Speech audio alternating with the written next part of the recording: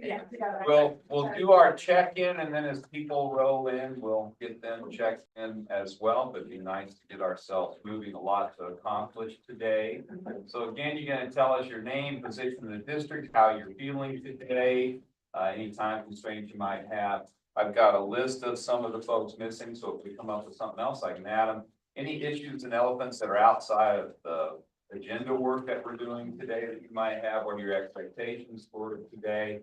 And then, what is your hometown? What do you consider to be your hometown? And what's something unique about your hometown? Who would like to do that? I'll go first. Okay, Megan Talbot, I'm a second grade teacher at Basalt Elementary School. I'm doing fine today. My only time constraint is I have a minor role in the building content lead meeting, which is happening at 4:15 in another room, so I can go back and forth if needed.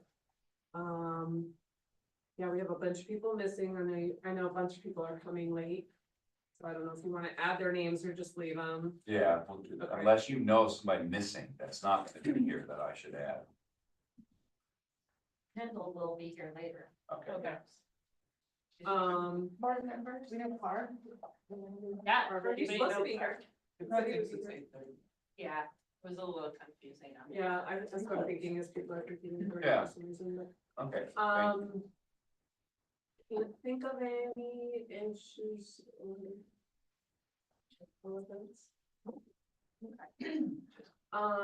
And my expectations are that we will come out with, positive solutions for, all of our stakeholders. And my hometown is Peterborough, New Hampshire, and that is the town that the play Our Town was modeled after. Oh, okay, nice. I have not actually seen Our Town. So I cannot be- They have plays every year, and I left when I was in high school, so I just never went. Our Town, but like, I don't know, there's an Emily I know, I'm sure you have an Emily. Which way you wanna go? Going that way. Okay, Lisa Dameron, CMS CLDE coach. Okay, I'm also in charge of my extended family reunion this summer, and we have a deadline coming up, and people are changing their requests at the last minute to be available to them. No time constraints. I think that's everybody who's missing. Know of any elephants? I think the issues are already on the table. I have high expectations that we can work collaboratively and productively and timely today, and hopefully finish this today. My hometown is Cincinnati, Ohio. And an interesting thing about Cincinnati is, when someone's talking to you and you don't hear what they say, you don't say, come again, or excuse me, you say, please. I don't know if they do that anywhere else. Germany said, Yeah, maybe that's on your track. Which I never knew that. That's funny. But yeah, it's definitely a thing. Yeah. great. All right, Carlos. That's good to know. I think, you know, the time you guys fix too fast. We understand So that. okay. Carlos Ruiz, I teach 5th grade at Riverview. I'm good today. I'm good, feeling good. I don't have time for strength for today. No issues. Expectations, well, I think probably same thing. Come out with solutions for all parts involved, fair solutions. It's been a long process, and it's very special year, at least for me, because it's my first year in the IBB and in a very interesting year. But yeah, hopefully, you know, fair solutions for all the parts involved. I'm from a city in Chile, you know that, in South Chile, called Puerto Montt. It's a port. It's the last big city in Chile in the south, and it's the gateway to Patagonia. I always say I'm from Patagonia, same country, but we're cooler. But yeah, it's the last big town, and it's the gateway to Patagonia. Beautiful city. Great. I'm Jacob Wallace. I teach 4th grade at Glenwood Springs Elementary School. I am okay today. My eyes are really irritated. from, I got the bike out this weekend, I've been biking so much, but now my eyes are like dried out and it's really bothering me too. So I'm working on that. I have no time constraints. And we know who's missing, no issues or elephants. And yes, same expectations, other people said, just to have hopefully some good news or something to bring people at GSCS to share would be great. My hometown is Golden, Colorado, I'm of course, and lots of river and mountain. My name is Alicia Grimes. I am a science teacher at Royford High School. As far as how I'm doing today, I'm doing okay. My cat got loose in the neighborhood yesterday, and then today is acting weird, and then I realized was a little injured. And so I just came to that today before coming here, because I was like, what's very weird. And I went and got a light colored rag, put it on his foot, and it came out a little pink. So I'm just like, what happened to you? And then the other cat is hissing at him whenever he smells him. And then he had some claws in his side that I removed. Yeah, so I kind of think he got into a scuffle yesterday is what. And then I learned, just in case you're curious, cats cannot have Neosporin. Because I was like, maybe I'll put Neosporin on his paw. Cause dogs, it's fine. So I was just like, okay, I'll just do this with my cat. And then I'm glad I Googled it. Who is missing, is kind of with the elephant or question that I have, which is Lindsay Henschel yesterday told me that she was like double, triple booked or whatever, and I guess the reason that's an issue at elephant maybe is just like if somebody who plays a specific role in this team can't be here, can we still make decisions without them? Is what my question is around her missing. Expectations, I think everybody said. Because I think it's really hard to break things that have always happened for year and year and year, which has always been that we've come back with, you're gonna get retroactively paid and you should expect that in this paycheck, and for us not only not to come back with that from this meeting, but also maybe, you know, a change in how insurance is gonna look for them next year a little bit. I really hope we can come back with something that is a glimmer of hope or something that they're like, okay, I understand you guys were up against some things, but you were able to get a little something that makes us a little less unhappy with not getting the retroactive raise. Hometown, I'm from Palmer Lake, Colorado, which is in between Denver and Colorado Springs. It connects watershed wise with Woodland Park. Something cool or unique about it is they do this Yule log every year. And so, where they hide, in case anybody doesn't know what a Yule log is, they hide like a tree in the woods, but it's like been cut down tree.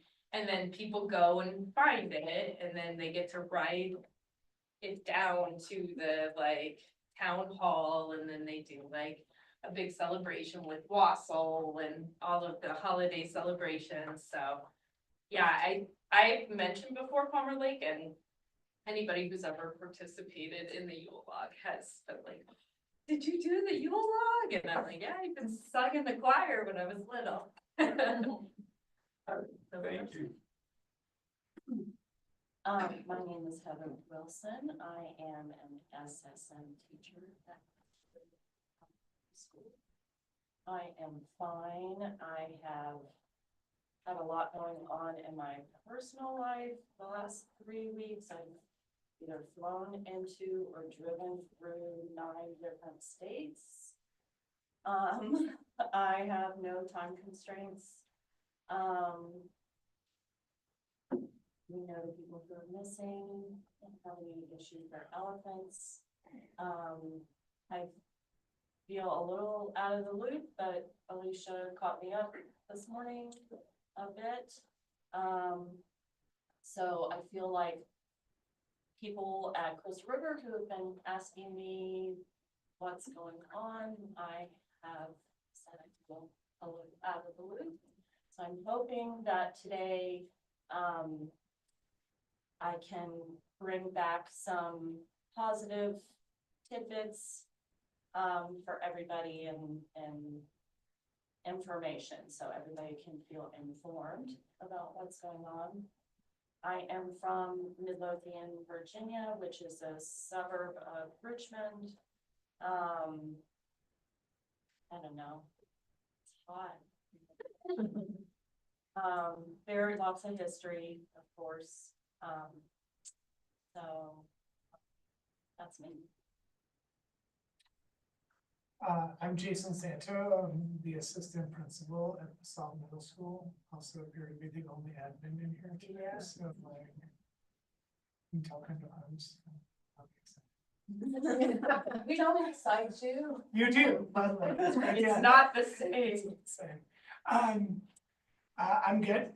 I do have to leave at like 4 o'clock, pretty tight to pick up a little more backup in the salt.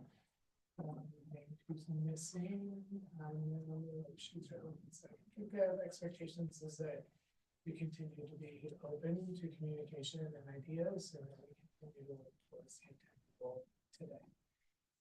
I'm from Grosse Pointe, Michigan, which is famous for Grosse Pointe Blank, the movie. The only scene ever shot of Grosse Pointe was the opening scene when they fly above the town.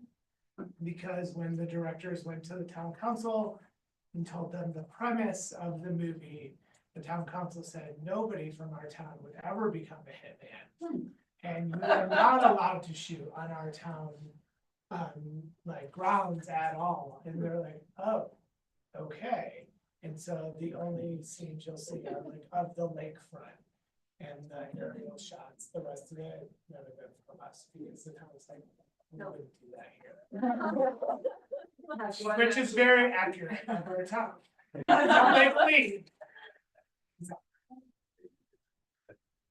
Morning, everyone. I'm Stacy Park, Assistant Superintendent, Chief Economic Officer. I'm okay. I'm tired today. I do have time constraints, because our district assessment coordinator also suddenly resigned last week, right in the middle of the state testing, so I'm now the deaf too. Oh, no. And which means there's a lot of things I have to stay the entry on right now and respond to and wrap up, because makeup weeks is not slow. No. And y'all probably know. So I will, be on my laptop, there's stuff urgently that is coming in the investigating. And that's really hard, but anyway, here we are. We talked about and I need to run a meeting, so I'll be out actually most of this morning part, but I will come back. There may be times I do need to step out to resolve issues that come up with. Who's missing? We talked about that, issues and all of this. I think, Alicia, thanks for naming, because it's hard when we do have less people, and so I think that there's, important interests and discussions and points, and so I'm sorry to also what happens. And expectations, I think everyone knew them, productively collaborating together. So I really do appreciate about this group. My hometown, we moved around a lot when I was younger, but I think as a child, I spent the most amount of time in Northridge, California, which is right outside of LA. It is when people talk about the valley, that's the valley that they talk about, like with the valley girl. Oh, And exactly. Oh, that's And the funny. malls. And then the other thing is that the Northridge earthquake that I for, and the epicenter was around my house. It was very scary. We recently had last year, a 30-year reunion. And I was telling Anna actually the day of, it was really weird because I didn't realize it was 30-year anniversary, but my whole body was very tense.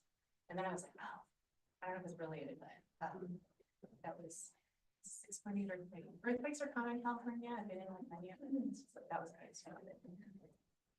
Yeah, there was one recent, right? Was there like a 5 So point many. something? I think like in Southern Cal. Yeah. Fairly. Yeah, is that right? Yeah.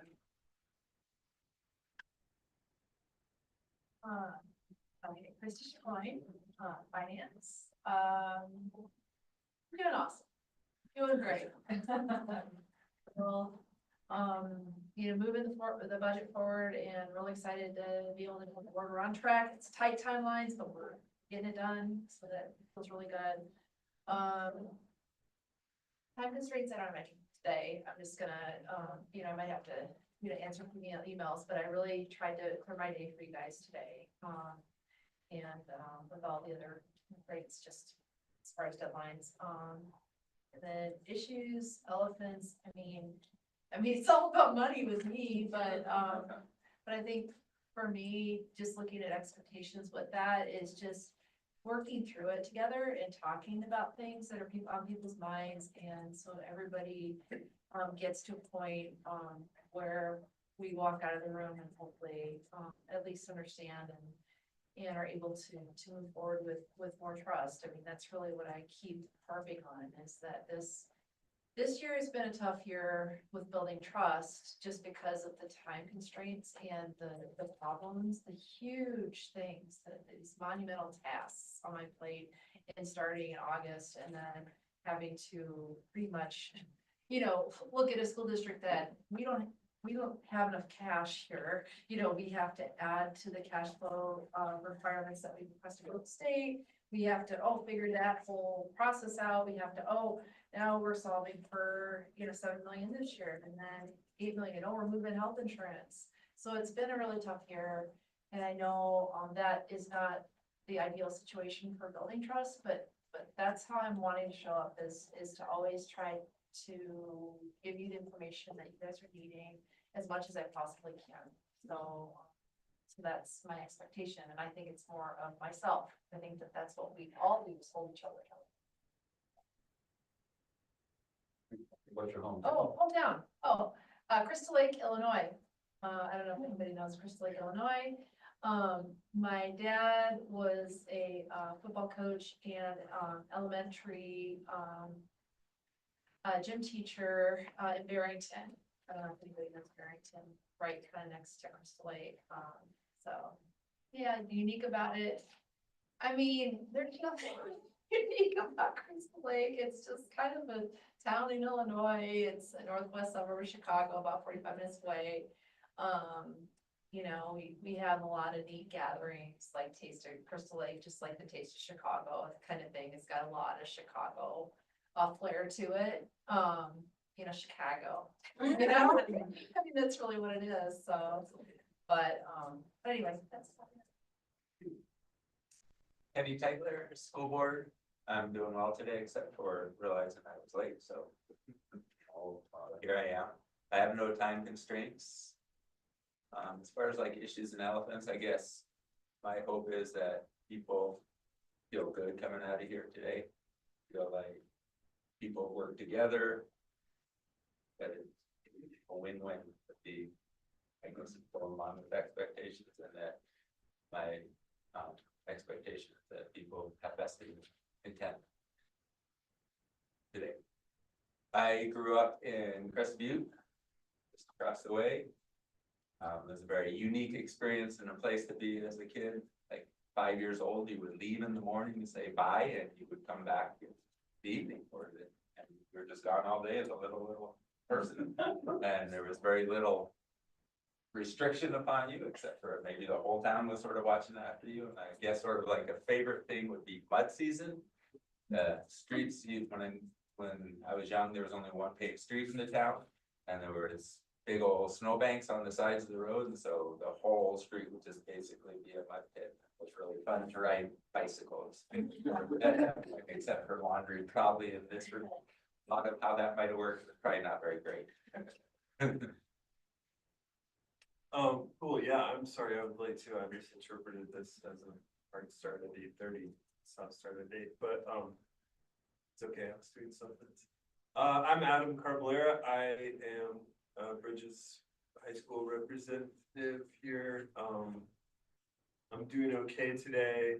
I have one time constraint. We're starting our capstone presentations today and I'm in charge of that, so I'm gonna like pop over and make sure that they're off to a good start, around 1:45. You guys probably already went over who's missing. See.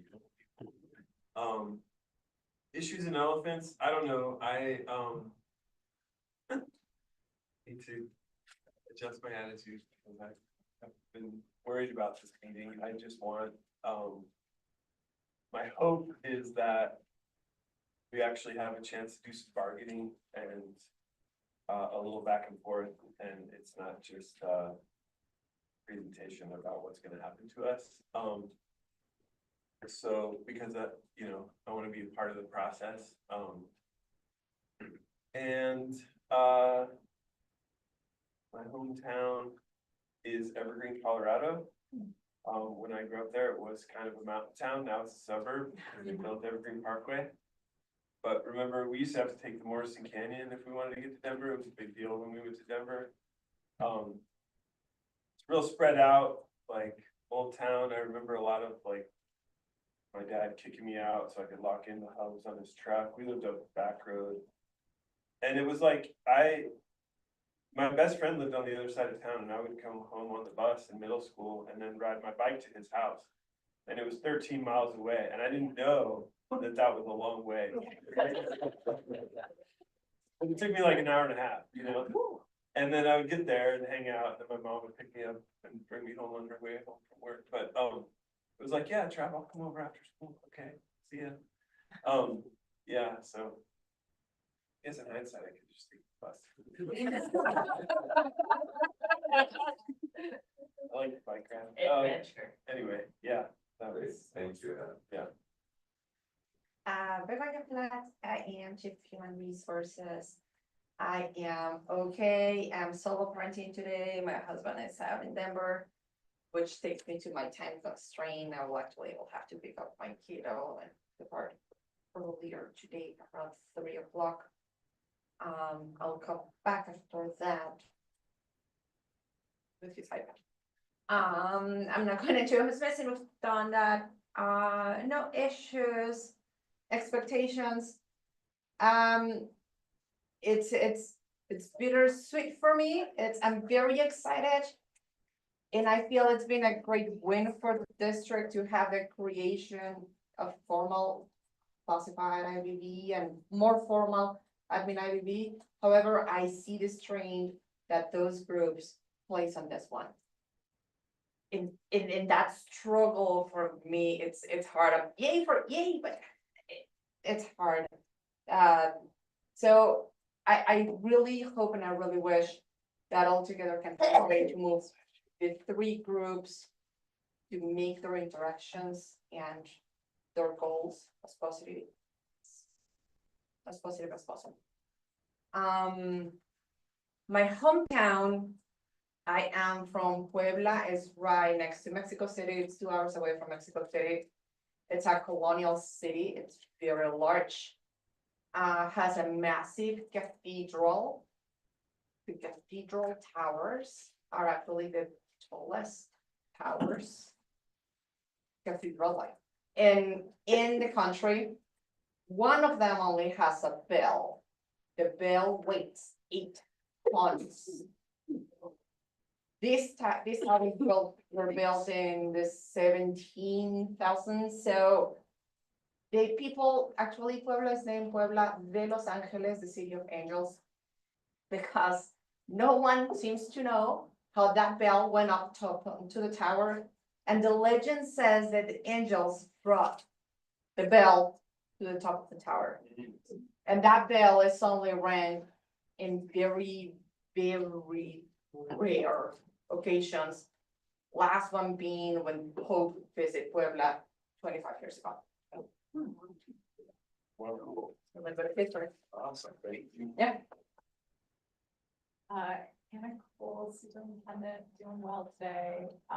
Not really time constraints, but there's a equity advisory council at 5:30. I'd love to be able to pop over to that. Whenever we're done, I'll go. Talk about who's missing. I would say issues elephants, and I know because when we met earlier this week to plan, it's not on the agenda, but like, I think underlying a lot of this work. I feel very aware of concerns and questions about process and how we work and how our cadence and meetings and structures go in what feels like a different context because of other IBBs and because of declining enrollment and the way we've worked historically feels like it's up against some real challenges and that being the same way we can move forward. So I have a lot of questions about that work, and I know we're gonna stay focused on the issues at hand today and not get into that. So we've agreed to kind of have a parking lot, and as those questions come up, we'll tackle, hold them and tackle them later, but it is, I think underneath a lot of the questions and concerns that I want us to be effective today, and I'm also 1,000 questions about how we do this work authentically and meaningfully when we have declining enrollment, and it's not, I don't know, all those things. Expectations, yeah, that I maybe going back to kind of a little bit of what Christy was saying, like I really hope that we push for clarity and transparency today, and I know this team is really good at that accountability, but I want to have time to make sure the questions get answered, and that we all see things together. So that's it. Oh, hometown. Cincinnati, Ohio. And aside from saying please when we don't know what you said, that one of my favorite things about the city is the last glacial period, the glaciers stopped at Cincinnati, and so it's actually very hilly as compared to the rest of Ohio, which is incredibly flat. And also that the Ordovician period fossils did not get covered up, and so in any creek bed in the city, like you find amazing fossils, and it's really cool. And so every time I go home to visit, there's a couple of parks in the city. I used to work for the city park district, running like summer environmental ed stuff with taking kids in the woods right near their house and finding these amazing fossils. So I still fossil hunt when we go home. That's cool. It's exciting. There's actually a division of the Ordovician period called the Cincinnati.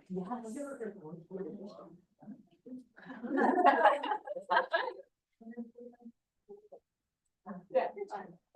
I'm Autumn Rivera. I'm in Columbus Springs Middle School. I'm doing okay. My allergies are kind of like that today, so hopefully we're going to get through. No time constraints. Expectations for today. I hope that I can go back to my school and say like, this is what I've done. Like, I feel like I haven't actually done anything yet. We've done a lot of meetings, but we haven't actually like had anything actually happen yet. So I'm looking forward to being like, this is kind of like what Park said, like, I've been part of this process. This is what we've worked together to accomplish, as opposed to like, this is what we were told was happening. So I'm hoping for that. I'm very surprised that I'm the one who grew up here. I grew up north of Dot Zero. If you know the Dot Zero exit on I-70, I grew up 30 minutes north of that exit on Bicycle-Rich. So not much around there. The closest town was 30 minutes away, but the closest town stoplight was Glenwood. And Glenwood was now, if you don't know, the first Choco was sold in Glenwood. And when I was in my teacher year of service, teacher of the year, we had to kind of dress up as something from our hometown. So I reached out to Choco to ask if I could get dressed up as a Choco. I asked if I could get some webbing, and so they sent me some like webbing and then designed a special Colorado pair of chocolates for me. So it's very fun. So cool. They're beautiful too. They're good chocolates. Yeah. And it matched my costume, so it was very fun. I've flown with that costume now twice. My name's Nina Asher. I work great at Riverview. Doing good, no time constraints. The only person who's missing that's not been mentioned is Maddie Hayes. Yeah. Well. Oh, and Molly. Mommy's on there. Oh, she's on there, okay. Issues, elements, expectations. I'm gonna lump it all in one. I'm ready to just come up with some solutions. I feel like we haven't really done a lot of solution work for one of our interests, and I'm ready to make some solutions today and work together and get some good solutions on the table. And hopefully, if we can, do some solutions in it, that would be ideal, but at least solutions. My hometown, I grew up south of Denver. Not thinking about the suburbs, except I lived in the same neighborhood my dad grew up in. And so my grandma still lived in the neighborhood I grew up in, so it's very fun. I would run away to grandma's house all the time, and the neighbors would like call my mom. As I was running down the street to grandma's house, she'd know where I was based on the neighbors who called her. And then she would call my grandma and be like, by the way, I was coming over. What neighbor, what suburb? Yeah. Greenwood Village. Oh, Okay. What's so Just by the Fiddler's reservoir. Green? Yeah, I have fiddlers. The reservoir. I grew up like right on the reservoir. Yeah. I'm Stephanie West, I teach kindergarten at Silvers, I'm fine today, I don't have time constraints. Issues of the expectations, just that we walk away with solutions that we all feel good about. I think we're really looking for that today. Currently my interesting hometown is I grew up in Inglewood, so not far from Nina, but not anything special other than apparently Nina and I were very close for the time that I lived there. Well, we moved to Texas. So, yeah. So Nina and I grew up close to each other, we didn't know, that's what we learned. Awesome. Thank you. My name is Rusty George. I'm your facilitator. I'm doing very well today, loving the feeling of spring and the green. Green makes me feel so good. I have no time constraints. We know who's missing. I have no issues with elephants. First of all, I'd like to say that I really want to honor all of the work and effort you have put into this year.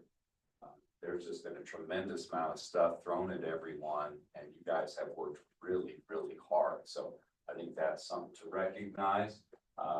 My role today, I hope to really help us see and mutually understand the information and knowledge that's available for this group to then, if there have not already been options developed from a subcommittee, to develop options today and really think of motivating criteria around how you're going to know you get a quality solution out of an option, and that we walk away today with actual solutions to the key problems. I'm going to do my best to really keep us focused on our time and keep us moving along effectively. I'll do my best at that, and we're gonna have a great day. We can come up with some great solutions in the end. My hometown, I was born in Lawrence, Kansas, but I don't feel that's my hometown because I went to school there. So my hometown is Lubbock, Texas, in the Panhandle and the Flatlands, and it is famous for being the home of Buddy Holly. And in high school, my crazy friend Mark Van said, "We got to go kiss Buddy Holly's grave at midnight in the Lubbock Cemetery." So that's what we did. Otherwise, that place was flat and dusty. All right, so in terms of our agenda today, this is listed in the whole group certified notes for you. It'd be at the top of the page for today. And so we've done our check-in, and time-wise, we are doing pretty good.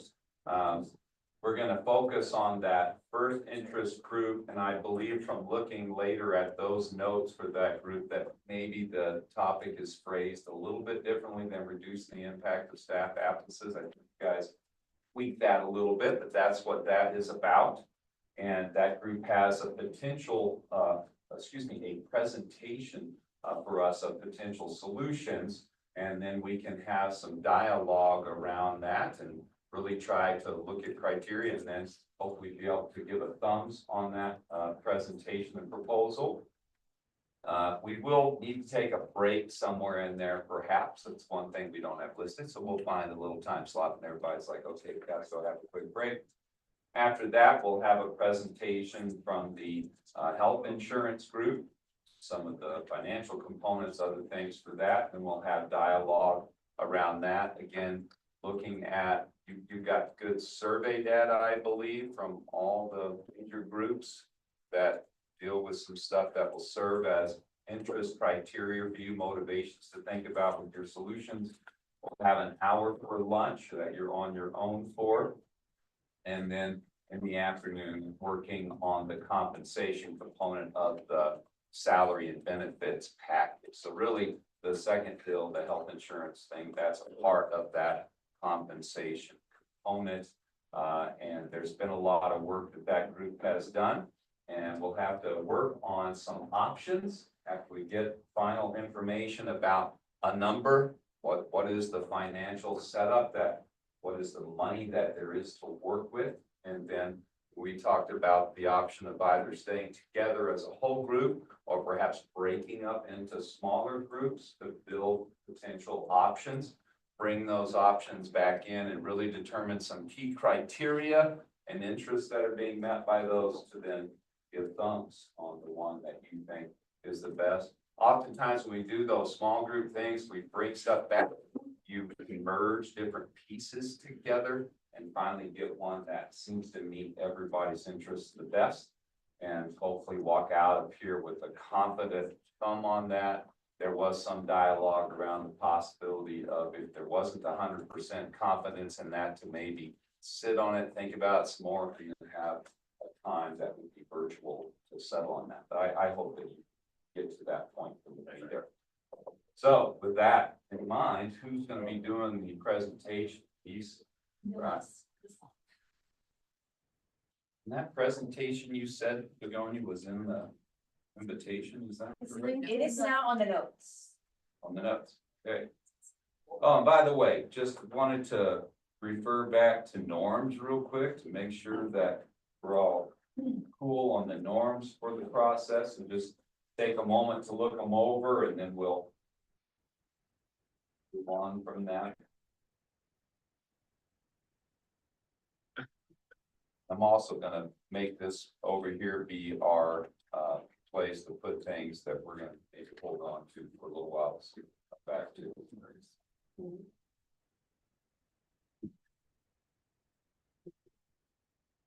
Where are the norms on the? They're on the notes, if you go down to the second page, under the January 16th section, there's a link. Are also shared drive.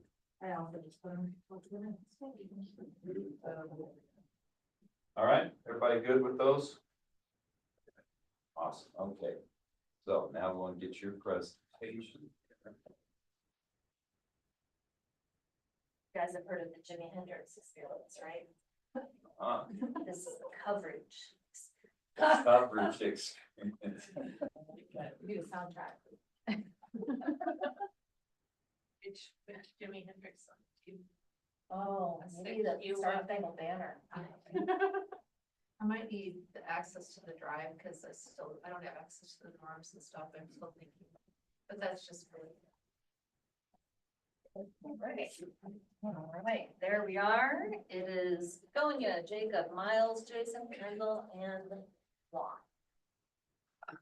There is a sound drop. Oh, She's prepared. Judy Happenstall up here dancing. Oh my gosh. Okay. For the whole song. We did rephrase our interest, strengthening consistency and continuity of learning for students as we support adult, personal, and professional needs. We have four interests, and I forget what we called it, another option. Do you want us to go through all the issues and all the potential solutions and then talk about the solutions, or talk about solutions after each issue? I like that first one. Okay. Yeah.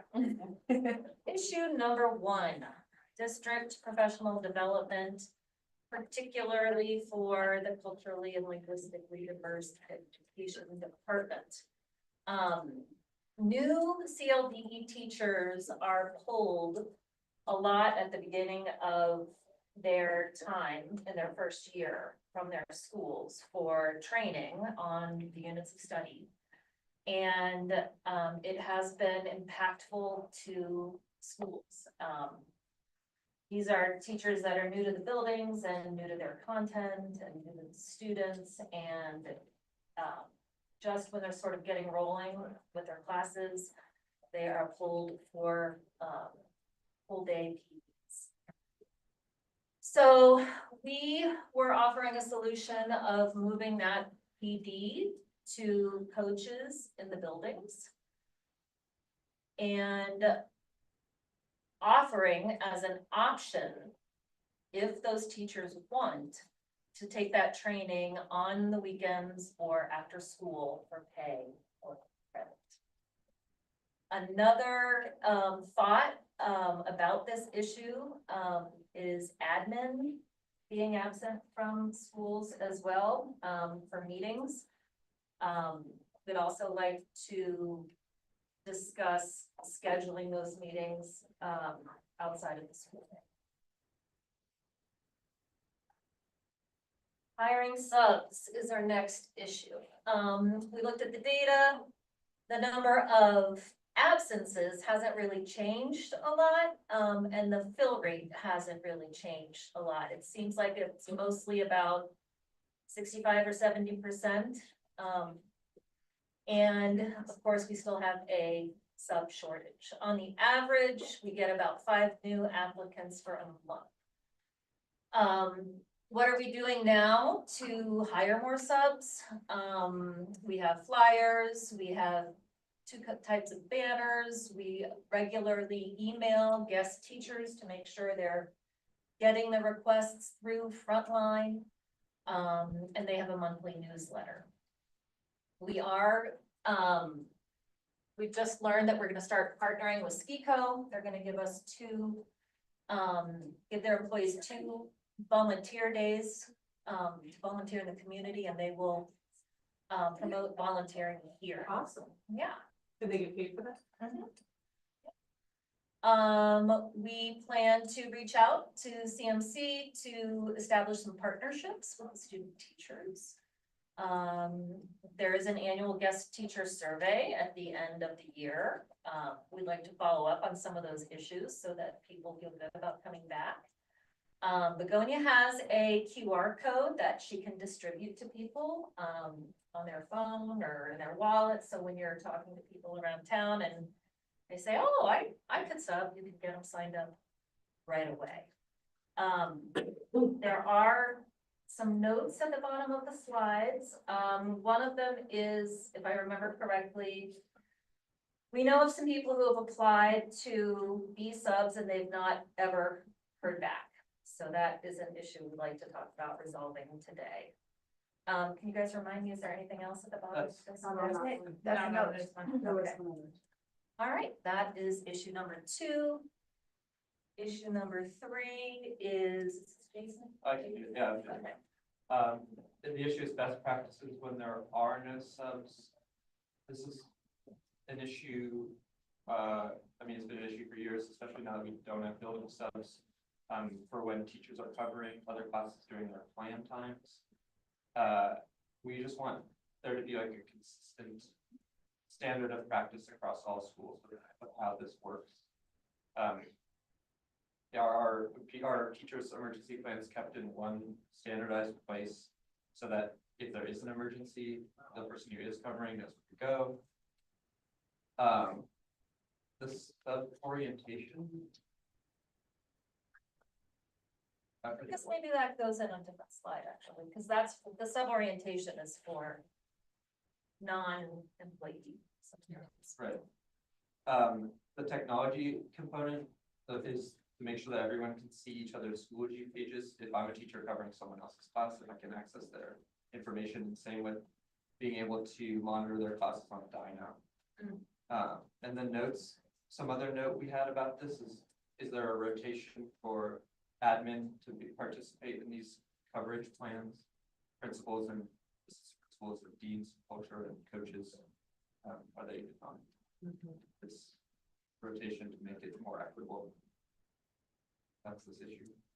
I think there might be another note about getting a sort of a generic email address for subs. For example, at the SALT, it's ems-sub@rfschools.com. So you can share your plans with that email address, and then the sub can come in and get the password and project anything that you want to project. So I don't know if that exists at other schools. We have it too. You do. But it's not used. I'm the only one who uses Yeah. it myself. I always send my plans to it, and I always ask the subs if they went to the sub email. They don't know what that is. Yeah. But we've gotten subs from both of your buildings to ask us if we do that, Oh, because I'm sorry. the subs must know about it, and Silver doesn't, and they've asked us about it. So there's inconsistencies. Yeah. Yeah. And something that needs to go along with that is access to the digital curriculums, so subs need access to the math. Like they need a sub email for accessing the math slides or the in fire ed slides or mystery science. Actually, I've set up mystery science, so every building has that, but like that's not communicated to them. It's not, like, it should be in a central place for each school. Yeah. So that they know, and all the teachers know. Okay. And I worry about teachers leaving their Yeah. email open Yeah. for, anybody to see, like, I mean, That that's doesn't a feel security right. issue, Yeah. yeah. Jacob, could you add that about access to Yeah. curriculum? Yeah. Thanks. This one is a link, so if anybody in your building doesn't know how to add a teacher who does have an RF Schools address, put that link and show them how to do that. All right, consistency of student experience.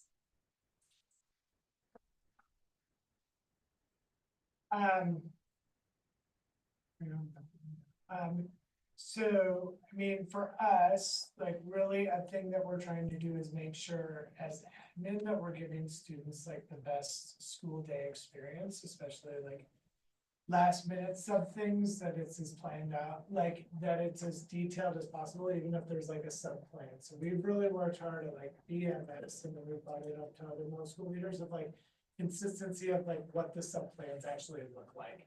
So it's consistent. So if a sub does pick something up at the last second, they know exactly where a lunch duty is. They know exactly all the details of the day. So there's not like anything that varies from there, and that they've communicated with the team, the admin, and like our building, our secretary who's supporting subs communicates with the team so that they can also be there as well. And so we do have that standard sub plan that we've demoed this year. It's worked really well. We have a note in there that we cover their lunches as well. And we see our subs in the lunchroom frequently now, grabbing lunch from the cafeteria. And like that lets us know, hey, you're reading a line in the sub plan. So we're like, now that's bold. And so they're there, and it's been better, and we see them coming in. And actually, two of our subs, one who's consistent at the elementary school and at the middle school, frequently will sit with students and eat lunch with them. So like, has totally bought into the sub idea and has given us feedback on it, so it's been good. And then, the staggering hours would be great, you know, so that we can get the subs early in the morning. We at BMS, like this is not a BMS issue because we have a building sub. And so our building sub, when she's not being used on that day, because she's also our librarian and other things, when she's not being used, we work with her to work with them because she knows every room in the building and can orientate on students. So that's a benefit that we have in our building. It's a little different than most. What do you mean staggering hours? Like one person comes in at 7 and maybe leaves at 2:30, and the other person comes in at 8. So there's like an, in Yeah. In office. office. Yeah. And it isn't Oh, always the okay. same person who has to Gotcha. orient the subs. Like, Gotcha. And you're every, here first, so you have to deal with it. yeah, like every school does this different. So the text initially from a sub request early in the morning comes to me.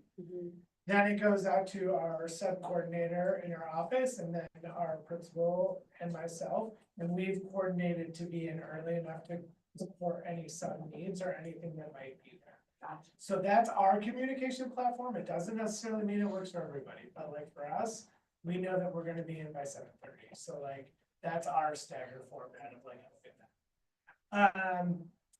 And then the increased sub rate from 3-day jobs was another one that was added, if we could increase that. And then new subs shadowing a classroom teacher for a day before starting might be an idea. It's great. It would have to be paid, right? But it's a thing that we can look at. Depends on budget as well. The thing, the challenge that I think I noted in this, and I think that we talked about is like, depends on who they're shadowing and then like, where are they going? Like, subbing for a kindergarten classroom is way different than subbing for like seniors in high school, right? It's just a different world. And so like, we have to pick what is that sweet spot for a shadow if you're gonna do that. And kind of make it like consistent across the board. It couldn't be like, hey, I subbed for kindergarten, 5th grade will be easy. It's like, whoa, like, or I subbed for 5th grade, kindergarten will be easy. No, like way different. So just coming up with a format for that would also be supportive. What is when you say increase sub rate for 3+ days, do you mean like give them a higher amount for 3+ days or make it happen earlier? The first one. The first one. Yeah. When they do 3 consistent days in a row. Yeah. In the same building. Oh, in the same building, not necessarily in the same classroom. We talked about it as in the same building because you know the culture of the building. But yeah, much more on day. 3 days in a classroom, like, if I went back through my year, like, I don't think that happens often. Like, it's not a consistent thing, and it's usually, if it's that way, it's pre-planned. I mean, unless it's a major illness that happens, and then like, we roll with that. But like, that's tough to. I've had a lot of jury duties this year just get canceled, so like, every time I mark it in my sub plans, I'm like, JD next to it, and I know like, don't worry about it, economic, cause I find out like. The 2 mornings before, and they're like, no jury duty, and I'm like, good to know, because really. So I think like, sometimes I just look at it as like, 3 days in a building is good. I think if you get subs, by understanding as an admin, and this might be different at different schools. If you get subs in your building, there's a chance they keep coming back if they understand the culture. And I think that's where like, Yeah. we've benefited from BES's sub as well, because he just rotates between the 2 of us. And so, and our students know him, and he knows all the students. And so like, it's at COA. Oh, okay. So he is like at Camp Chip, he's at everything, and so like, we said to him, like, we have outdoor ed coming up. We're gonna need a sub, he's like, how many days? And I was like, this is the month, whole month. And he's like, got it, I'm out for 2 of the days, but other than that, I'm covering you guys. So he's in our building for a month. Just supporting, but like, that's taken us a year to build that with him. I mean, it's not quick.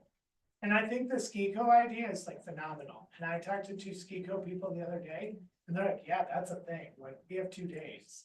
And I was like, we need to like, work with SKICO on getting them in the building. Maybe more than the 2 days, but before they start season. If they're an employee for SKICO, not just coming in 1 day before the season starts. Let's build into that. On the slide, it implies that SPICO is paying for those 16 hours, so that rate, how does that work for us? In terms We of- pay them, they can do double. So they check. get double pay. We have the obligation to pay them, so for them it's a double dip pay. Oh, We okay. cannot not pay them, Okay, that's what I was wondering. we pay them. Got it. I mean, that's That's a good an thing. incentive for That's them. good for them. It is a double dip for them. I wonder Yes. if we could, I know, probably like too much for anybody to do, but wouldn't it be cool, at least if they could like see. I know like BES had like, here's our program, you have a video for it, I don't know if other schools have that. Like if they could see something as. Like if Aspen SKICO could show them like, here's what it looks like to be in an elementary classroom or middle. Like some kind of promotional, like, besides just, hey, don't forget about like. Yeah, does that, am I making sense? Yes. Well, that would also work for Jason's point of like having them observe in the classroom and finding the sweet spot. If we had videos of what it was like in elementary middle and high school, maybe part of sub orientation is watching those videos and getting a little taste of all of them as opposed to Make trying the to find the decision. sweet spot. Anyway, Jason, when you were looking at. Talking about paying subs, did you all discuss about when subs get paid? Cause I know like people, when they start their subbing, it can be like 2 months almost before they get paid. And so like, I think that could be a big deal for people who are like, oh, I need to sub because I need money, and then they might not get paid for. I don't think it's 2 months, but it's not far from like, it could be It's like like 6 weeks almost or that long something, yeah. before you get paid. We didn't have, No, go ahead. Are you saying you didn't? we did not. I'd say interesting point. Not exactly. Is that on the first month? Is that like the first month they sub, like when I started with the district and I didn't get paid until like September? Is that just Very only the first similar. month? Because they follow the schedule a little bit of the leave, so this pay period, the May paycheck will pay anywhere between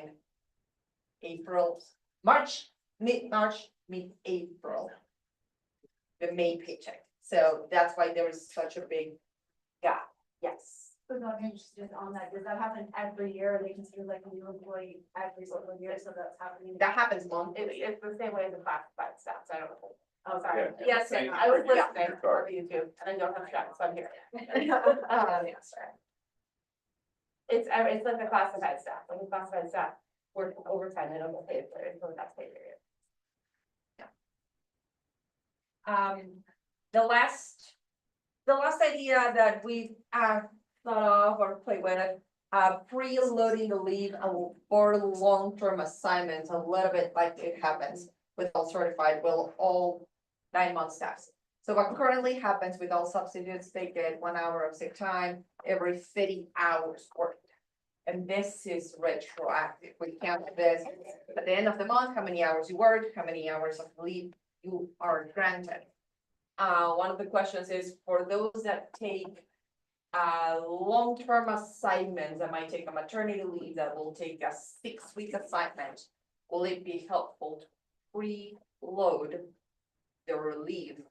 So if they have actually the need to use it, they can use it without breaking their long-term pay. That's a good idea. Can I put this up because I Sorry. had a clarifying question Yeah. while you were speaking. So just to clarify that I fully understand what you're saying. So like right now, we have a long-term sub in our building as a ninth grade English teacher. If she needs to leave for her own personal, because needs a sub, that's what you're talking about when you're talking about this preloaded. Yes. Okay, just Yes. so then this would be like, she's allowed to do that before a certain time, like right now, is there like a rule or something that she's not allowed to take leave? Right now, she might not have accrued Yeah. yet. You could take a sick day, which would be paid for. It will be unpaid. Subs get a certain amount of paid sick days for how many days they worked. Okay, I'm just trying to, because it's not something that I know anything about, so I'm Right. trying to clarify. Only after they have worked 240 hours, Then they they can have, accrue 8 hours to be paid on a sick day. okay, 240 hours are Five so weeks. it's my numbers are, yeah. and then I have a question also for Jason, just so I'm the type of person I'll forget.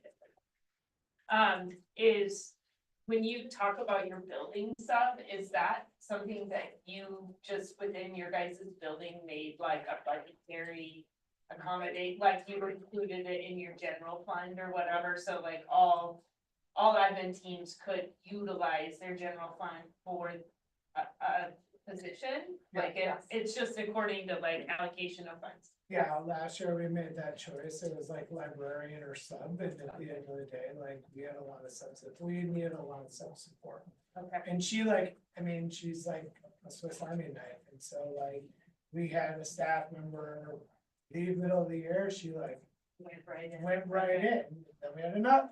Yeah. Staff member got covered finally, new staff member went out, went right in, like, so she knows math and science and all the things, and she's like, if I need a push in for something or a support for a sub, I'm like, can you go into this room because you know the students? And she's like, yes, absolutely.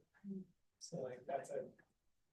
But it, like, she's not doing that next year full time, like, she's doing an internship, so she can't do it full time, so we're gonna experience the pains that everybody else had when they don't have a building software. Yeah, I was just curious too, but like to follow up on what you just said, like, is it something you guys talk in admin IBB about this, like?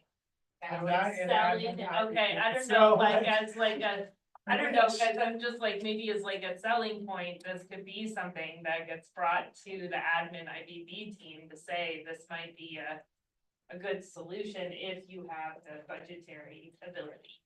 I don't know. You know, it's interesting, to be honest, this almost exact issue came up in admin IBB of like leave and scheduling and, Christy can talk more about the school's budgets and where and how schools allocate funding to building guest stuff. But, we ended admin IBB with some agreements around pulling staff from classroom, like, not on Mondays and Fridays. I'm trying to think, there were a couple other. We did some kind of looking at calendaring of when PDs were happening, because it was a very similar, I mean, it's slightly different, maybe solutions, but similar problem for sure, for sure. And I think similar pressure point, like CLDE was lifted up as like, this is a lot, it's a lot, it's feeling like a lot. Just I guess it's a process question that just brings up for me is, we share our, certified IBB results.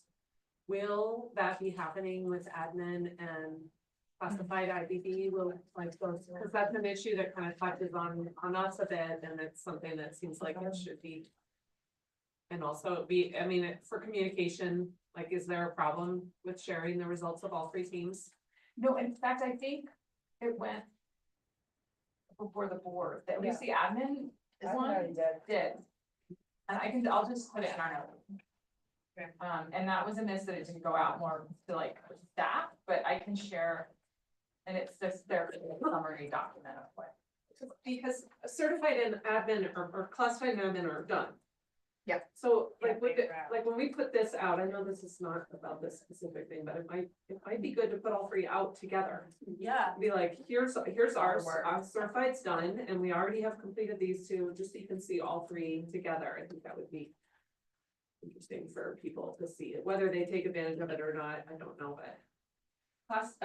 Classified has not like closed Oh, their memo, like the leadership team is yet to write that. So they don't, so we could, that might be a really good push, because admins, I just looked at, admins is done. Classified will probably, I need to look at the calendar, but it'll be done in the next couple of weeks, so yeah, that would be a good, like, here's all of it. Very good. Yeah. Adam, Were Perfect. you first, Stephanie? No, you go no, first. you were Okay, first. I have, just two questions. One is related to what you guys were just talking about, and the other is the process question. Maybe I'll ask the process question first. Are we gonna go back to the first and then discuss these all the way through? Is this the last slide? This is the last one, and Okay. yes, we're going back. Yeah. Let me just answer questions. Yeah, great. Yeah, to follow up on what Megan just said, I was wondering, because when you talked about that, it piqued my interest, like, do they? Like, are we live right now? Yeah. Is that admin, IBB wrap up live too? No. Why not? Why are we live and they're not live? We're live because of the open records of sunshine law. But why aren't they, I guess, is the. Yeah. I mean, it'd just be interesting to Because- see because that ours- process. It's because. By law, anything that's negotiation is supposed to occur in public. Is my understanding of the law. Yeah, and have the board members. But there's only two of us, so that's not really, I don't think. I think it's the negotiation aspect Sunshine. that makes it, yeah. Seems like all the IBBs.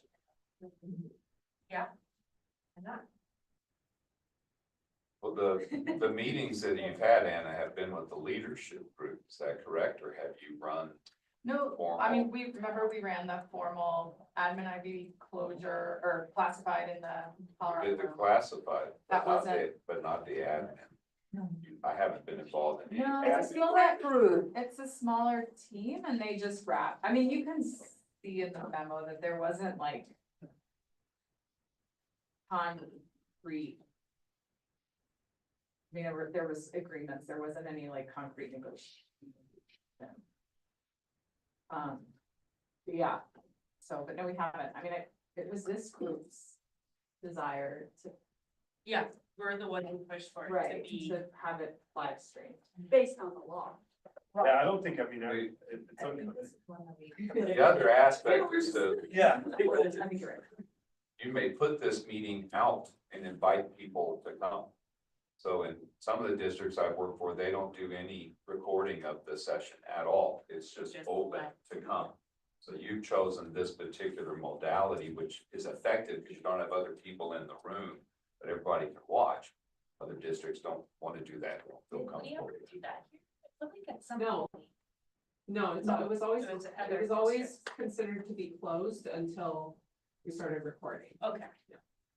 Yeah, and I understood, like, this year too, we made that distinction that when we were doing the negotiation and subcommittee, that had to be like safe space to throw out ideas, we didn't broadcast that, but today we're being broadcast.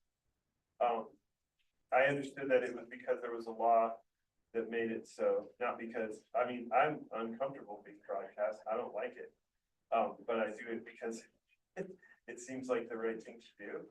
So I guess that, like, I don't know, let's just keep that question out there, because just saying it's a smaller group doesn't necessarily answer the question. In terms of like I would just like to see what goes on, like that discussion. I think if I could see that discussion, it would really inform this discussion.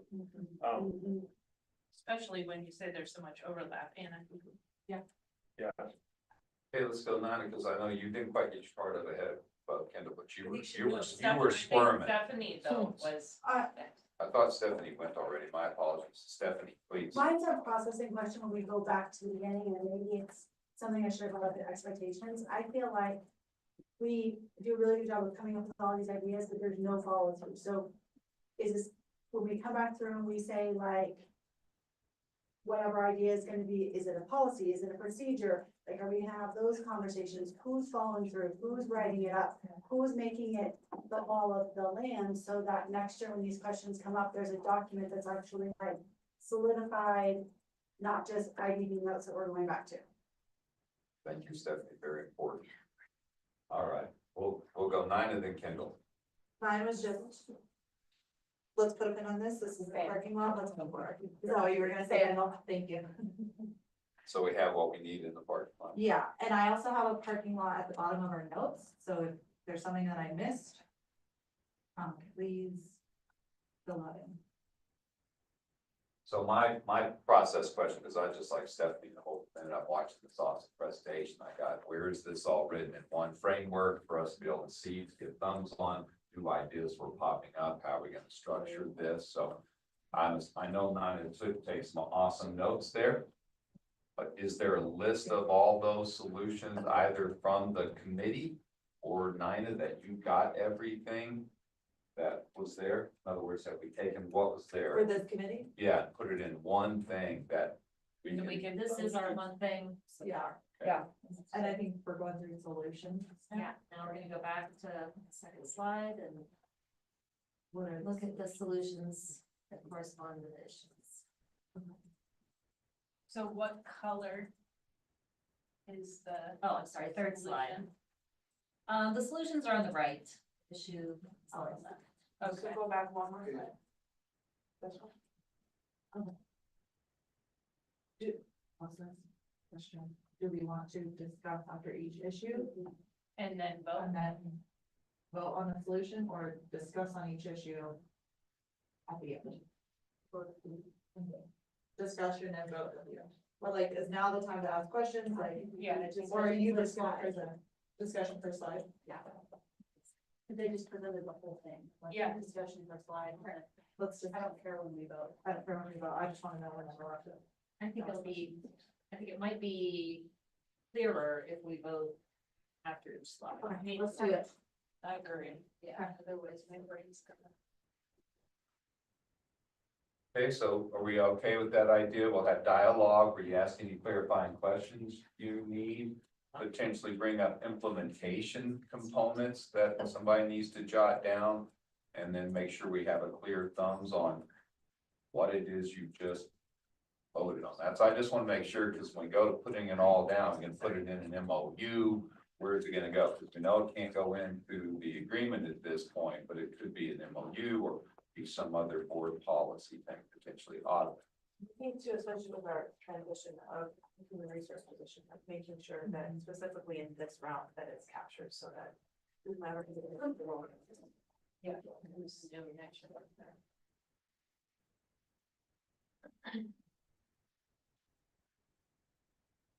I have, I guess, a unique experience with this, because, when I was a new full-time CLDE teacher, this did seem like an issue to me. And I went to the orientation at the beginning of the year, and I met my team across the district, but I didn't really get the training on our, curriculum until, I think end of September. So I see a change in this procedure as benefiting the teacher and the building. And now that I'm a coach, I could see how I could provide in-school professional development to any new ELD teachers that wouldn't require them to miss a full day. Also, I know a lot of new ELD teachers and new teachers in general might want the option of getting paid or might getting credit. So I like the option of paying them, giving the credit.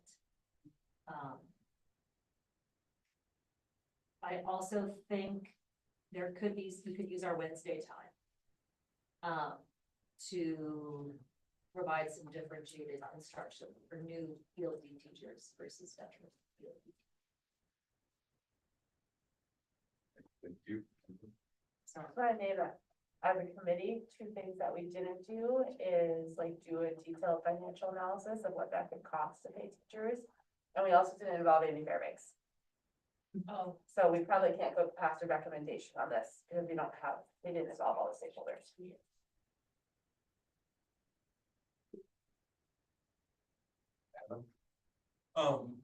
That was kind of related to my question. It's like right now, when those CLD teachers are pulled from their buildings, they come here.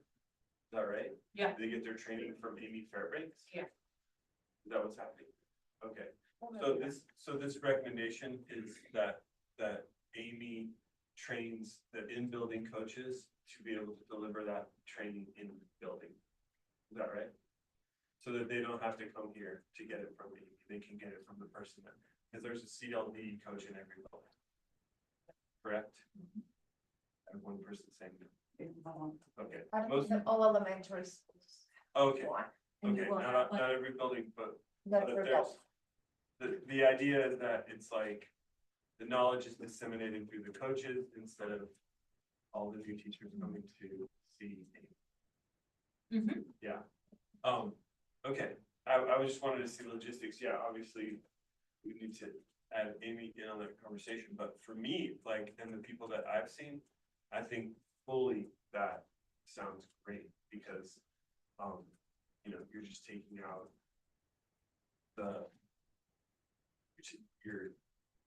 you're kind of, then that information flowing through the whole system, and people don't have to travel. And then you have your coach there. If you have any questions about stuff, they're already there. And I think we've also talked about like how those coaches are being utilized. That seems like a really good way, right? Like being support. So but I feel like there's gonna be some resistance to that, but like, so I wish we could talk about that, but okay. I was just clarifying. Okay, Heather. Everything that Adam just asked was part of my question, so thanks. The pull of the CLDE person is typically only in their first year. And, like a full day. 2 or 3. Yeah, no, it's not just once, it's throughout the year. Okay. And do we know those dates far in advance, or are they just like? I think we know them by the time we go back to work in August. Oh, you do? Yeah. Okay.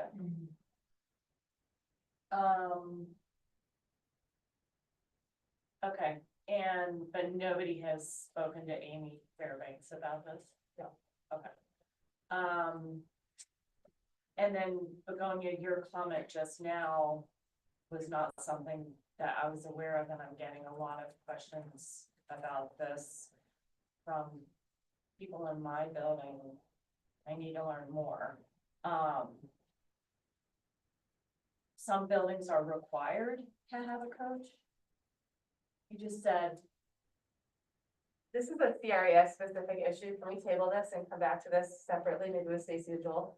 sure, but didn't you just say that? Not all buildings are required to have a coach, and it's part of the learning acceleration plan. Okay. I understand it. No, it's not. Am I reading the wrong plan? This is a serious hot topic right now, and I don't think we should involve all everyone else. in it. There's other schools, local positive, Yeah, yes. so it's not just the. I just hired a CLB coach, so Right now. it's simply serious, very hot topic right now. And that's fine. I am not trying to open a can of worms. You just used, I mean, what was the phrase that you used? I Not all thought elementary schools have one. but then you said those that are required do. Something like that. Are some schools required to have one? That's what they're asking. I can answer that. Uh-oh, There. okay, here we go. I, Okay, in our budget, school budget guidance, ELD coaches, elementary schools should strive to designate a full-time ELD coach. Middle and high schools have funding for and must hire a full-time ELD coach. They're what we call red dollars. So elementary schools are pushed to designate a full-time ELD coach. Middle and high school are expected. Thank you. Okay, thank you. Heather. Sorry, Heather's tracked off. Stephanie. I'm fine with the idea of offering trainings on after school and weekends, but if we're writing this, it's really gotta be an offering, not a mandatory. I don't think that it is fair that this lady would decide what teachers have to do outside of their contract hours, especially because a lot of new teachers have to have second jobs or have families or things like that. So that word offer has to be really defined for me to be able to go forward on this.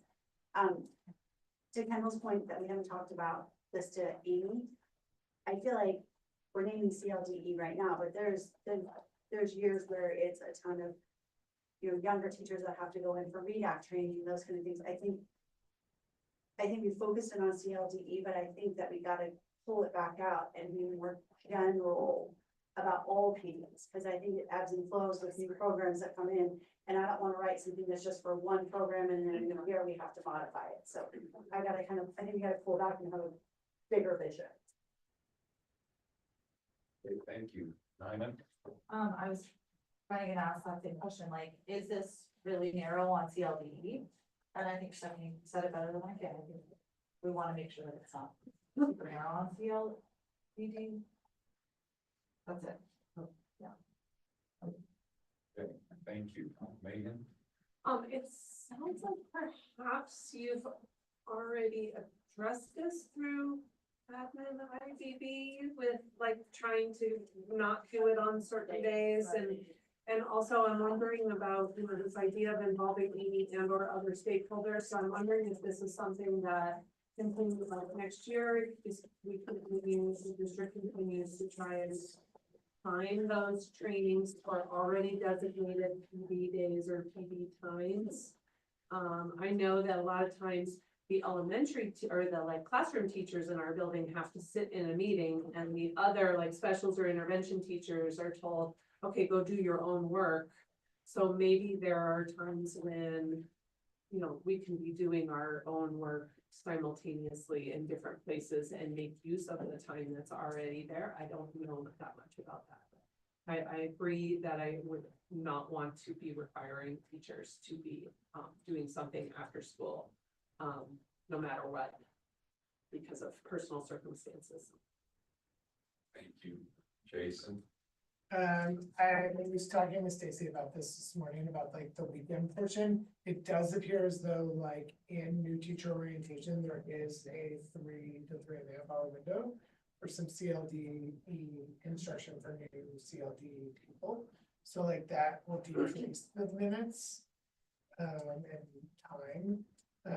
And I think like another option that would be less burdensome on the school that could be discussed is like doing this like half days, like various half days, of doing like a morning at one point and an afternoon at another point. That way it varies it up and doesn't impact all of their classes like consistently, and taking full days. Full days is really challenging, especially in CLD classes when we have newcomers who are just adjusting back to school and all of the things, and we're pulling them out from those people. And the subs that we're most likely getting do not speak their native language of the students in there, so that becomes more of a challenge.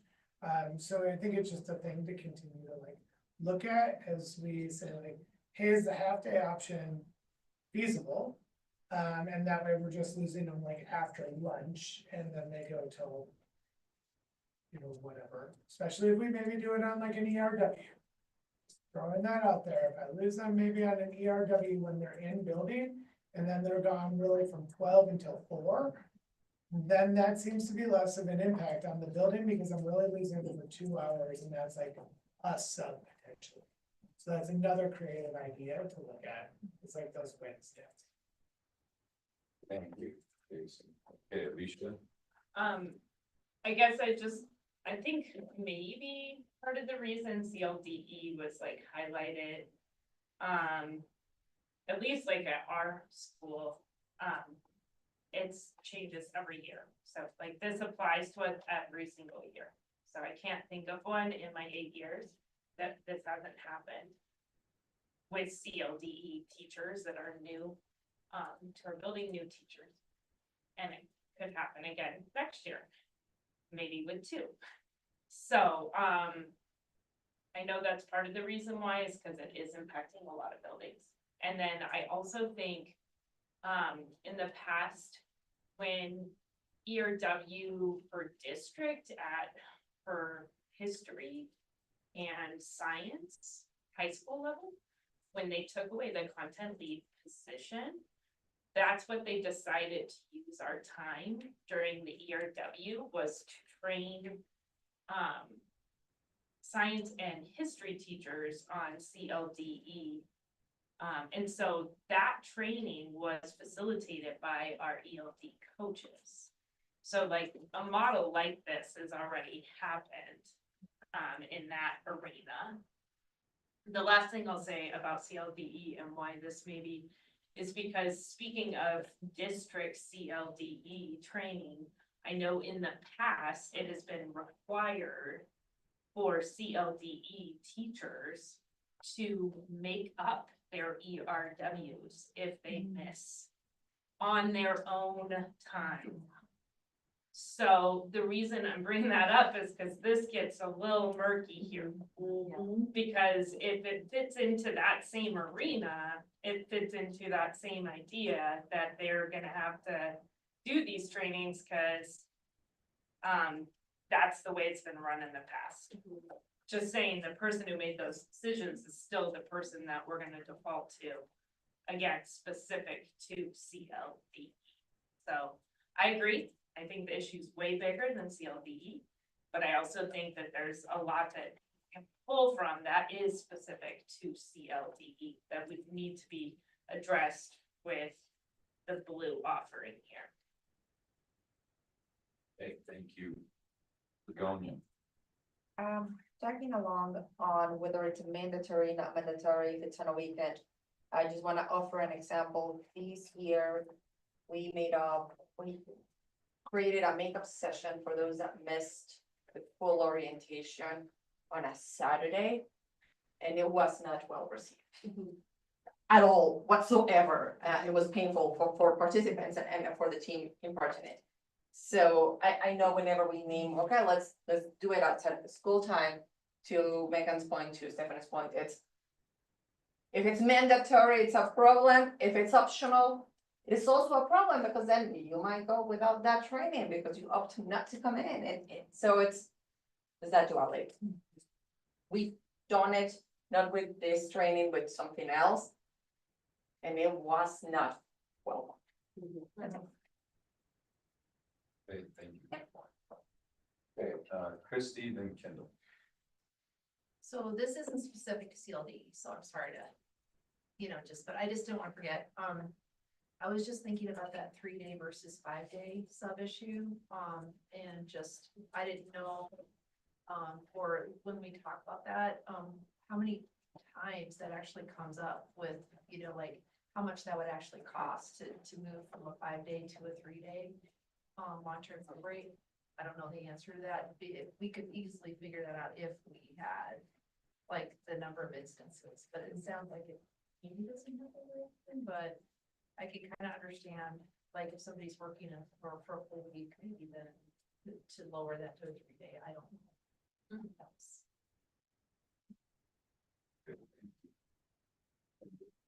I can try and summarize what I'm hearing people say about this, and maybe then we can. Let me feel. It is a strong recommendation to the instructional team to look at, Stacy's not here, so she can't please. First, we didn't talk to her about this. To move trainings, they've done a good job of reducing Monday and Friday impacts. Further reduce impacts on subs, particularly for new teachers. And we have a couple of ideas of how that could happen. One could be optional after school or weekend, so that then could be stipended or for credit. Another option is a train the trainer model that can happen in schools during the school day. Except it needs to be the ACES team. Thanks.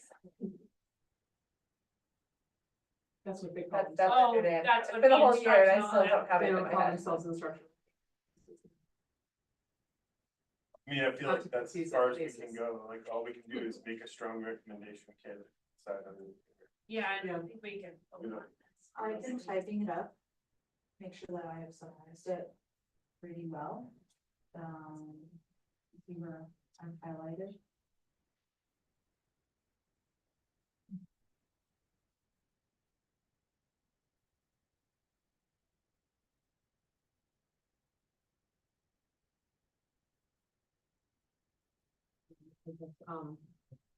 Kendall, just to, sorry.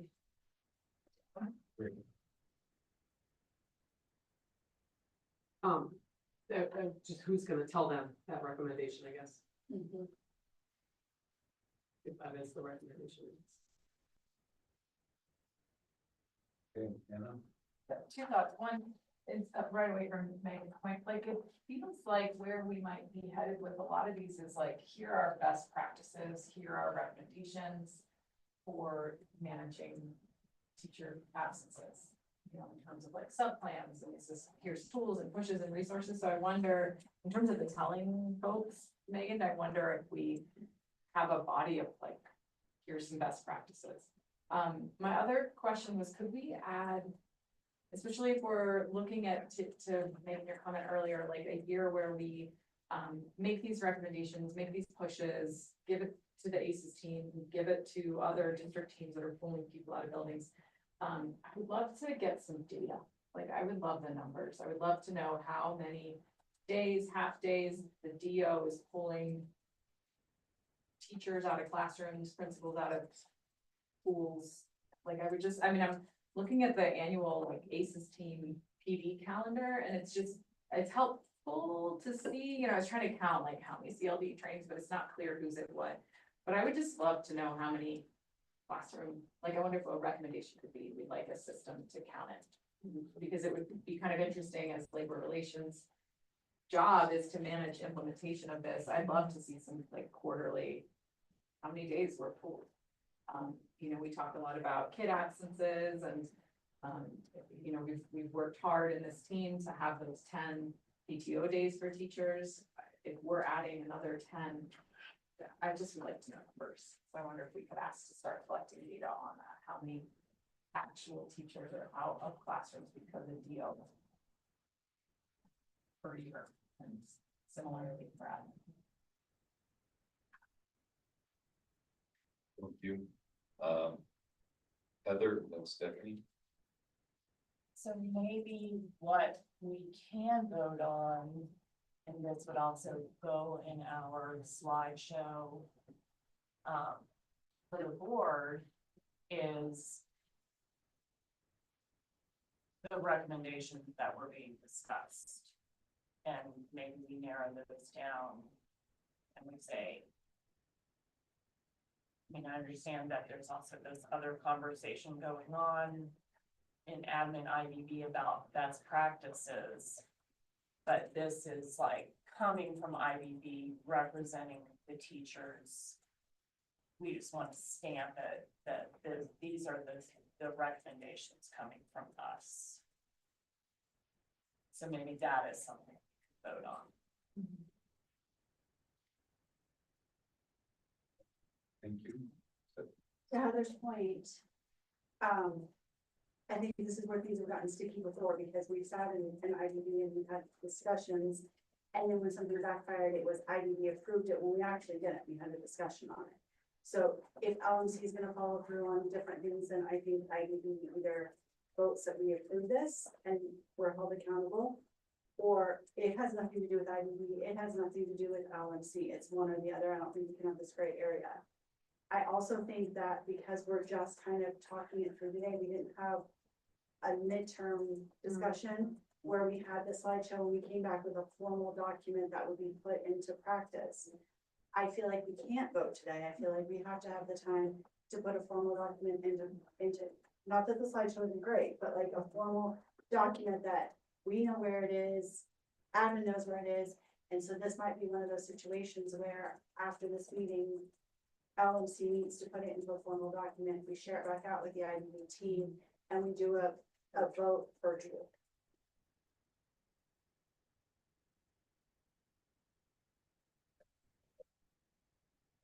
I like that idea. As I was saying that, like, I mean, my comment before yours is that we still need to create that document.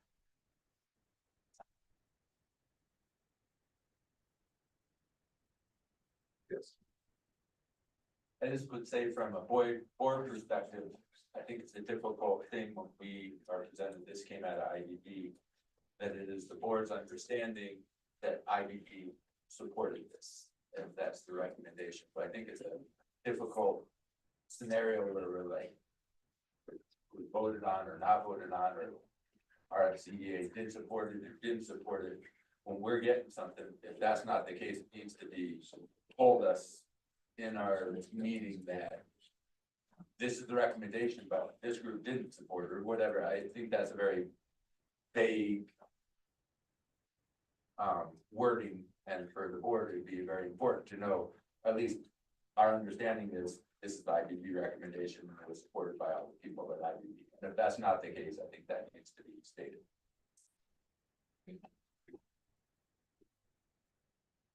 So could I get a temperature check on what Stephanie said in terms of we do some more dialogue around these, but then the LMC gets together with some of those other team members, builds an actual document for this that is later virtually approved? Could I get a thumbs that you are warm on this, or not that warm, or any warm at all? Just kind of curious where we are. Okay, it seems like we're pretty solid there. So process wise here now, should we move on to the next particular one so we can keep the pace going?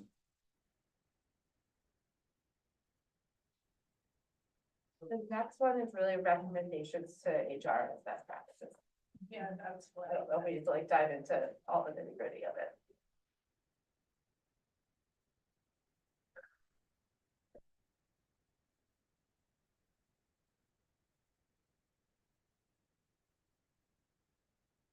So let me back up. Our process was to thumb each one of these things as we go along. But are we going to thumb them now? We're gonna wait, right, until we get a full thing, or should we do some sort of tentative thing saying, hey, we like what this is doing and the team's going to put it together better? Lisa, what do you think? I think that's issue specific. The first issue, we didn't have you know, the players in the room to be able to vote. This one might be different. So we could vote on certain components, but in the end, though, everything will be put into one document that you would all vote on. I don't think we can vote on issue number one. I think since we have the players in the room for this one, I think we could vote on this. Right. Okay, Autumn. Mine has to do with the actual recommendation, so if other people have questions about the process. I just want to make sure we get a clear process so that when it goes to the board understands this came through the team process. So just want to make sure. Lisa, I think we do vote on number one. We never have all the players in the room. This is our recommendation, so when it goes to the board and they're agreeing or not agreeing, just push it forward, CLPP, or the Heather Howe, or the ACES team, it's IB's recommendation. We can't dictate that they do it. It's our recommendation, but IB's name is gonna be on it, so if we don't agree with it being best practices, then I think we have to have that conversation. We just don't vote today. But I think we wait till the papers really, after we go through all of these and we send it out to this team and we all agree, yeah, this is best practices, or no, we don't. And by that time, Stacy will have looked at it. Yeah. Okay. Any is your comment in relation to this? Yeah, I just have one question about us. I know we just gave our thumbs up. But it seems like in past IBB experiences, the vote is a very nebulous thing that, like, as we're talking about it and talking how we feel, there's a lot of like changes that come in as the vote, and just have it all on paper and then not have that voice to have the back and forth before the vote. It seems like, at least in votes past, like people like feel one way and then the discussion comes and it goes a different way. And it seems like the discussion would be a missing part of just being presented with that paper as a possibility. Okay, Autumn? Yeah, does anyone else have a process? You have Yeah, a problem? Mine is not Okay. about, I mean, mine's it's about like in the past, we developed that list of recommendations during this meeting. Isn't that right? The past, that's what we do during this meeting. We make that whole list and that becomes a slideshow. And then, so I guess that's my question. Are we making that list, or are we making a plan to make a plan? Having a meeting to have everything. Yeah, I'm just gonna jump in. Yeah. To me, this almost feels like the mid-year, like, we're not quite there yet. Yeah. I think we thought we were gonna be a lot further along and a lot more ready to make votes, but right now, in these conversations, it's not quite feeling that way. So this almost feels like a mid-year, and we're gonna have to schedule another meeting to like finish those discussions, do the votes, Or do it virtually. Like you said. or do it virtually. Is that a question? yeah, I mean, unless we want to kind of take that issue by issue and realize that there are some things we can decide on today, Right. right? We I don't think have- there are gonna be some issues that we can decide on today.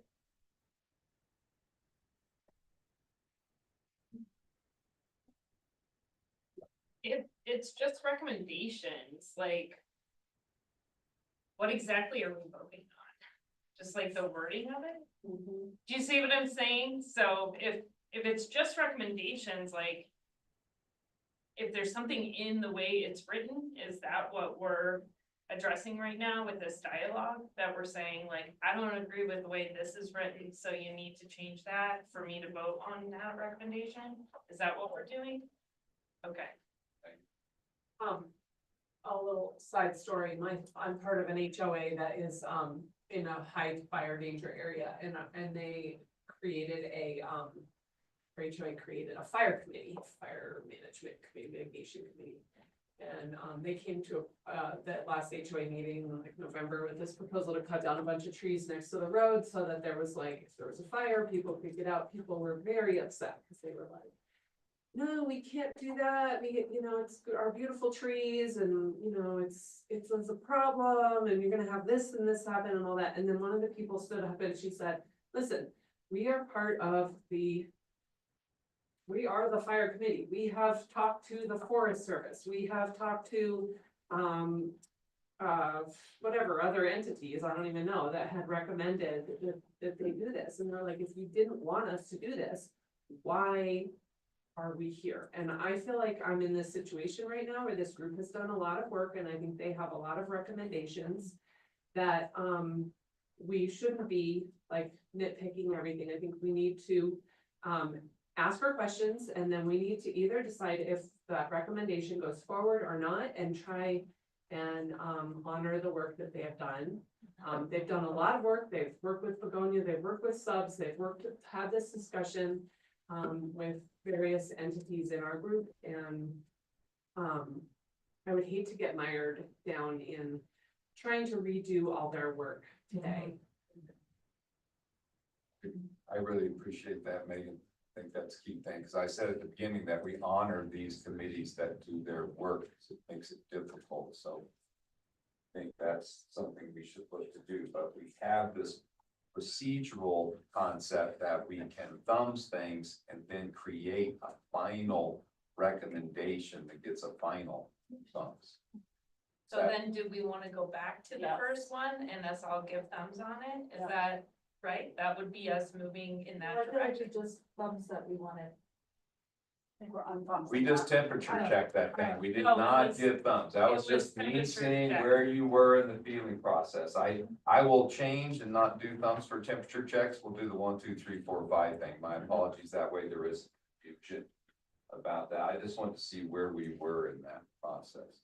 So do we wanna go back and just do the consensus on one, so we can either put that on our recommendation list or not?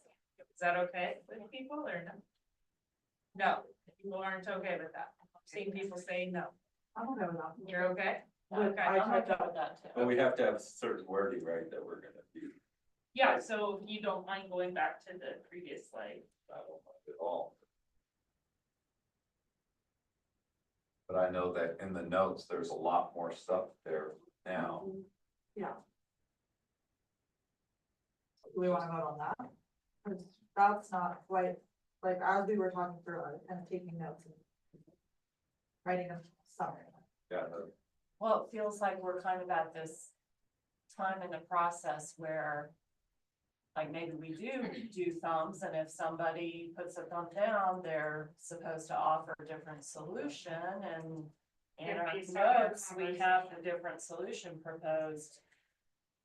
So we are, like, that's what we normally would do in this process, right? Mhm.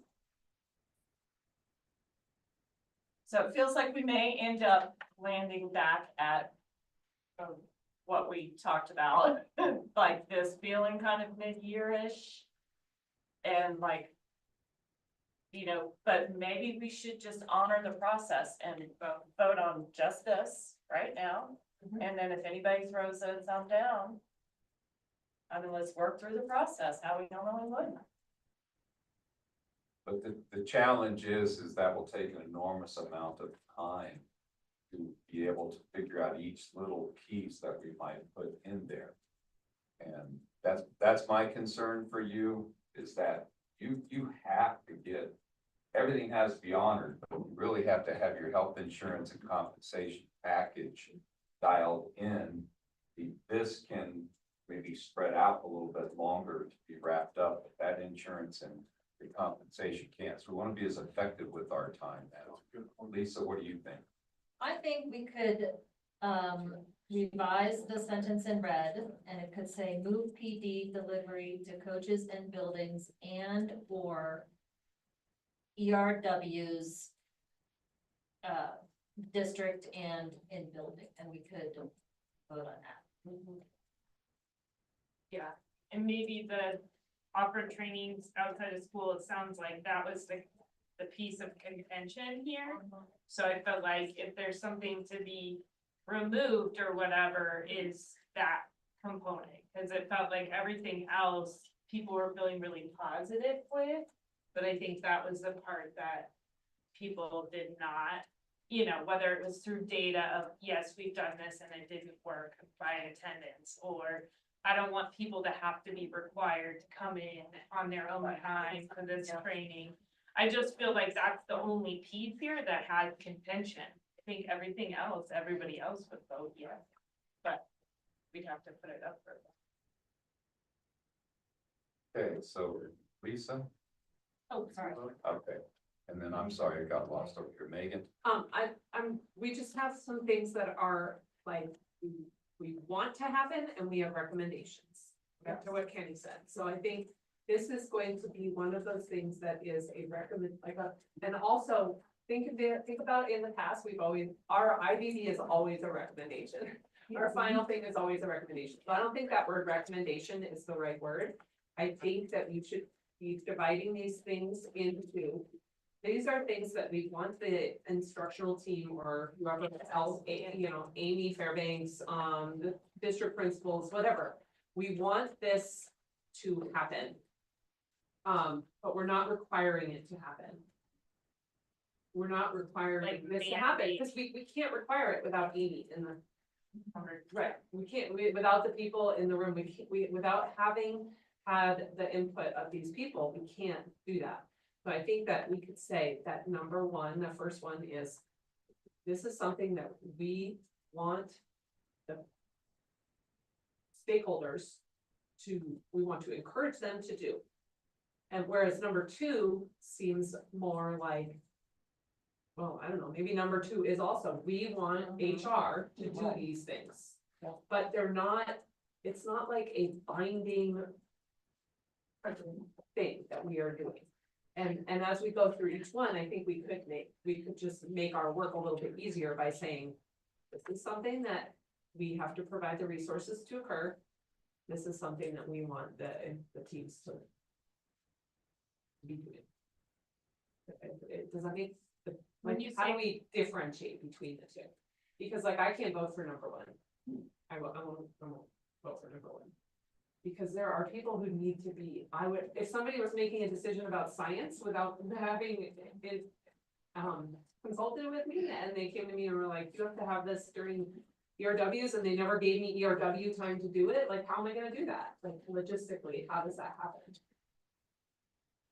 But if somebody came to me and said, I want you to make sure that for science, you try and get this in at the beginning of school, or you find a way to get it to, and if I have to go, okay, maybe I don't do a training now because I don't have the time, then that's fine, but, I don't feel good about like making people do things that they haven't been somehow a part of the conversation for. Is that the only one though, the recommendation one that people are stuck on? Like, would all other ones pass? Because I don't want us to be bogged down on the one that people already are saying, I'm gonna vote no on. When if the other two or three will pass and everybody's good on them, we can just be done with it and say one needs more work before anybody can do anything with it. Then we can just be done with it. But no, like number two is also very dependent on HR.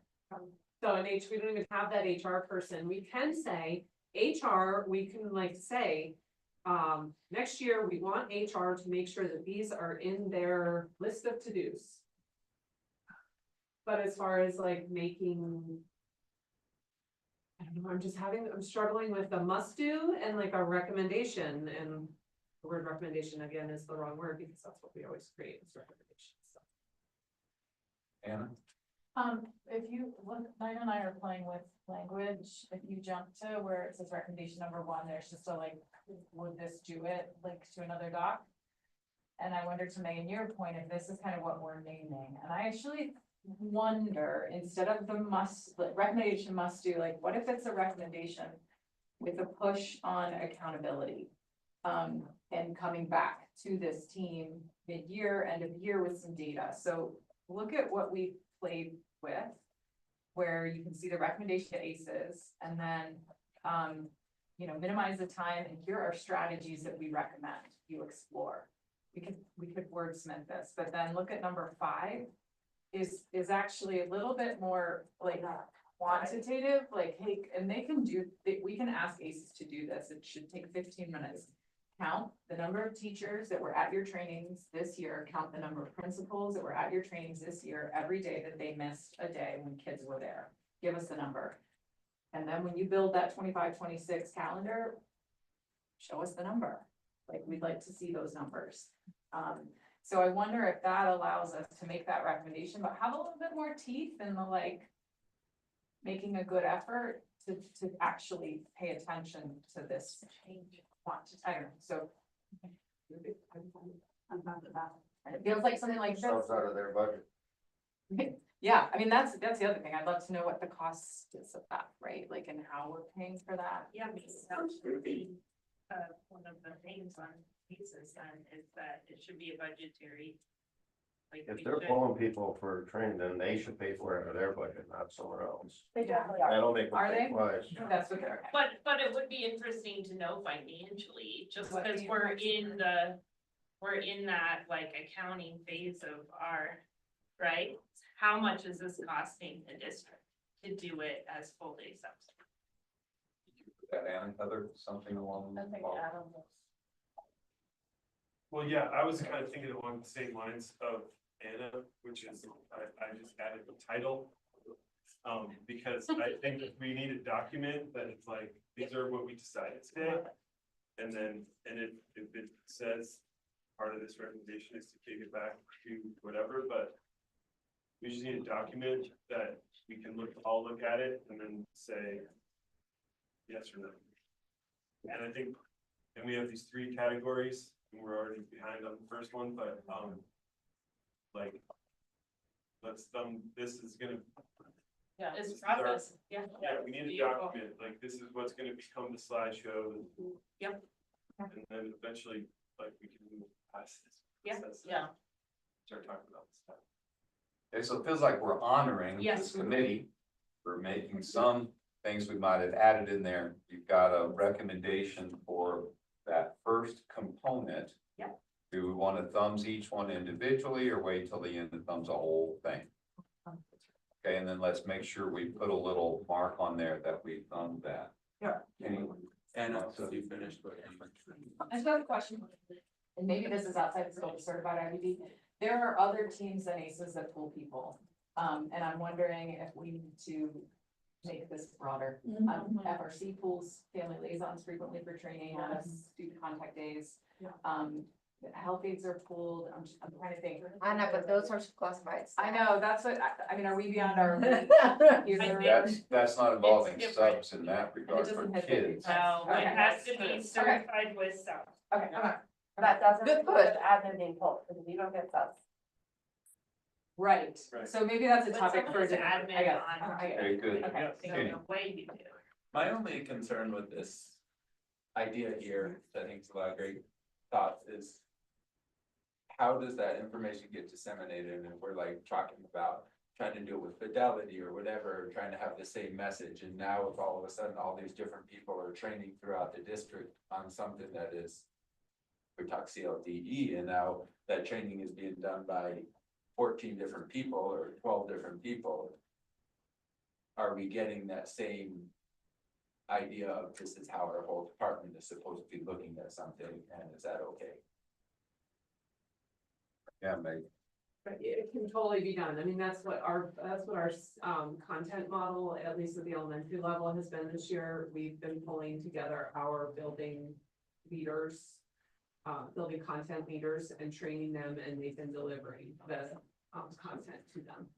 And, you know, we have minimal amount of time to do that. I have a meeting, that's what my meeting is this afternoon. Less than 2 hours to be like, here's what you're gonna do, and we get such great feedback from them, and they help us make the trainings better, and we're all on the same page, and, you know, we create the training, they deliver it. But I think it can totally be done. Thank you, Lisa. Yeah, I think by definition, that's a coach's job, is to know the instructional model and to implement it after school.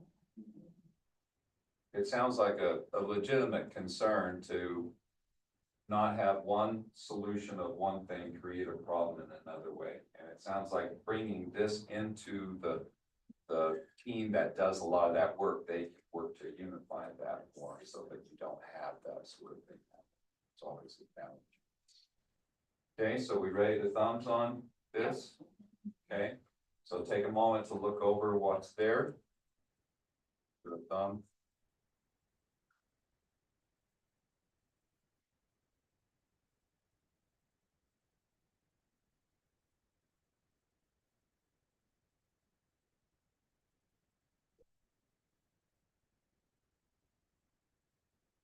looking at eyes, there's still some people reading. So when you're there, just stick a thumb in the air.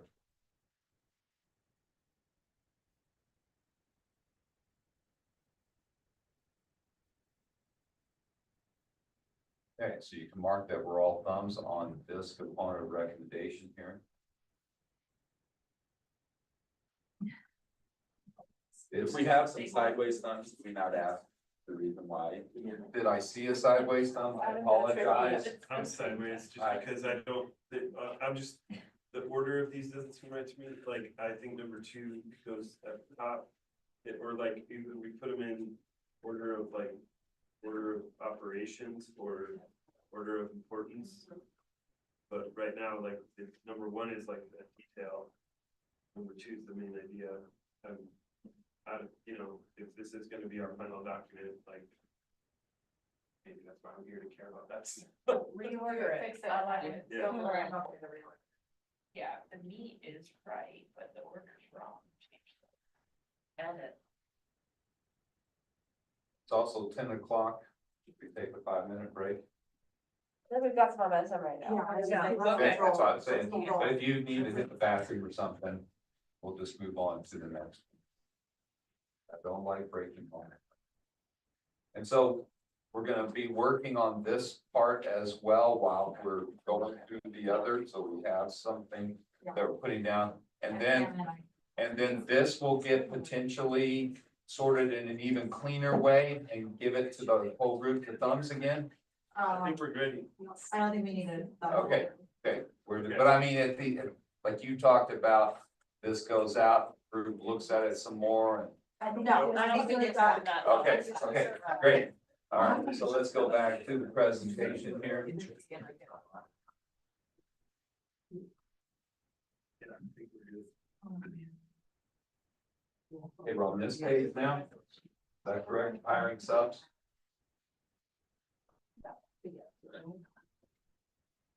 I'm sorry, what was the question? We're moving on to this as the next component, Yes. right? So this would be, the heading for this is hiring subs. The piece of the discussion that we didn't capture in these was whether it's videos or whether a document talk about the differences of subbing in different schools and at different levels and in different areas. Okay. Good on that. Okay, Anna? The other thing we talked about was, could we, like, especially when it comes to partnering with Seco, could we do more, explore, like, creative or innovative, like, celebratory trainings? I don't know, Megan, when you were talking, I was thinking, oh my gosh, it'd be so cool to have like a Seco orientation during a school day at the Salt Elementary Middle School, when they could meet in a room and pop into classrooms. I don't know, like, or just be creative about what that might look like. Can I respond to that? Yeah. My card, because I was the person in class at Seco. Yeah. So Hannah, who directs community programs at Seco, was the one who I was talking to about this. She was like, we'll just try putting up flyers. We don't have much bandwidth to like add beyond that. So I think it's a trial and then maybe we add one later. I don't want us to go deep down that road right now. Okay. She was curious if we get subs from Seco to say, how did you hear? Was it in the locker room? Was it in the newsletter? Blah, blah, blah. Okay, thank you. Autumn? I just want to say, as a professor at the CMC program, they have wanted to work with us for many years and have tried to reach out to us without much reaction on our side. So if that can happen, like I've had 2 interns in my classroom and I encourage both of them to get their license because it just benefits both parties. So I think they are very willing to have that and it can be help with that, making those connections. Thank you, Autumn. Lisa? I think we need to revisit the discussion from the stories about applicants not ever hearing back. And I don't have any personal information to add, but that was the story. Is there a current mechanism in place that checks on that concept? Or how does somebody get missed in the system? Or that is a challenging system thing to figure out. Want to answer that? Kim, I can speak to one of the specific stories, and I reached out to Kathy and said, hey, this person hasn't heard from you and they're available to sub. And it was coach hiring for winter season, I think. So there may be times of that. Yep. Okay, and Did you want to answer? yeah, I was gonna say, are you connected to that very concept there with your card? Yeah. Indeed, Okay. whenever it's coaches, season and there is an overload of that and there's a need for that, it might be as bigger delay. But I know no matter what, she is on it and she is on the website checking and touching base with people, so it's gotten. It's a little cyclical. Thank you. I'm just looking what Nine is typing now on the recommendation. I just saw people like put thumbs up and I was unclear like what the actual recommendation was. Hire more subs. That was Okay, but I just. Yeah, we know, don't, it's like. I'm this doesn't- copying directly from there onto here. I guess I could have copied and pasted. I can start it. would you guys prefer, rather than looking at this, that we look at what's being typed up? Yeah, that's So all. we're not That's our copying, plan. yeah, I'm looking. Switch it. I don't switch it. You're Okay, good now. okay. Now you're good. I was wondering to the question about the follow through, if LMC has the data pull on that too, and I'm like, if we're data pulling on other stuff, are we data pulling on like how many applicants, how fast were they? Like responded to, how fast did we get them in the system, if we start tracking that as well to see how it's going, because that seems to keep coming up. Sounds like that's actually strategic one too. Yeah. Okay, so here's where we are.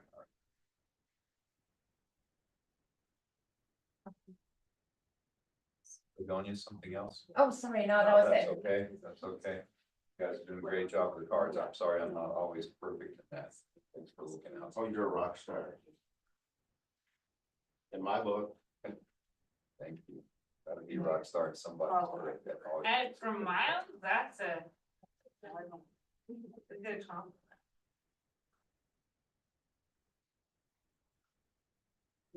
So that is the majority of that's the details from the slide.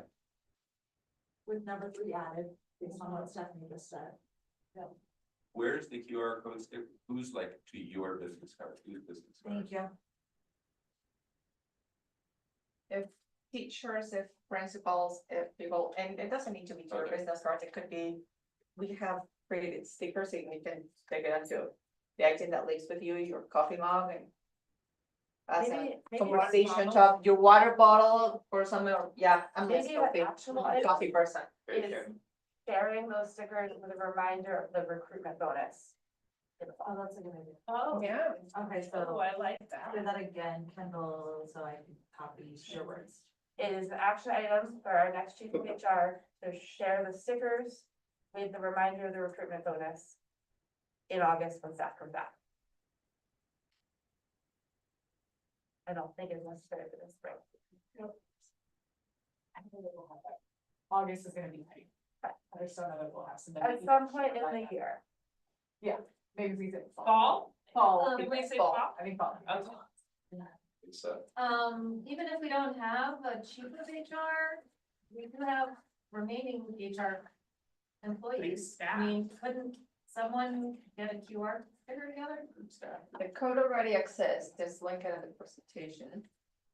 And the contact with, the printing and location in my book. So it costs a lot more. Get it ordered now. Oh, so that's now, yeah. Okay. I'll help you. Oh, it's not that one. Anything else we need to add before we thumb this guy? Okay, I see thumbs for this recommendation. Okay, so let's make sure we mark that did receive thumbs, so. Awesome.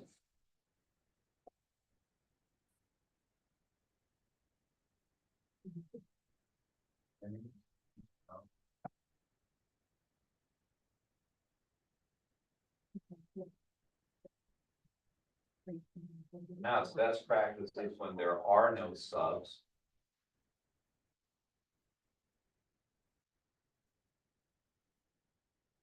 Yes, Kendall. I wonder as follow-up for this, if this really goes to each school's BLT.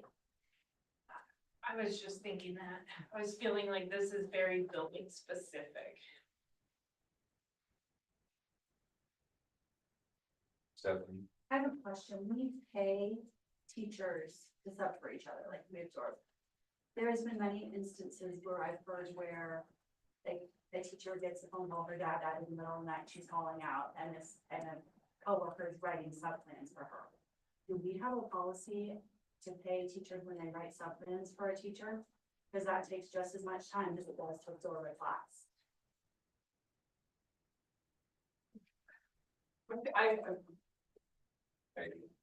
I agree, this just should go to BLT. I do, like, I think we all do different things, like our school requires everybody to write emergency sub plans as part of their beginning of the year thing. So they're just there, apparently not all schools do that, but that would be something that would need to be discussed in BLT.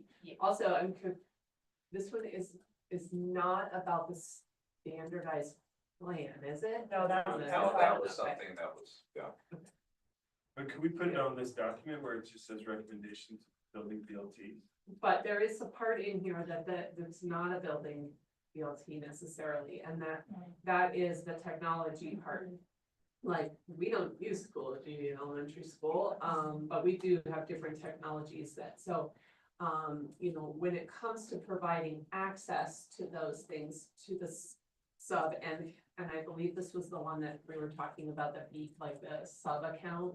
No, this was Megan, like, making sure that Lisa has access to Jacob's Schoology if she's absorbing his class. Okay. Lisa as a fellow building employee. So that needs to be, like, in my experience, when I've had to do these kind of access things, it's, as the content lead, it has to be done with ACES and with the tech department. With Ben previously. Yeah, it was Ben previously, I'm not sure who it is now, so, maybe a recommendation could be to have ACES help streamline that process with their content needs. Maybe that's something that is brought up in a content meeting or something, a to-do or something like that. And then, work with technology on that. But as far as keeping things standardized in a place, I think that's a BLT.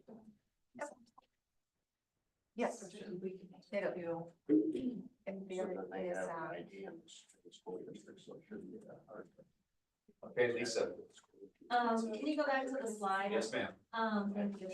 The technology recommendations are district-wide, so that is different than where you keep your sub-plans at Riverdale Middle School. Any RF school's email address can, with access to Schoology, can see anybody's Schoology page. Yeah. And that's the same procedure across the district, and that's same for Dino, so. That's like, you just have to follow, you can find a video how to link for that one as well. You have an RF schools, I agree with you, Lisa. Yeah, I think I can link it. Like, I don't think it's a recommendation if it already exists, you just need to. It just needs PR. Yeah. Okay, Heather.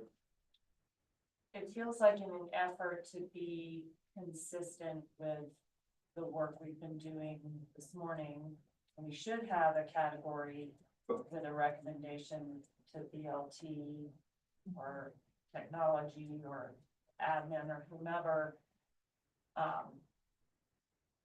to have these components. Like the technology piece, obviously, whatever technology is used in the building, including access to curriculum, for example, would need to be something that a plan is developed for, with BLT.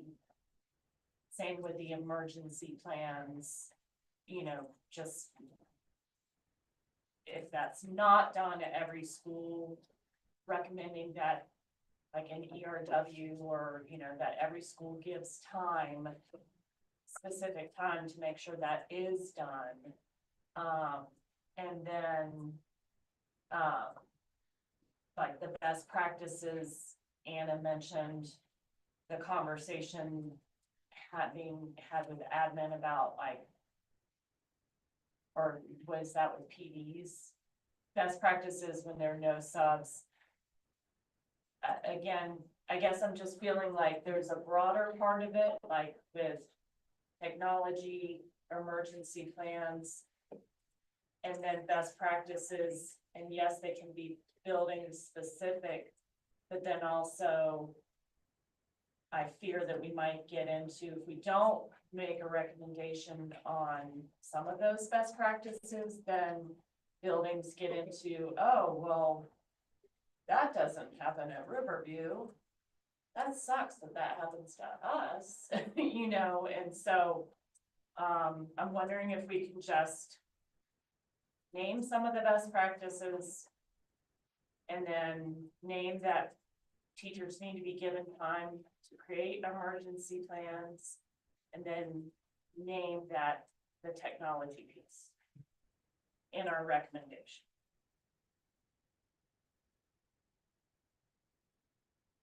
Okay, any follow-up on that at all? So I switch back to what's being Typed on. typed Yeah. on now?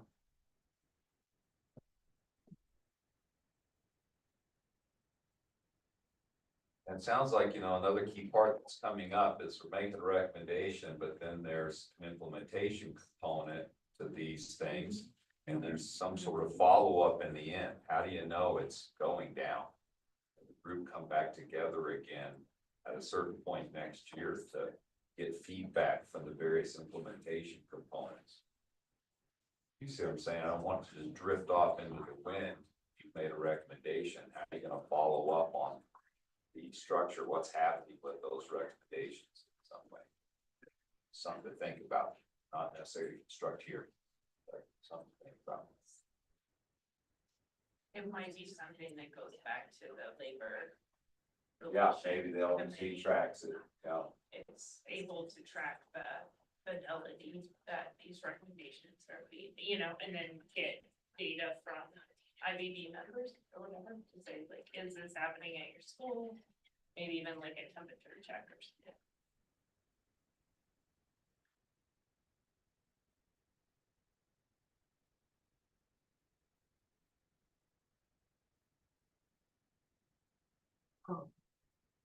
We would want to provide them during in-service, I think, because, I don't know. It is. No, I don't think we want to say that. I think it's impossible to write your emergency subplans when having them at your students. Would it be, it's something that I think at one point you guys had in your slideshow, but I don't see it up here. It was just like utilizing a template. That's the next Because is it in here? It's the next slide, that's the next one. Next slide, it's the next slide. Yeah, but is it in what they're typing right now? No, it's the next step to go to, next recommendation to go there. And it looks like this bigger size being broken into some more specific recommendations from each one. So why is it that some schools have that sub email and some don't? Why would they have created it for some? Is it, I'm just wondering, maybe it exists for all the schools and they know. I bet it There's does. not everybody. John, you can maybe answer. I bet it does exist and some have used it Never. historically and some dropped their use at some point. It will be funky that it was created for some and others. I bet it exists already and it might not just be used. Thank you, Kendall. Tech absolutely hates it. They hate the, We probably should have put it in here. Brandon would not like us. Brandon does not like any email that's not tied to a unique user. Because they can get into Google and they can get into a lot of things. They can hack. And it's an email and password that are shared widely. And Tech does not think this is a good idea. Was there some way to phrase something asking tech to? I would like to just be able to keep using it as a loophole and not advertise that. In the middle of high school, you can pick a responsible student, share your slideshows with them. I wonder if rather than school-based email, it's a drive. you need to have access. Yeah, you need to be a part of the organization. Does it, each building has a sub-coordinator, will that sub-coordinator will be? No, not per school, no.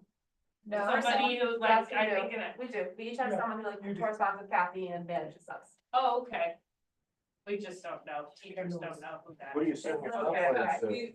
Who's your sub for you? That's your person. Well, there's multiple, like I'm told to email these 3 people Yeah. whenever you're gone, so one of them obviously is the sub coordinator. I have no idea which one. Okay, Adam, Is there, an obstacle to giving the subs a district? They have them. They have district. Problem is, we don't have enough subs, so you don't know who's gonna cover your class, and Yeah. at the high school, you could have a different sub every period. Yeah, and sometimes it's like, we don't know yet, we don't know, maybe they'll be combining into classrooms, maybe.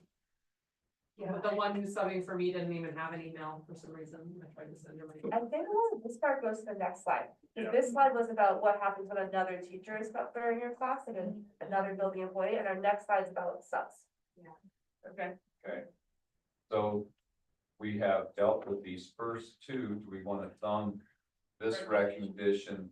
Well, let's look at the next slide first, the next slide, and Okay. maybe put them. Combine them. We can add it, Great, it thank seems you. like we can add it. Yeah.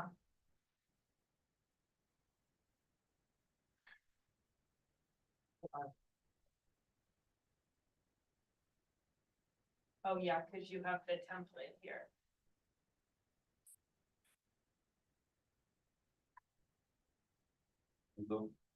I'm sorry, I'm talking a lot, and I'm, again, sorry that I missed when you were presenting, I was listening. The standard sub plan has already gone to each of the leadership levels, and people are working on them, they're not done yet, and Marisol and I are meeting after they're done. And the increased sub rate for 3+ day jobs, we know that this is probably not the year to do that, because there's a rate in between day-to-day jobs and 5-day jobs, and it's probably not a year where we can make any financial commitments. That's all. Okay, and Yeah, I wanted to, just concerns about the 3-day increased rate, financial to your point, Kendall, and the unintended consequence of the 5-day rate. At least for early childhood, is that we have a number of folks who will just be long-term subs all year because they're making $10 more an hour than early childhood teachers. And it's been a real point of contention for our directors when they have folks who are just like, I know you're not gonna fill this position, I'm gonna sit here as a long-term sub, they're not. And then they refuse to like change diapers, do duties, and they're just saying, I'm a sub, I don't have to do that, and they've been working for us for months. Because they can't hire, so it's just created some, I just think that needs a little more work, and I recognize that that's an ECE role, but we are trying to move towards more certified teachers in ECE, but, unintended consequence of that long-term rate. thank you, Lisa. I'm just throwing this out there. I just know through my work with the CLDE department that we are adding some CLDE lesson design components to the standard lesson plan for the district. So does that affect this sub-plan template?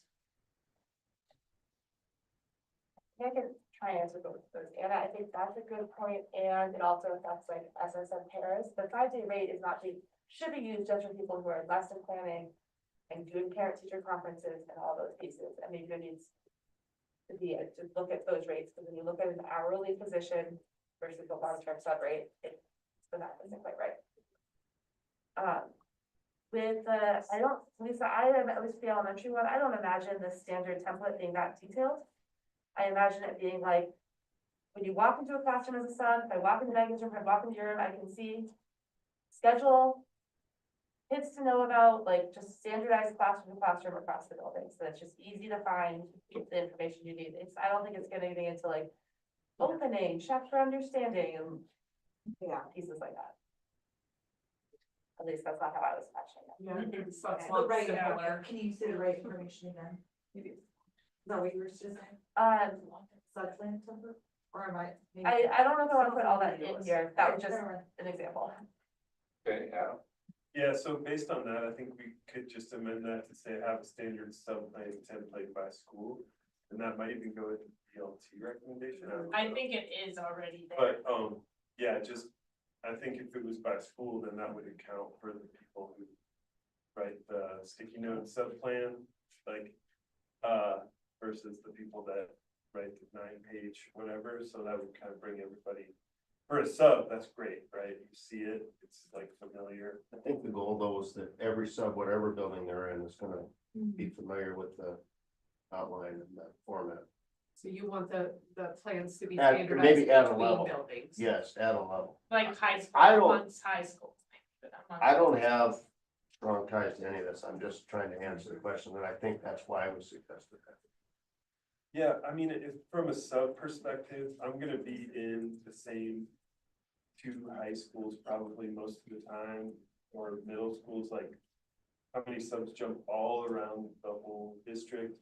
So you could get familiar with the two templates that you normally, of those schools that you normally visit, and then that would give a little more freedom to each building to build it how they see fit. Just from a Bridges standpoint, like, I think our subline might be a different format. Can we just leave it as school or level, that way?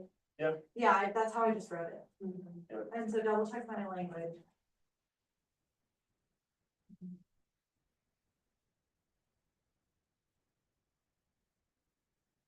Is it in the bottom one, or is it? Yeah, it's number two. Number two, okay, I'd right say there. two, but I Okay. would keep the packet.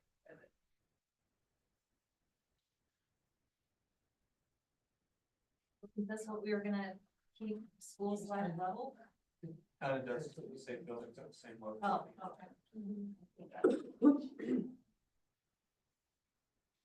Okay, so go back to the slideshow, or, Keep it here, please, scroll Okay. up just a little bit. Scroll up. oh, there's even more down there? No, the, Oh, up, there, yeah, okay. where to here? Yeah, just that highlighted part,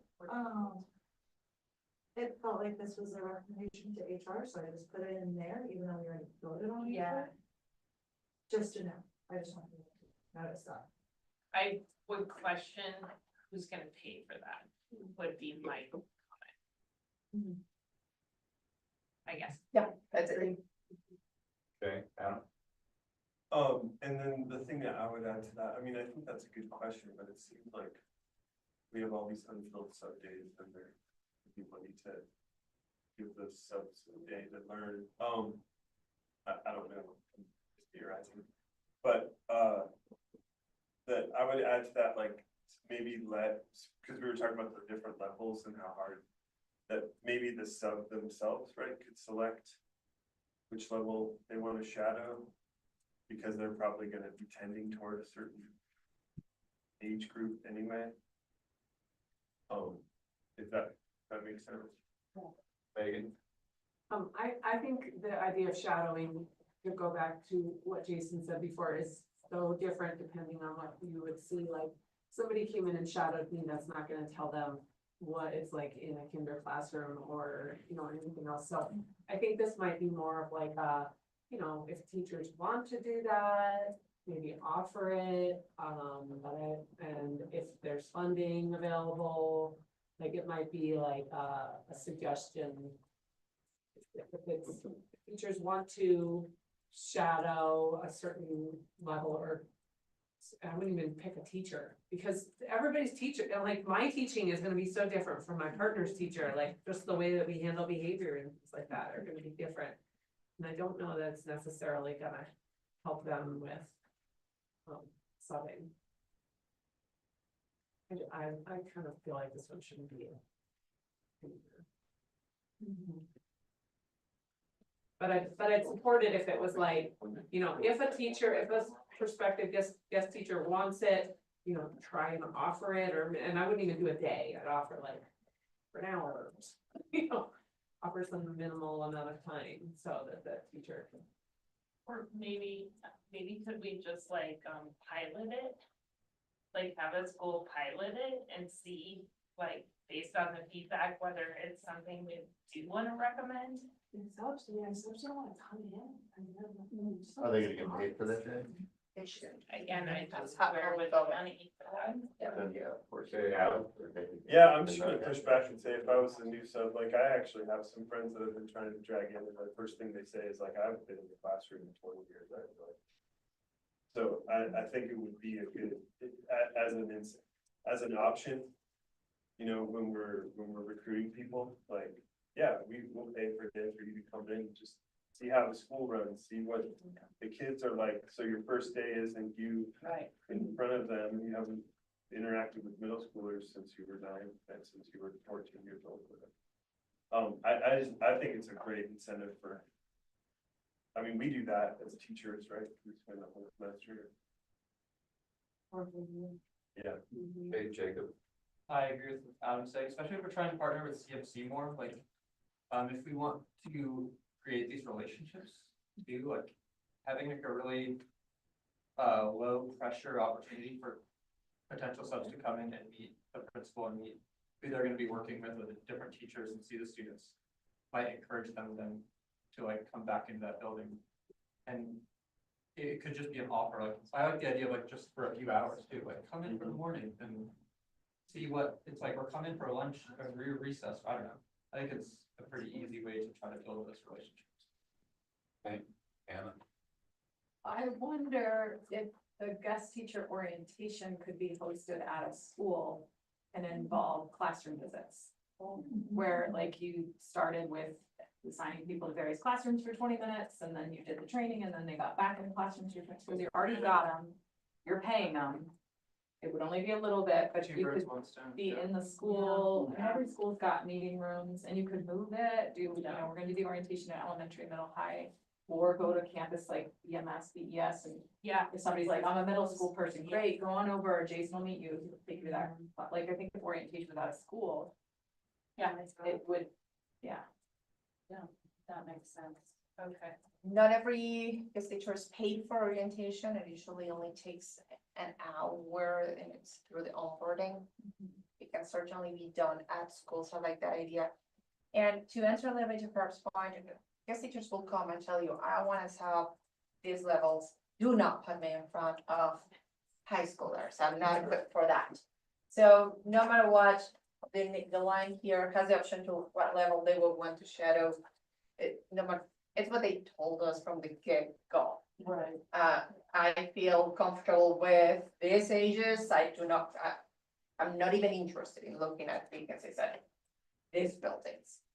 So, but yeah. Okay. In the guest teacher orientation, we're talking about like having these lesson plan templates.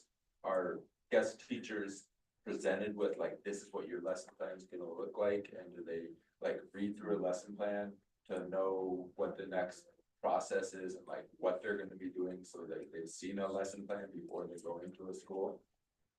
Good question. I don't think that template lesson plans are there, so yeah.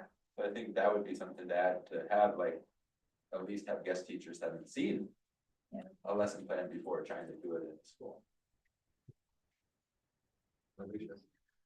Just on recruitment, I know this is coming after we're kind of past that point in the conversation, but I've always thought like when we bring a lot of people into our buildings, whether it's back to school night or during parent teacher conferences, might be a good opportunity for us to have like a table set up saying, are you interested in subbing? Because a lot of our best subs at Roaring Fork High School are like parents or former parents, like graduated parents. So I think it might be helpful to do that for recruitment. I don't know if that's something you guys do want to add into the HR part up above. I don't know if people are okay with that. That's a great idea. I feel like we've talked about it, but it just has never been recorded. Or a building leader. Yeah, it could be a Tell them, team. yeah, it'll be a Okay, Lisa. leader to do it. During conferences and back to school nights, usually every staff member is already assigned something. I wonder if we could pay a sub to staff that too.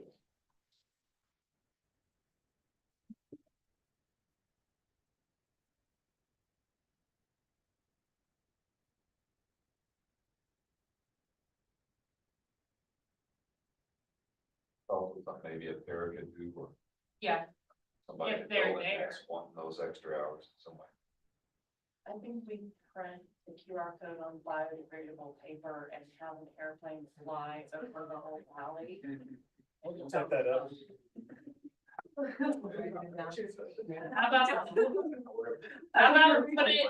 how about put it on, There you go. like they do it on bus stops for like Yeah. real estate, or they do it on shopping carts. Would we not do those as well? is ways That costs to money. increase. Or do this for pizza. Advertising. All right, let's not drift. Let's not drift here. Thank you. Okay, so do we have more from that slide that needs to be written down? I We think did we everything. got it.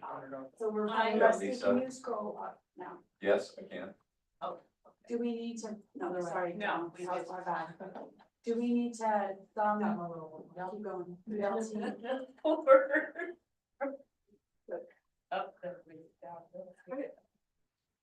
Lisa, I just wanna make sure the part about recruiting during conferences gets in here. So It number is, four. it's number 4, training conference facts. okay, Megan, Is our HR coordinator, or sorry, our sub coordinator part of HR? Yes. Yes. Okay. Kathy. so are we at a point where we can go to the recommendation to be LT? Can we vote on that one? Yeah. Thumbs on that?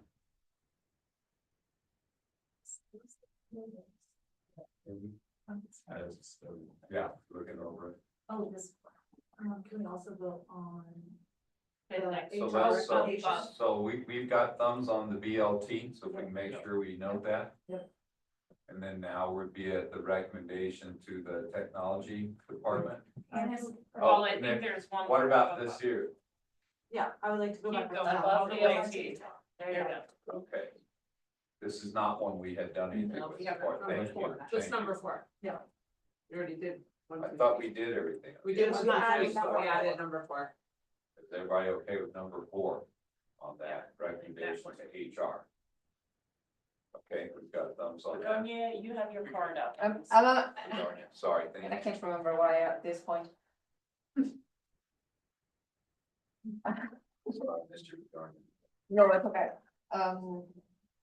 Okay, so we thumbed number 4. We thumbed the BLT. Yes. Making And it now so tech. that's- Now we're to the tech component.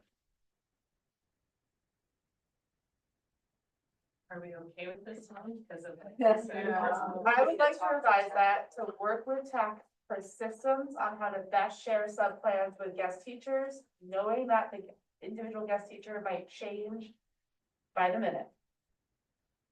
Like, 'cause what doesn't work is for Nina to share her subs with Autumn, because she was told Autumn's gonna sub for her. But also Say does that again, you said it wrong. work with tech for best practices on how teachers can share sub-plans and resources, because I think that. And associated reasons. and logins. Yeah, I mean, it's like technological resources is really what you're talking about, like showing a video, showing slides. Right. Okay, Jason. I was just gonna,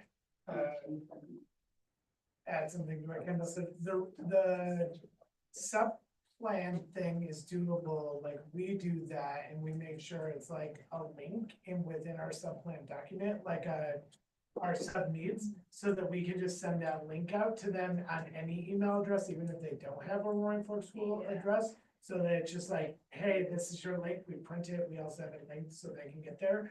And so it gets them to the sites, and we tell people to like hyperlink as many sites as possible. I do agree, like getting into other parts of a school day, like the technology that may be needed for other things, that is important. But I think there's ways that like within buildings, we could probably be able to use some of that and be like, hey, you need to hyperlink as many things. So that we're not searching or YouTube. So we have to provide best practices that the LTs and. Coordinators. Yeah. Thank you, Jason. Anything else with wordsmithing or things necessary in this component? Lisa? Is tech gonna really understand the word resources? You know, I'm thinking of Brain Pop. If my sub doesn't have an RF Schools account and they log in and they can click on my Brain Pop link, they will not be able to get to Brain Pop. Do we need to be more specific? With that number 1. Curricular logins. As dictated by the teacher. Access. Anna? Yeah, I'm really glad you brought that up, Lisa, because I don't know all the specifics, but I know that every like software like that, we designate like a program manager for that. And they manage all the accounts, and some of them are charged by your number of accounts. So that one might need some more work. Because tech doesn't actually manage the access, like they'll set up the back end stuff, but then they really try to figure out who's that person in the district that owns that and then get Smiles on when he's in a different class and gets on. And so I do think that that could be fairly complex. So we might need to do a little more work on that before that becomes a recommendation. I was just gonna echo, and I'd say I would recommend teachers not use, when possible, not use programs that they have had. Because like, for example, Interorbit, which we use in middle school science, you pay per email, or IXL, you pay per email, so you wouldn't even be able to have access to that. So you gotta actually recommend the opposite piece of that. Yeah, like, don't rely on that tool while you're gone. Like, that's kind of, I think that's more like a BLT conversation, like, don't rely on these high-tech needs.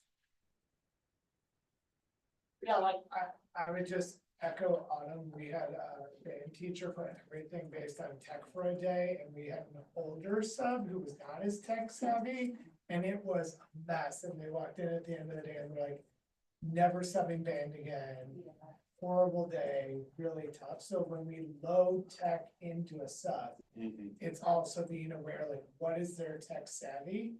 And like Brain Pop and all these other things, like, if they're struggling with YouTube links sometimes, like, going into something else that's just adding and it's causing more. Not that admin won't do it, it just causes more where they're like, hey, admin, we need help in this room, and then we're just running, so. I think it's being aware within your building of what your subs can, what their load is for the day, what their threshold. Yeah. Yeah, I agree. I mean, you just can't expect them to do it the exact same way that you kind of have to simplify as much as possible. Christie? The only thing I was gonna say is maybe that one thing that might be beneficial is just to create a protocol and put it on the web based. Just like on the district's website by, either if it's by school or as a whole, on how we handle these issues and what are the resources that subs can use so that it's something that is locally available, at least by school. And maybe that would be a good starting point. I don't know what's available now, but I don't know, just hearing. So do we have a way to phrase something for the tech department here that we can all be comfortable with, that they can try to figure some of this out? I added something to the BLT recommendation. Recommend teachers should minimize their use of technology in their lesson plans. Which kind of captured what Jason was saying. Do we take out a recommendation to the technology department?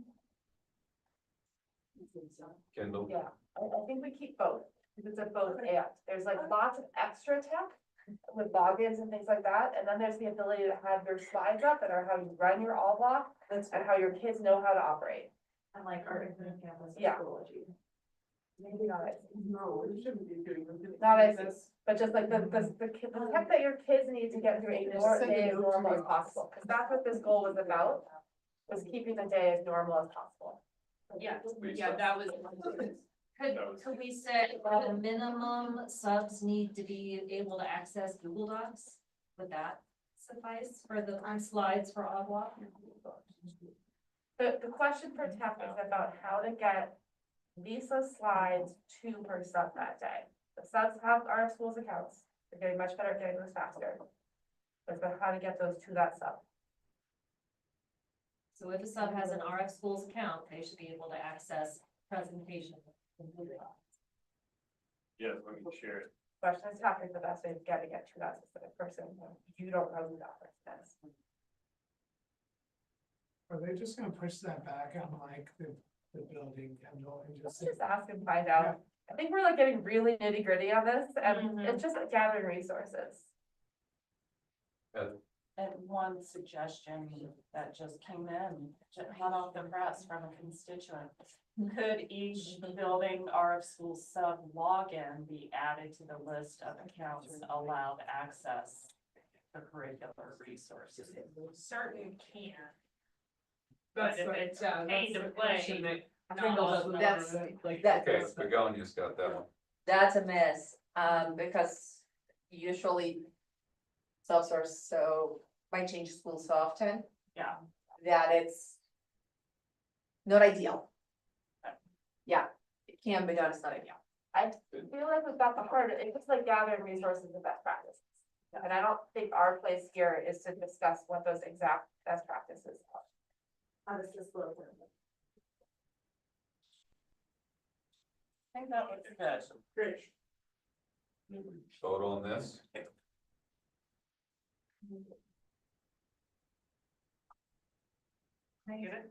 What's your sideways, Lisa? I just wanna, move the utilizing the Google Suite phrase.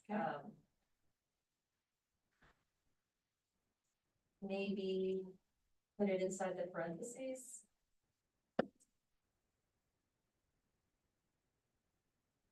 Makes some more sense to me. Okay, all right, so we're thumbs on this. Yep, I'll put it thumbs for. Oh, well, let's finish that. Yeah, we're all thumbs on the technology.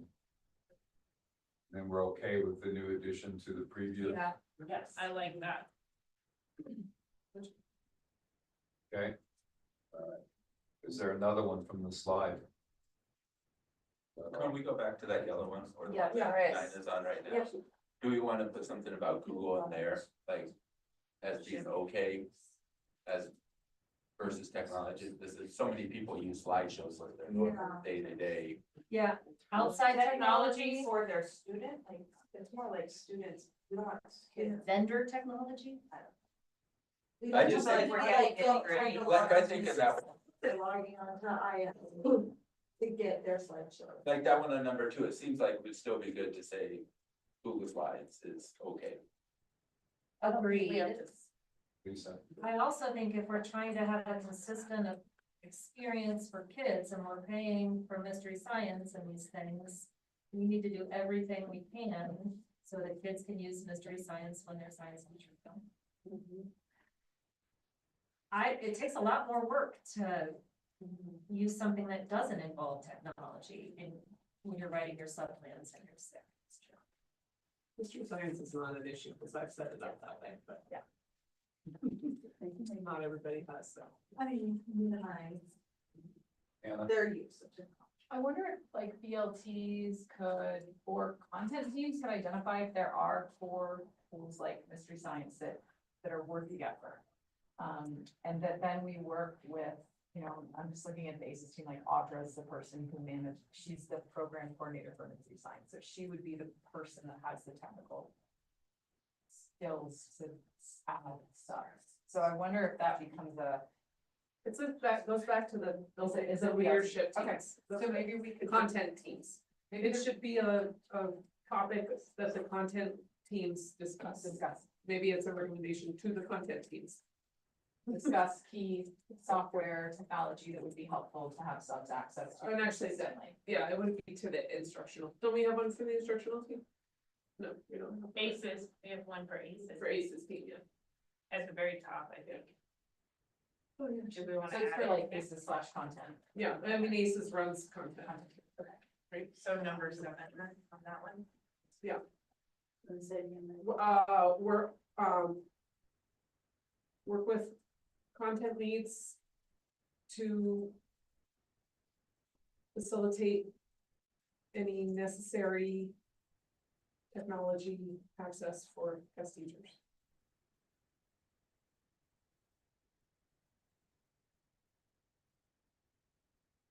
Okay. And on that one. Awesome. So are we still in need of anything from the slideshow?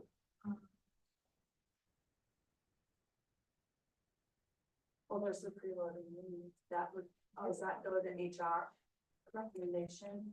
It is an HR matter. Does that have a financial Yeah. component? An increased financial component? Increased time because now there's a little bit really two different processes.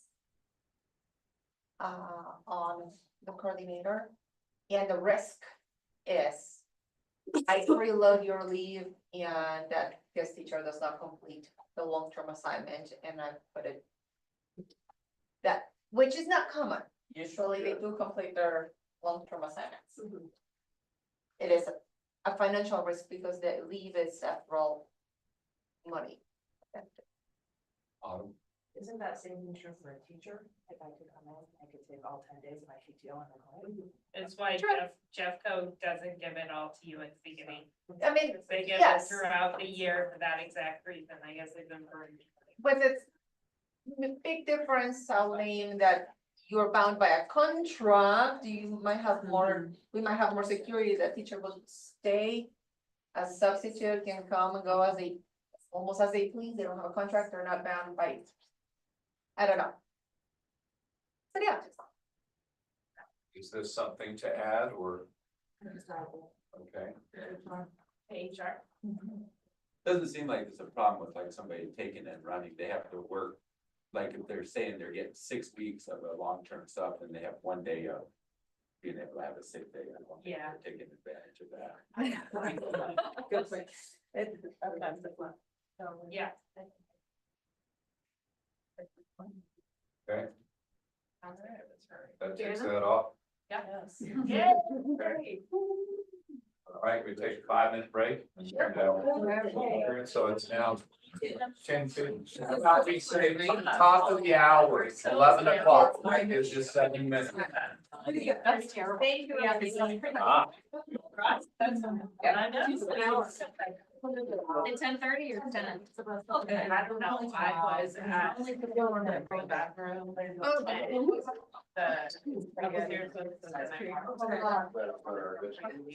Hold on.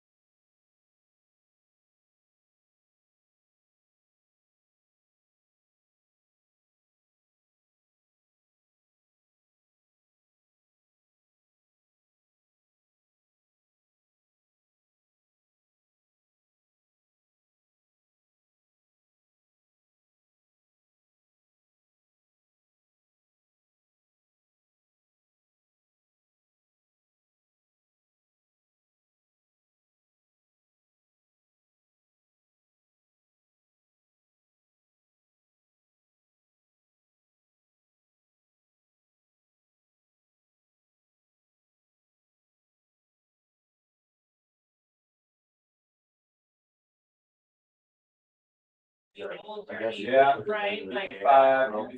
or quiet coyote or whatever. Quiet code. Yeah, that's like a CMS thing, quiet coyote. I can't do this. Stephanie, if you see this, what do? You go like this. They're like, we do not like that. It's the University of Texas, the Red Raiders, that is just like. But this one is, Carlos is saying silent llama. Oh, so I'm okay with pink. All right, so Anna, what's up with our, okay, what's up with our insurance presentation? So what's happened in the summer? We have met as a group multiple times with, certified IBB, classified IBB, admin IBB. What's happening really quickly is on the document that has all the formal recommendations. We're gonna just post down below our recommendations. Just kidding, on the minutes for this meeting. Sorry. Anna's doing it. Anna just posted the minutes, or just posted the 2 recommendations. Three recommendations.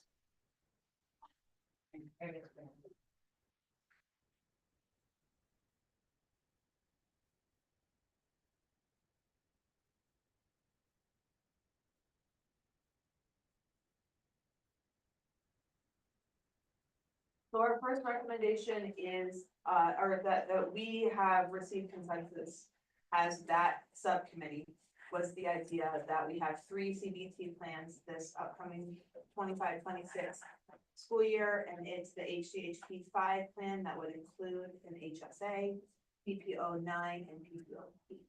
And that RFSD will pay for the employee only, doesn't say PPO 9 on it. Well, that's number 2. Oh, sorry, okay, we'll pay for it, but at the time we had budgeted for HCHP 5, that information has now changed. It should say 4 PPO 9, not. We currently have budgeted for HDHP. The number 2 under consensus achieved on this recommendation. I should say PTO and 9. Yeah, right. And we're thank you to Chrissy and to Anna for finding the funding for that, because at one time we thought it was just gonna be HDHP 5, but now it'll be PPO 9 as the base plan. We also understand that, this is continuing to change. We're trying to find ways to, I guess we don't even need to have number 3 on there because we already did it. We already did it. Yeah. Okay, so get rid of it. We could probably get rid of. Can we also get rid of? Yeah. Can we get? Which one? Well, I think it's just interesting to know the positions of, and the priorities of admin and classified, which were, it was a really interesting discussion. To hear those teams and their feedback. I don't know that we need I don't think it needs to be in there. And anyway, it's been already communicated to staff. Okay. The full stuff. Yeah. Yeah, but it's not COLA, right? It's just staff. So get rid of the word COLA. We're just gonna get rid of the whole admin and conservative. Okay, I'm just saying if you leave that, get rid of COLA. So I guess my question is like, that's what the subcommittee recommended. Are all other like our admin and classified also going to see this and reach consensus on it? Because if they're not, then I don't know, we can all like, this is a process question and I wrote it in the thing, but like, I see like this is teacher IBB, but we also have admin on, which I think is really valuable. But there's no teachers on admin IBB. Right. And then we have classified IBB. I would almost love to have, and there's no teachers on that or admin on that. I mean, I don't know, but I almost would love to have some classified members in this group next year. Because I feel like that's some conversation, because I'm not quite sure, like, is this part of an IBB recommendation or is this just an update to this group? I think what our intention was that that was our subcommittee, we're bringing it back to this group. If this group agrees, this is our recommendation to the board. So is there a hierarchy in the IBB? I think it'd be similar to this, like if one group thumbs down, it goes back to the small committee, why did we thumbs down? What do we need to discuss? Was my, We just need to take care of our business, Awesome. right? right, for us, like, are we all good with this? I think we do need to vote on this and make a recommendation. From the Kind of like a classified standing point of view, Congress from the thing, classified, I mean, certified, I do it all the time. I do it. Different houses of Okay. are voting. And I just popped the link in there. The CBC has some direction on the Health Insurance Advisory Committee as it relates to certified IBB, and we've looked at it. So, like, and it kind of helps answer some of the process questions, but that it doesn't really. But I think it's helpful to know that there is a direct connection to the CBC in this team's work. And I think that maybe it's more of that process discussion that will come later. But if we decide that we need better clarity on this because of this point exactly or others, those can be things that maybe we could work on as an MOU or revisions to the CBC moving forward. But I think it's helpful to ground in that. Well, and I think what Miles said, like, we're focusing on our certified staff viewpoint. So, I guess, if we're doing like we did with the last one, we should do recommendation 1 and then recommendation 2. Yeah. Yeah, but a process question I have, and you guys may have this answer easily for me, but these are dollars here. And I don't see any dollars. Next thing is to go into compensation, and those two are directly correlated to one another. And a lot of it relates to what your interest is on how you want these funds distributed. So, Yeah, so this is where we need to put in the district contribution of 1081 per employee, because that's a compensation. And I think we need to have we should have the different plans linked in here and how much the cost is gonna be for each one. And I still have that question about the 2 employees and how that will play out. With, Me uh, too. Like in the mayor. yeah, 2 employees in a district, if I'm understanding correctly, with one per employee would be getting more money than a total family plan would be costing, so, that was what I emailed. Yeah, and I, Maybe I didn't understand it yeah, well, so, and I know you guys said you had some communication about that, so I think this would be the place to have it. for sure. And we finished that yesterday too, so we're ready to talk about that. Is that 1081 per month then? Yeah, right, it is, Of the we district agreed that the contribution. district would pay 1081 a month for each employee. And so that is part of our compensation plan, and we need to make sure that that number is out there.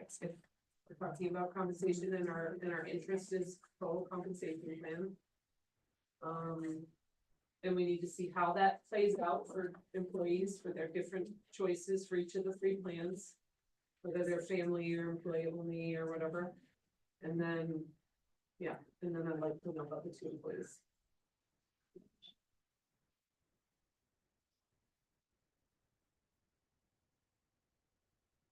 assuming that there was dialogue around what the impacts of insurance, of what choices are made there, how that affects what's available for salaries.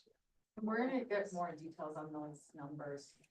I mean, we could talk through it now, but with the compensation package, because it'll articulate where the health insurance kind of pulls out of that. But I guess just to clarify for people who are in the salary subcommittee or whatever we want to call it, full compensation package subcommittee, or the last part of today's that weren't in the health insurance, is it still assumed, because the last time we met as a subcommittee on the full compensation or salary, it was assumed that these decisions around health insurance and cost were not gonna pull from what was offered to us. Is that still, I think that that's what he's getting at. Well, yes, Okay. correct. Okay, so Yeah, the assumption that this isn't taking away from that this is in addition to what we discussed the last time we met 2 weeks ago. Yeah, do you remember the like very high level, 1.3, 1.2? Yeah. 2.8 became, this is then $250,000 on top of that, so it didn't Okay. take away, do you know, to get to Yes. 0.09? Yes, That was So- the push. Yeah, That was that why was it the- was such a hard thing to get that tight on the budget this time. Yeah. But we were able, it sounds like we were able to do both. Yeah. Okay, it's not, cause I think that's what you're asking. Yeah. Is this an either or scenario?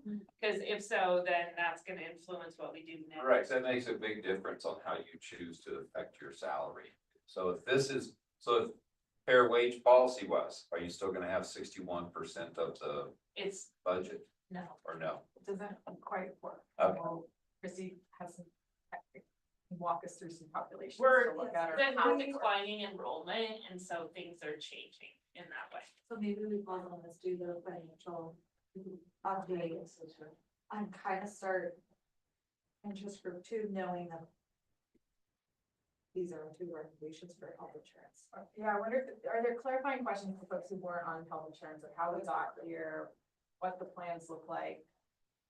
No, I think you've been pretty, like, transparent in what the plans look like. The question whether we were gonna get here, it's been answered. We got here, right? So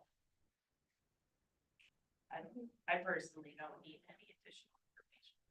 And somebody clarified the difference between these two recommendations, I'm not quite. Well, it was, to be honest, Kenny, it was timing.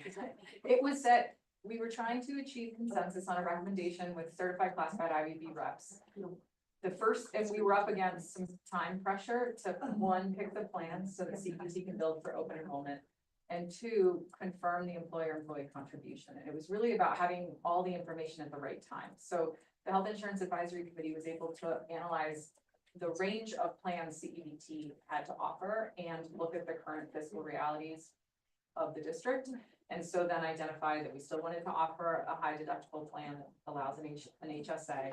And that we still wanted a PPO plan and, you know, we were conscious of cost, that still got people the free CEBT clinic.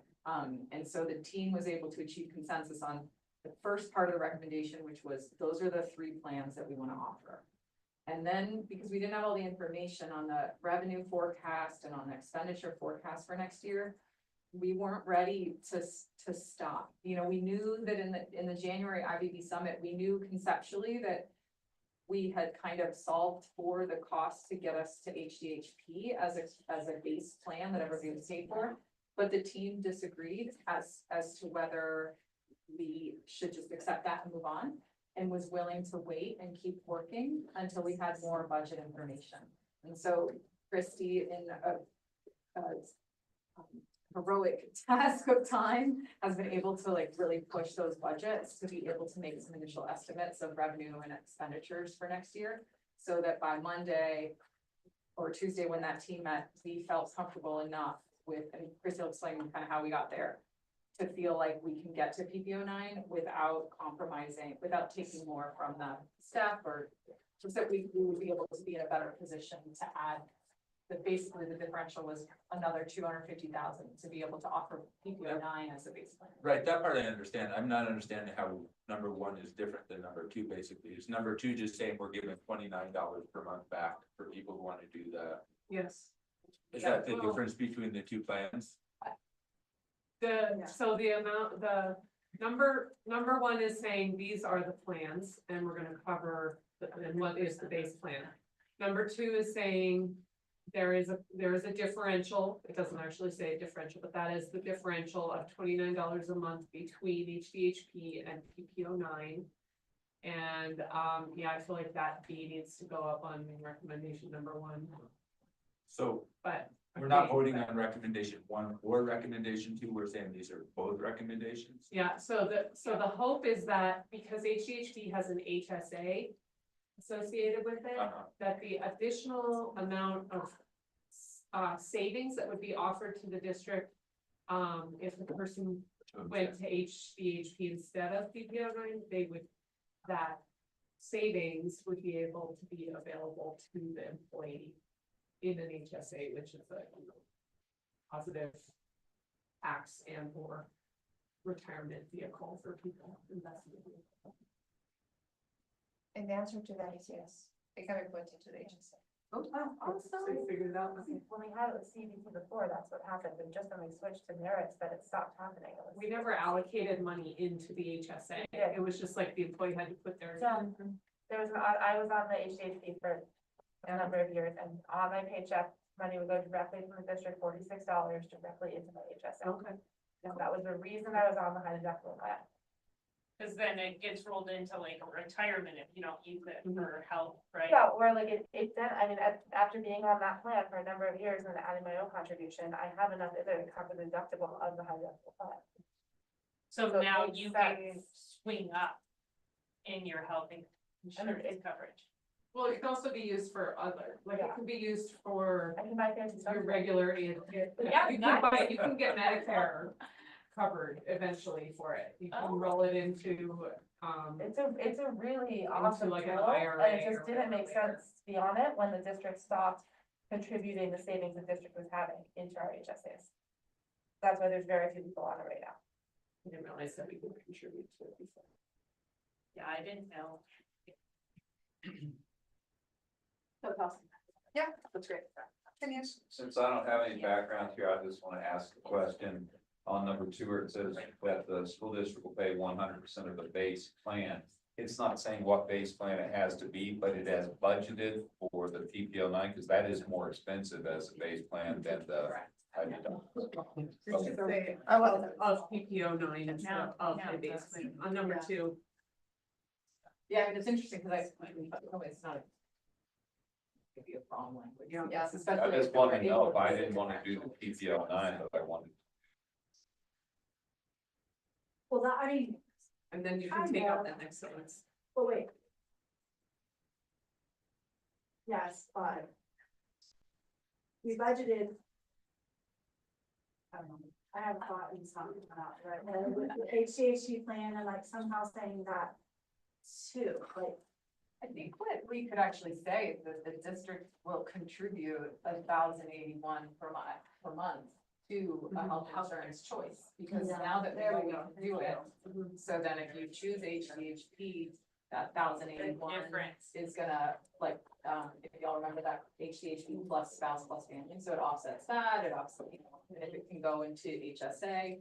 And then 1,081, if somebody chose PPO 8, then they're on the hook for the extra, whatever, $30 a month or whatever. Christie.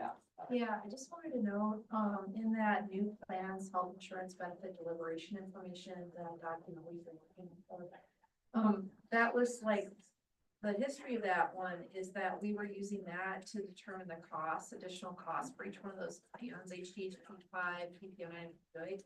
So the PPO 8 column, the amount for employee plus spouse, that was if the district covered at 1,125. But because we're covering at 1,081, those costs are gonna be higher. Okay, so this needs to be This is, recalculated, okay. That's the. Yeah, I just wanna make sure that's really clear. That's important. Yeah, cause PPO 9 is accurate with the employee plus spouse, employee plus children and employee plus family. I just checked that. HDHP with the ones in parentheses, the 1,023, the 865 and the 1,548, those are the ones that are accurate because that's the buy up to PPO 9. So, anyway, yeah. We just need to do this document needs to be cleaned up. Yeah, I think it might be confusing to say Yes. the additional cost, cause where we landed, I guess, that's the question is what that should look like. It's like in our recommendation. Right. Okay. Can we add in the 2 employees on this chart too? When you have 2 employees in the district, can we make that easily accessible to people so they understand it? Like that, does that then look like it's like basically copying this entire thing, costs per employee per month, it's each plan with 2 employees, is that right? Because you Just wanna like see a every row, option. where wanna it says see- yeah, you employee want- and spouse, it could be employee plus spouse that is employee. Maybe it's like I don't know how you represent it, but Yeah. like 2 employees need to know how much they're paying for each of these things.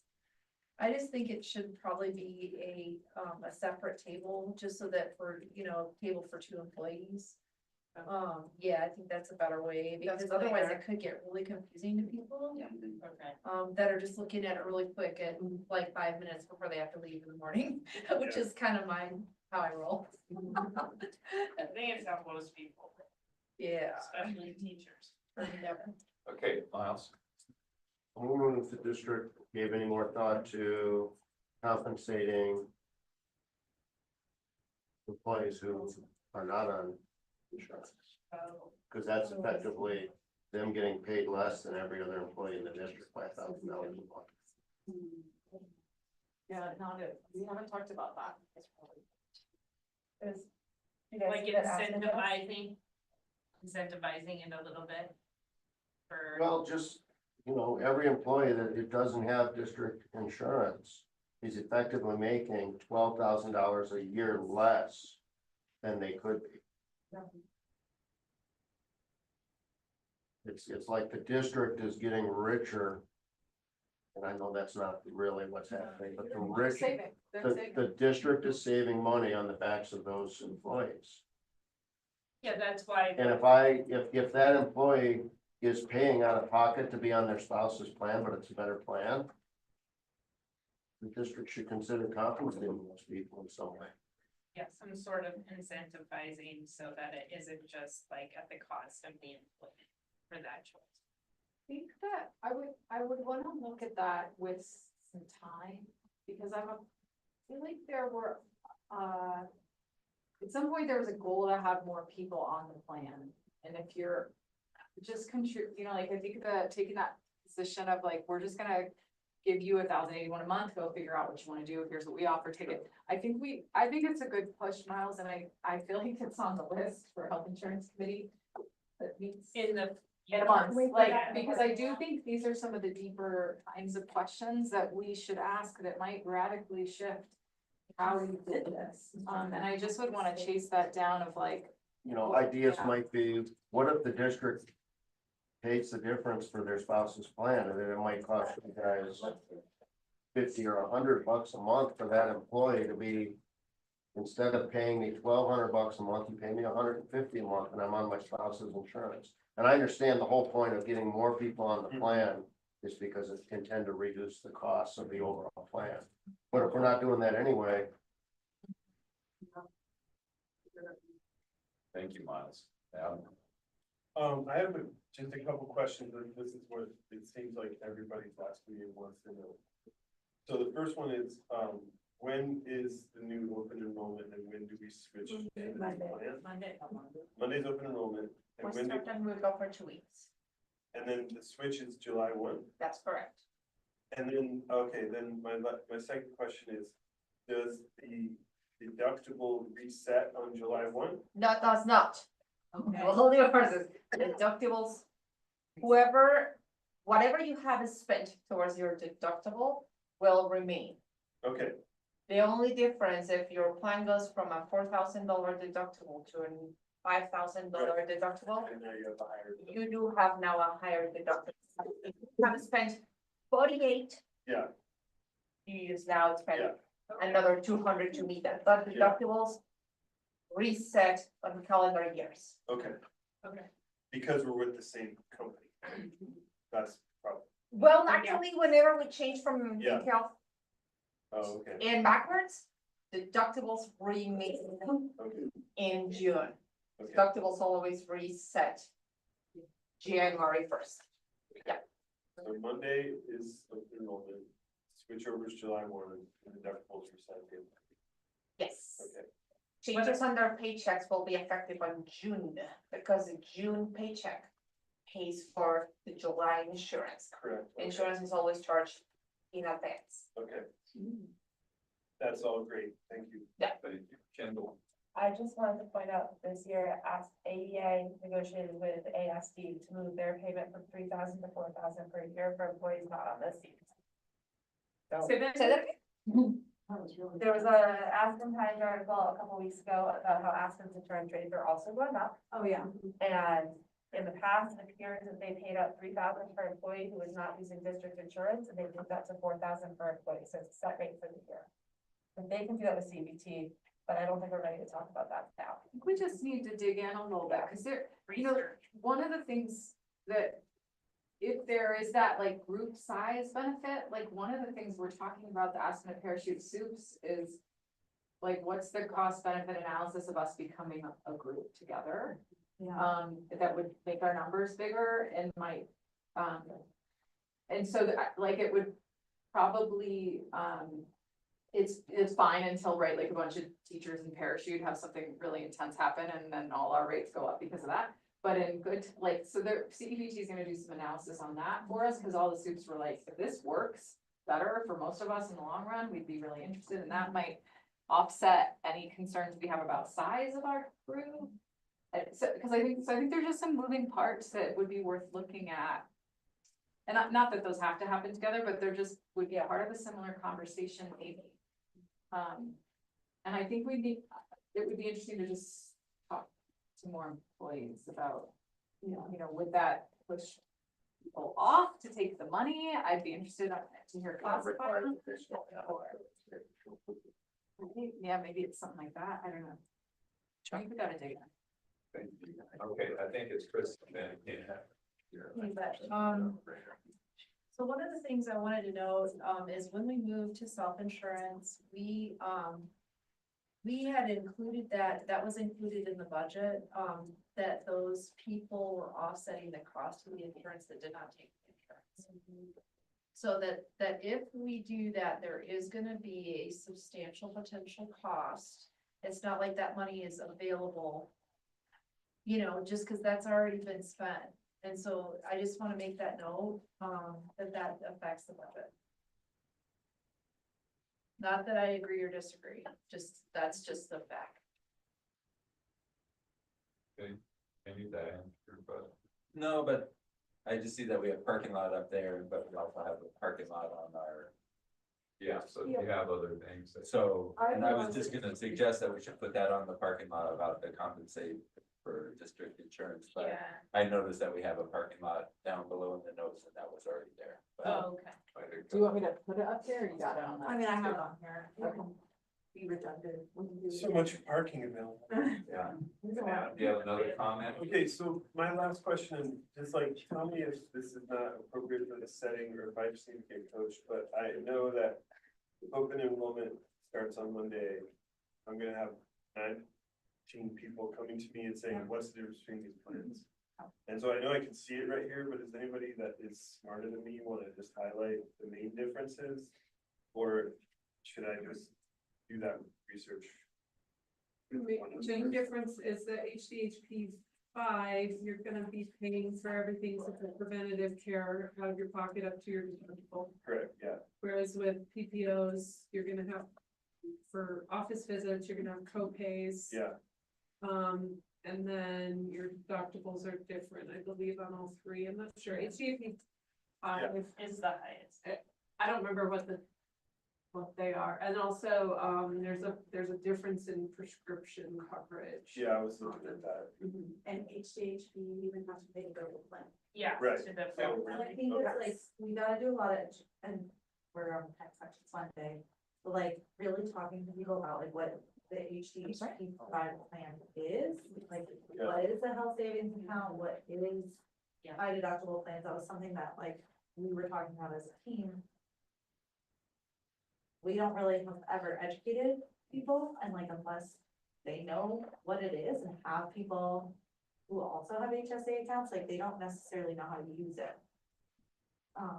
So just talking through with people, like there's not necessarily a lot more risk, it just depends on like what your health needs currently are. Like the high deductible plan would be good for like a single person who skis a lot and is generally healthy overall, but like. Unless you get Deductible is actually less on the high deductible plan than it is on the PPO 9. It's the same as PPO 8. And I think training It's just people like like, basically what you're gonna pay for out of your pocket. It's just upfront. It's pay. upfront, yeah. that. Mhm. and like we're all So cash that- poor. So like really utilizing that HSA account, like putting money into it on top of the money that the district would put into it. Yeah, Kendall, it seems like you would make a great, like, you could do a quick, like, 90-second video on it, because it seems like you really understand that column and its potential, but you also. What I'm trying to find is the reason why I first went on it is because Nate Adams came to GSCS and talked to us about it. And so if you could find his slide. That's what I'm maybe. looking for. I just think something is worth with HHB. I don't really want to be responsible for the tax part, but. The difference, I mean, if you're, Okay, thanks, sorry, Lisa. Are people on PPO 9 eligible for an HSA? No. No, it's only. You think you would be, because you think you have a deductible, but there's like a lot of legal parts. I got mad about that this year. One cool thing that's very different, given the information you shared with on you, is that if we are contributing the $348 of differential into the HDHP plan, people can actually use that to pay for the CPT clinic office visits. You know, if someone's like, I don't know that I'm gonna be there more than 6 times a year, well, your HSA is gonna pay for that. So like that too, you know, you would just have your HSA card, pay with that. So that might be a game changer for some folks who are like, I'm never gonna have a free clinic, to now know that they're gonna have, you're gonna have 328, 348, whatever dollars in there to start. Get you going to pay off those costs and pay for prescriptions and. Upfront? No, you don't get it upfront. I don't, yeah. So I don't get it. Like, would you get the HSA drop all at once? Would you get the differential? no. It would come month by month. Yeah, we have to approve it, it's a, yeah. But that doesn't change such thing, you know that. But if you make a claim that's more than what you paid in, they'll continue to pay out on that claim until, as you pay into it, they'll pay it right back out. In the HSA. Well, yeah, Okay, Christie. I added in the cost, for the employees, for the ones with, 2 spouses in the district. I just did Oh, cool. You, I didn't know the numbers on that. And Then just how many people like have 2 spouses? Or two full-times, I just wonder what percentage on our overall staff that is. 40 people, 40? yeah, Okay. So 20 couples. 20 couples. Okay. That's a lot. I mean, they're gonna need to see this. Yeah.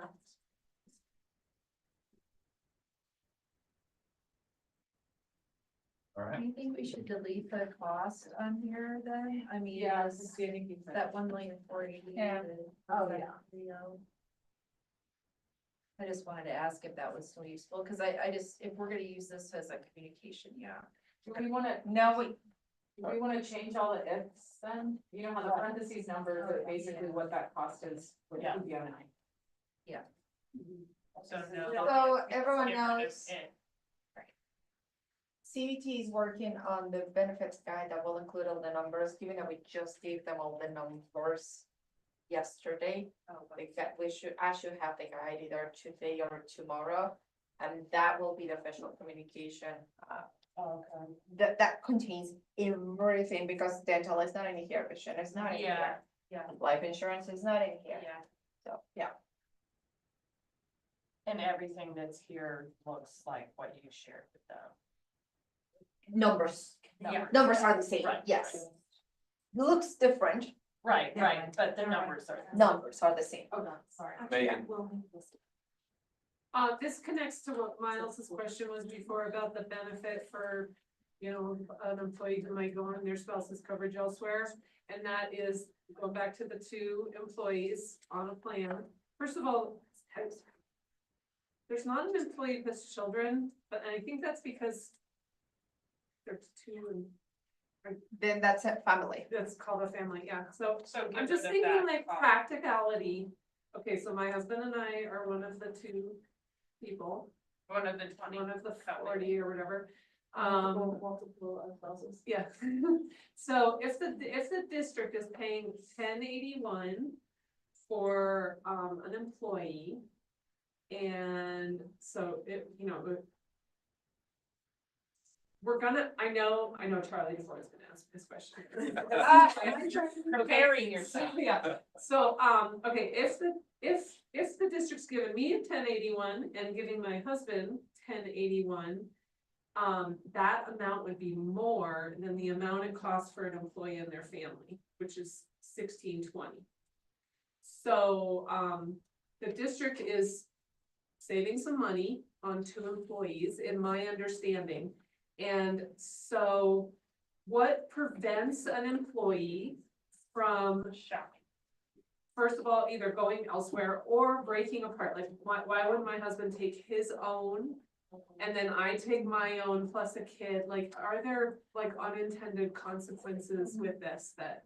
The map, Deductibles. remember that if you're on the top table, the employee plus family already assumes that we are also contributing 1081 on top of that 1620. Does that make sense?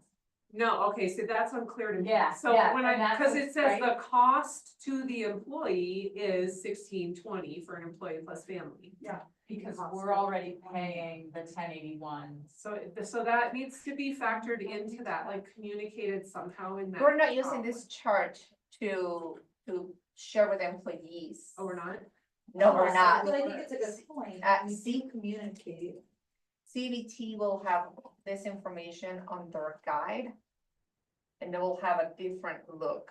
But I think we need a page similar to this, that, like, to Chrissy's point, when I'm running out the door and I'm like, which one am I clicking? I just wanna pull this up and I'll have to scroll through the whole guide to find it. It's like 28 pages. Megan, that, Something like that. that amount on the bottom, if you add the 540, which is on the table, that comes exactly to that amount. So if you take the employee,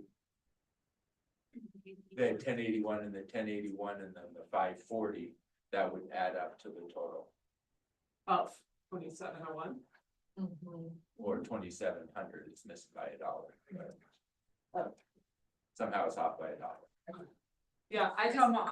I mean, it's fine with me. I understand that there's this, but I know we have this issue mid-year when we switched. I had people coming to me saying, wait a minute, what's the amount? I'm like, no.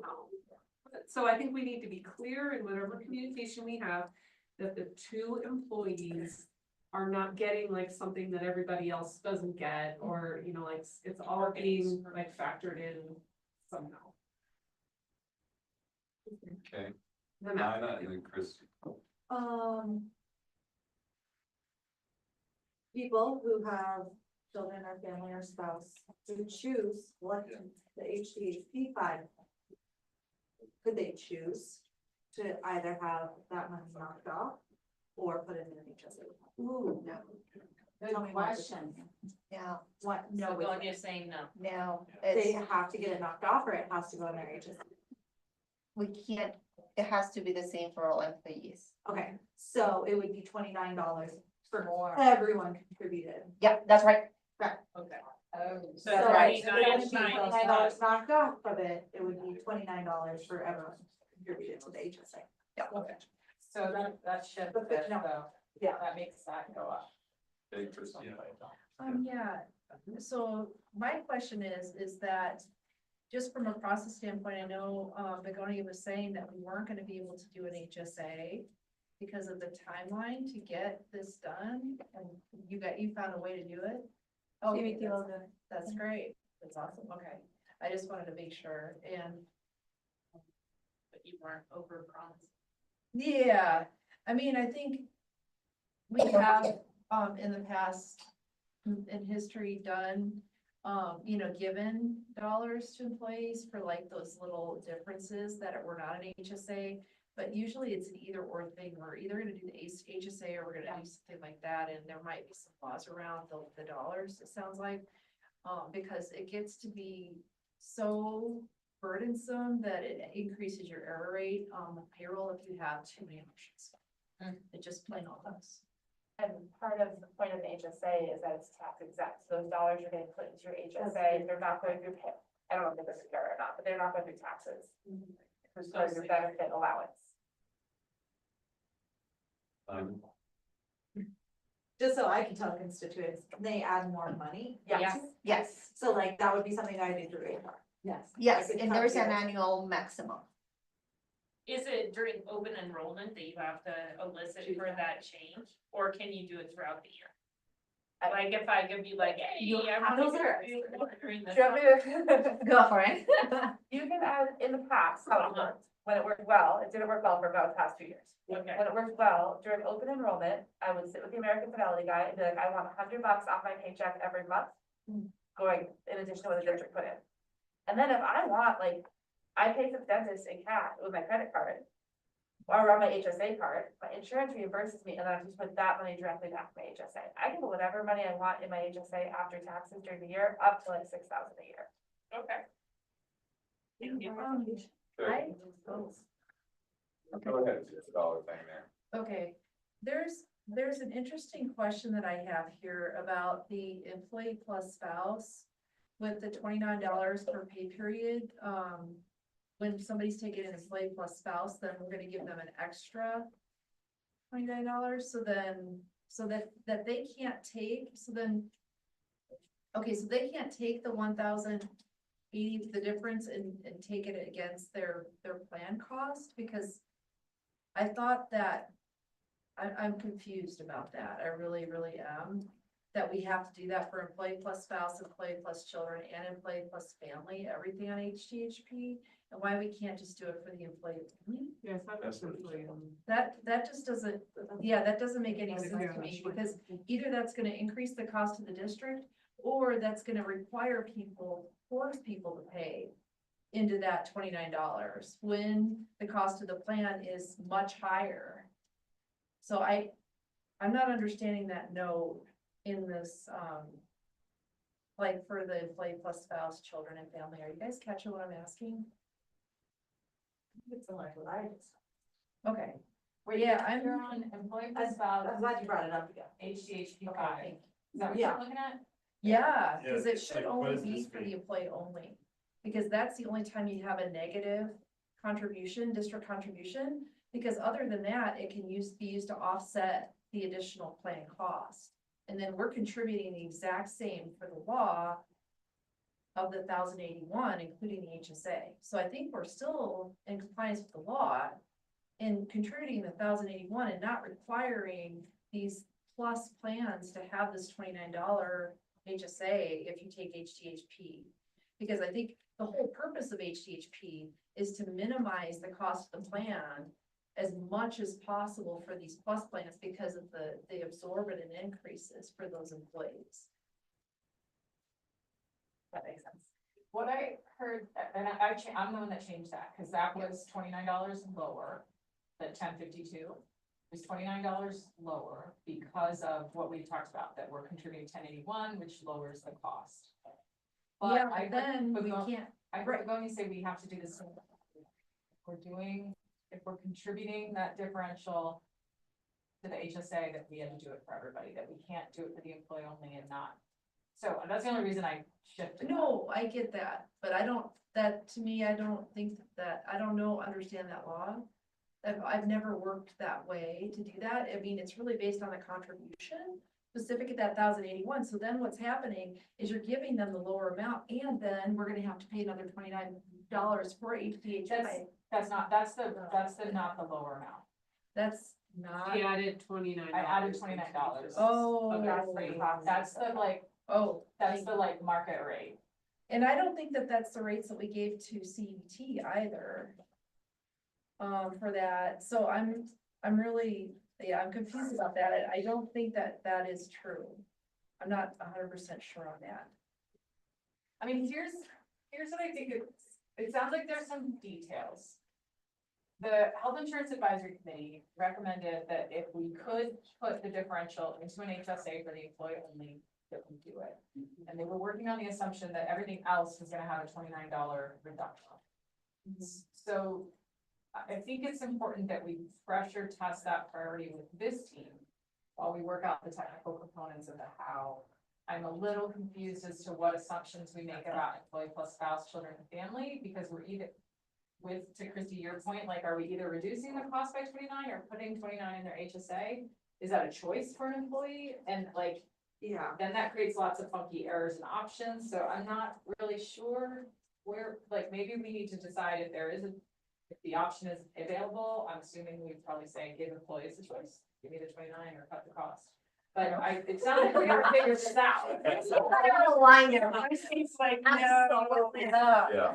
I mean, what at least the health insurance committee was very clear on was that 348, I think, the $29 per pay period for the employee only ought to go into the HSA if possible. And so maybe we just stick with that. We left that this year. We figure out the plus spouse, plus children, plus family. And it sounds like what we definitely can agree on is that somewhere that differential of 29 ought to lower the cost for them or go into their HSA. It doesn't go back to the district. Does that sound right? So I wonder if we could sit with that uncertainty as we work out the details before Monday. Before Tomorrow. yes. People talked about the HSA is a pre-tax. Yeah. Okay, and so I'm just wondering about, and I'm sorry to come bring these things up that are related to me, that I know they're related to other people too, but we will be retiring within a few years, and so we will have to make that decision about whether we have our health insurance come out pre-tax. And so I'm wondering if the HSA is an option for people who would be taking, if that affects that decision for people. You guys know what Yeah. I'm talking about? So that your insurance is covered with your HSA versus. No, I mean, No. we will probably be electing to have our health insurance premiums paid post-tax. So that it looks, and that's because para then will make it look like, it'll look like we are making more money through para.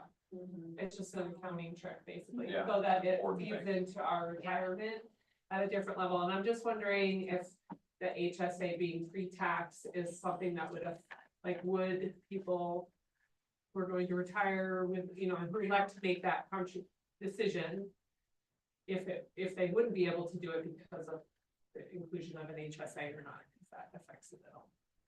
Chrissy, do you have anything on that, or do you have something else? Something else, I'm sorry. Okay, that's okay.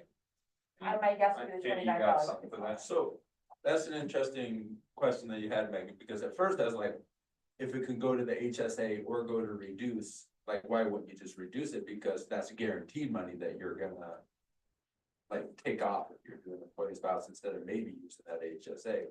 But the Oh, only, I want it in there. but the only reason I could see it wanting to not lower it is because then it's your highest average salary. It would have that effect, and that is a reason why you maybe wouldn't want to do that, but. Same with going on your spouse's plan. So if you're going on your spouse's plan, you're missing, like Miles said, you're missing out on whatever thousands of dollars going into your para highest average salary. I know it's just a small group, but it is something that happens every year as we have people who have to make that election. So I don't want it to affect them negatively one way or the other. I want to just at least know what it's, people to be informed if they have to make that decision. Christy? I just wanted to, give you the reason for my face. Is that, so I think that Begonia and myself and Anna and all the HR finance team have been working really hard to get some additional processes in place to make sure that we lower the error rate on all of these deductions. And we're just in the process of trying to implement that. And adding things to the system are to an already taxed team is going to cause the error rate to stay the same or increase again.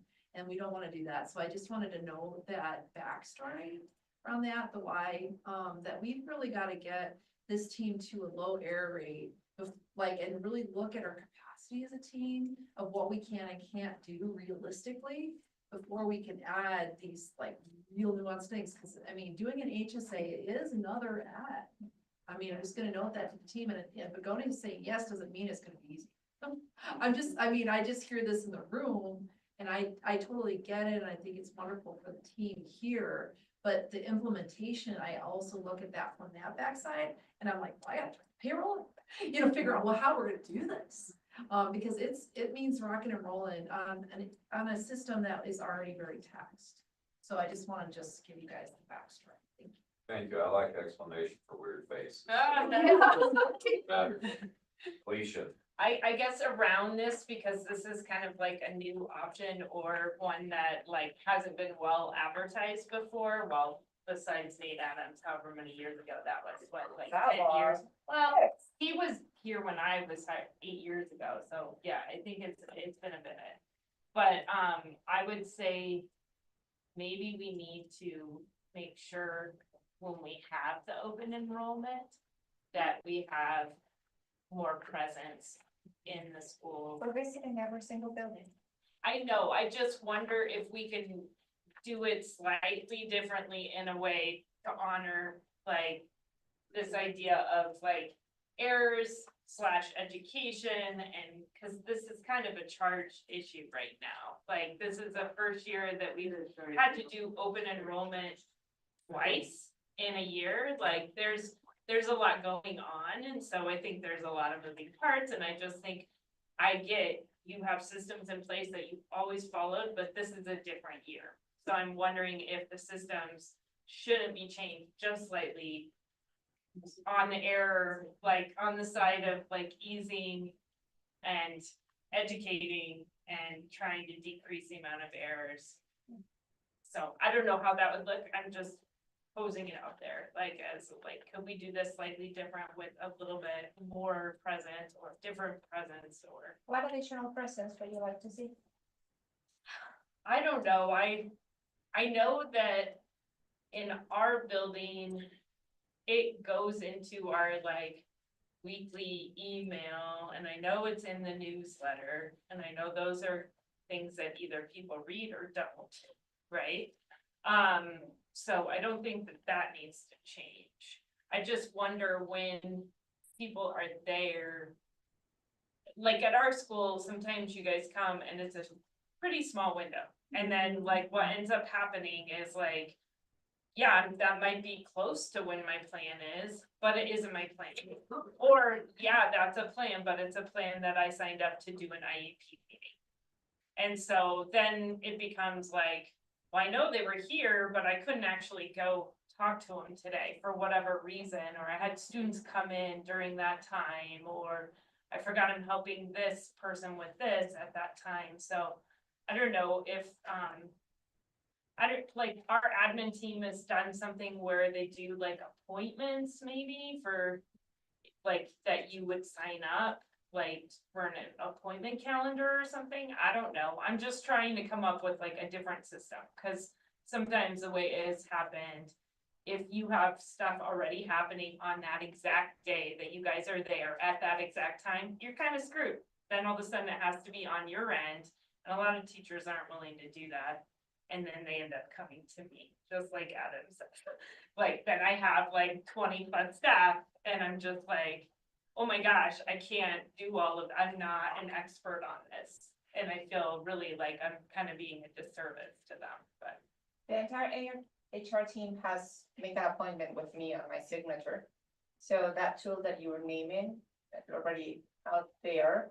Okay. So if people miss us throughout the next week, they can make an appointment the following week. And open enrollment takes place for 2 weeks, and we can still hopefully catch up with people. Okay, and then you think we could, like, still do it at the school, or no? People then have to come to you. Do you see what I'm saying? Like, so I missed my time, which is a lot of people. Google video, yeah. I don't know. That's what I'm asking. Those Like, I'm appointments asking. are usually virtual, and Okay, and do it all through Google Meet, so. Okay. Yeah, it's just things I can communicate when I have like the 20 staff come to me and say like, oh no, I missed that time. I forgot, I didn't read, I was gone that day, I was sick. Sure. What do I do now? I need to have these 3 questions asked. and that option exists not just for open enrollment, everyone has had it on their signatures throughout the entire school year. So whenever people like reach out and say, hey, what can I meet? Here is the tool, pick your time at your convenience, it'll show you my entire calendar and the availability.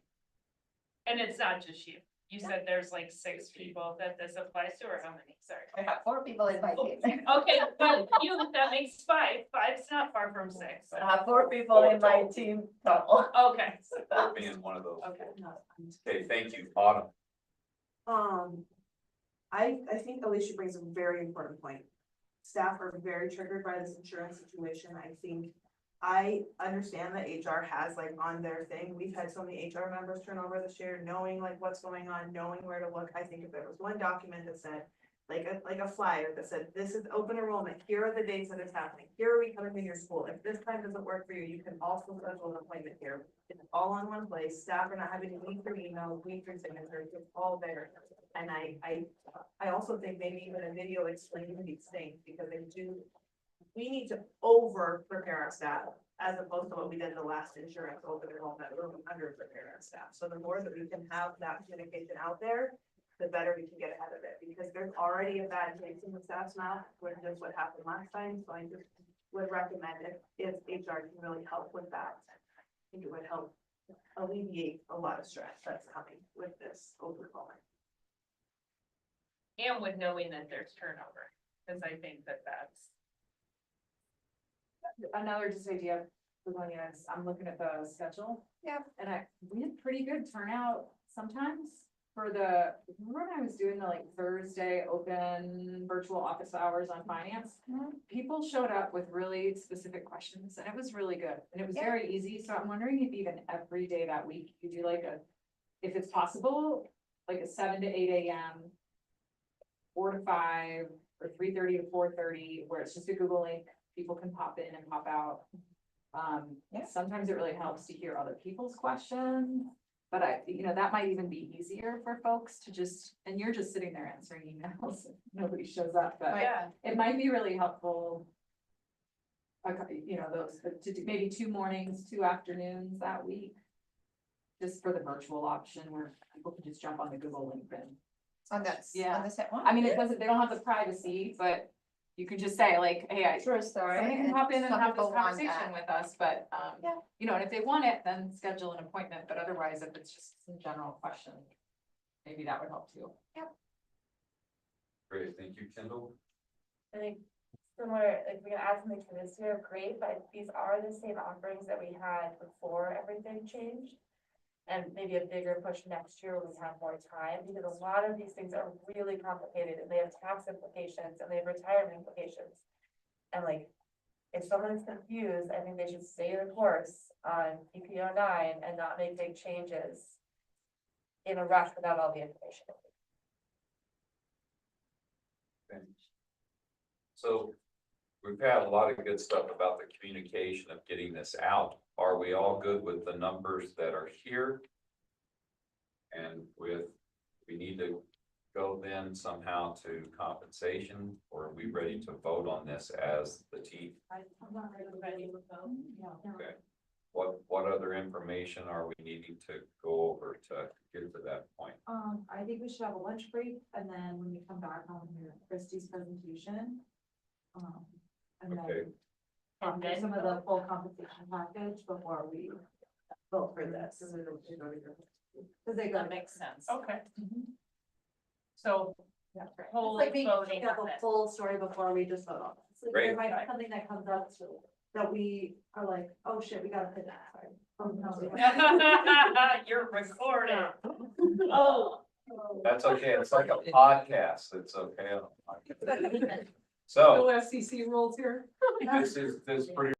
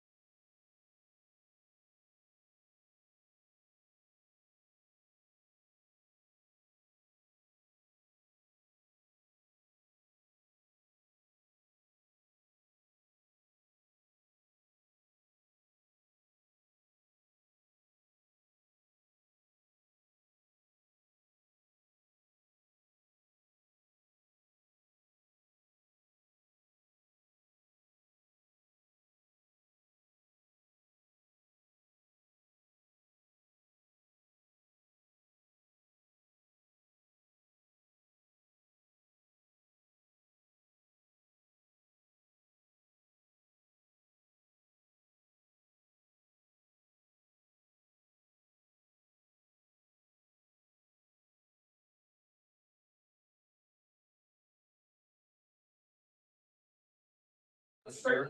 So I opened it up. Kids.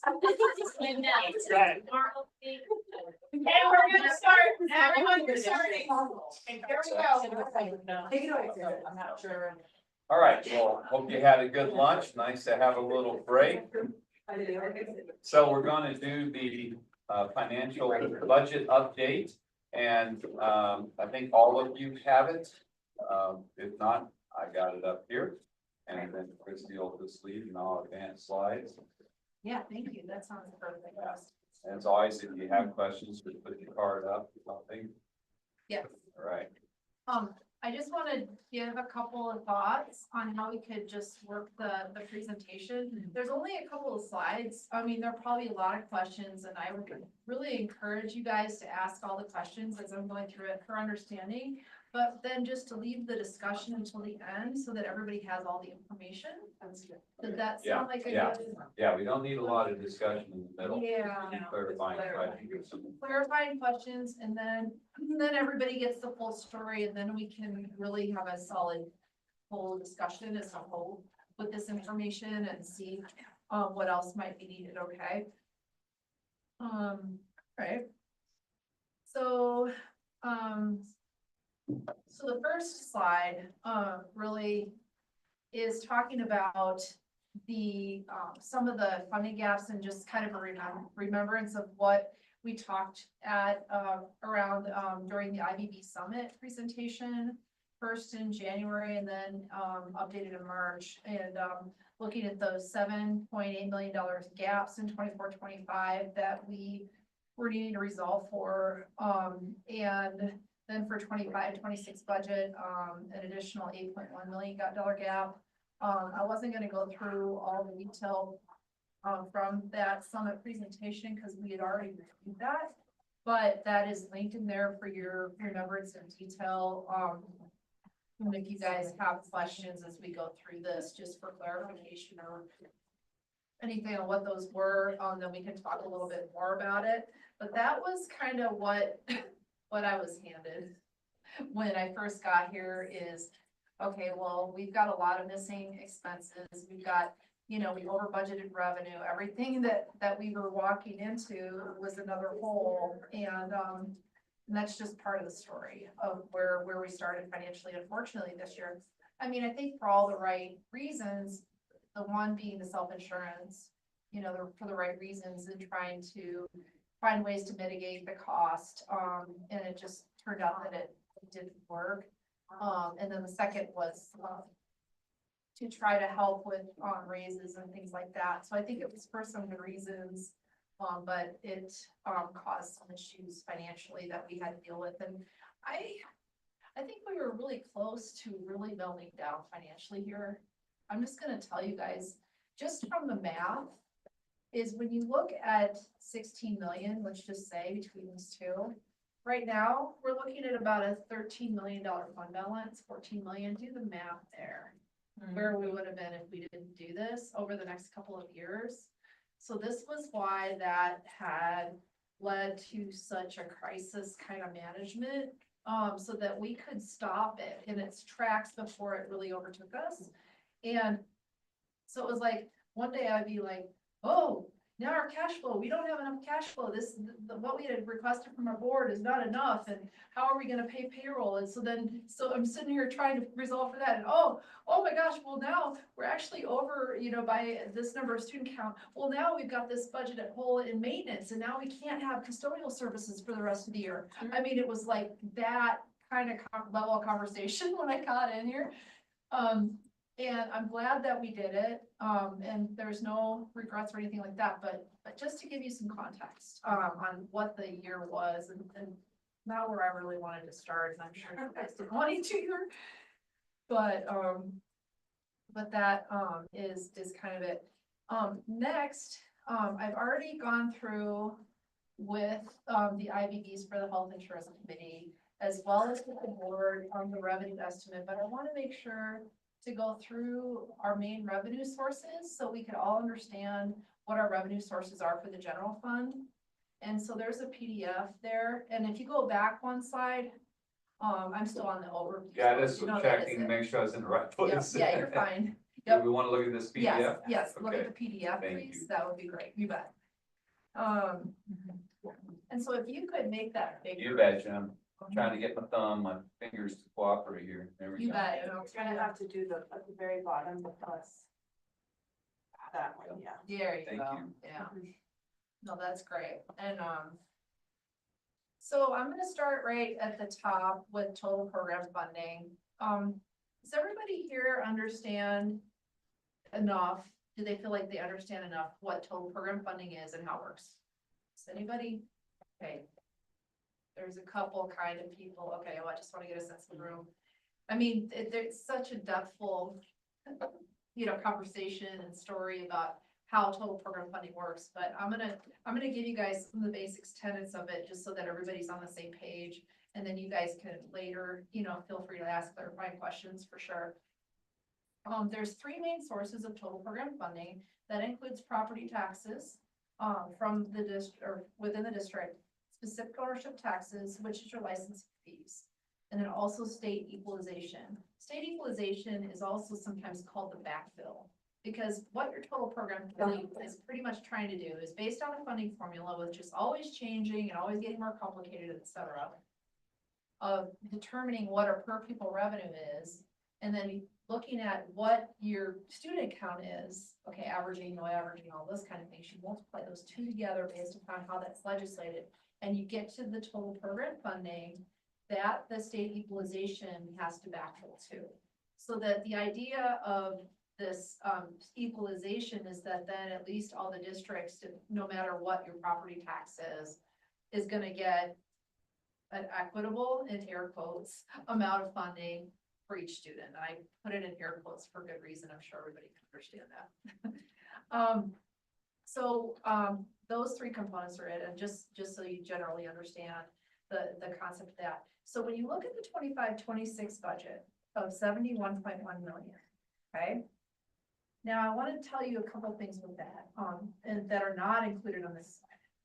The one thing that's really important to understand is that part of that, roughly about 8.5 million of it, is passed through to TRCS and CCS. That is their student account, okay?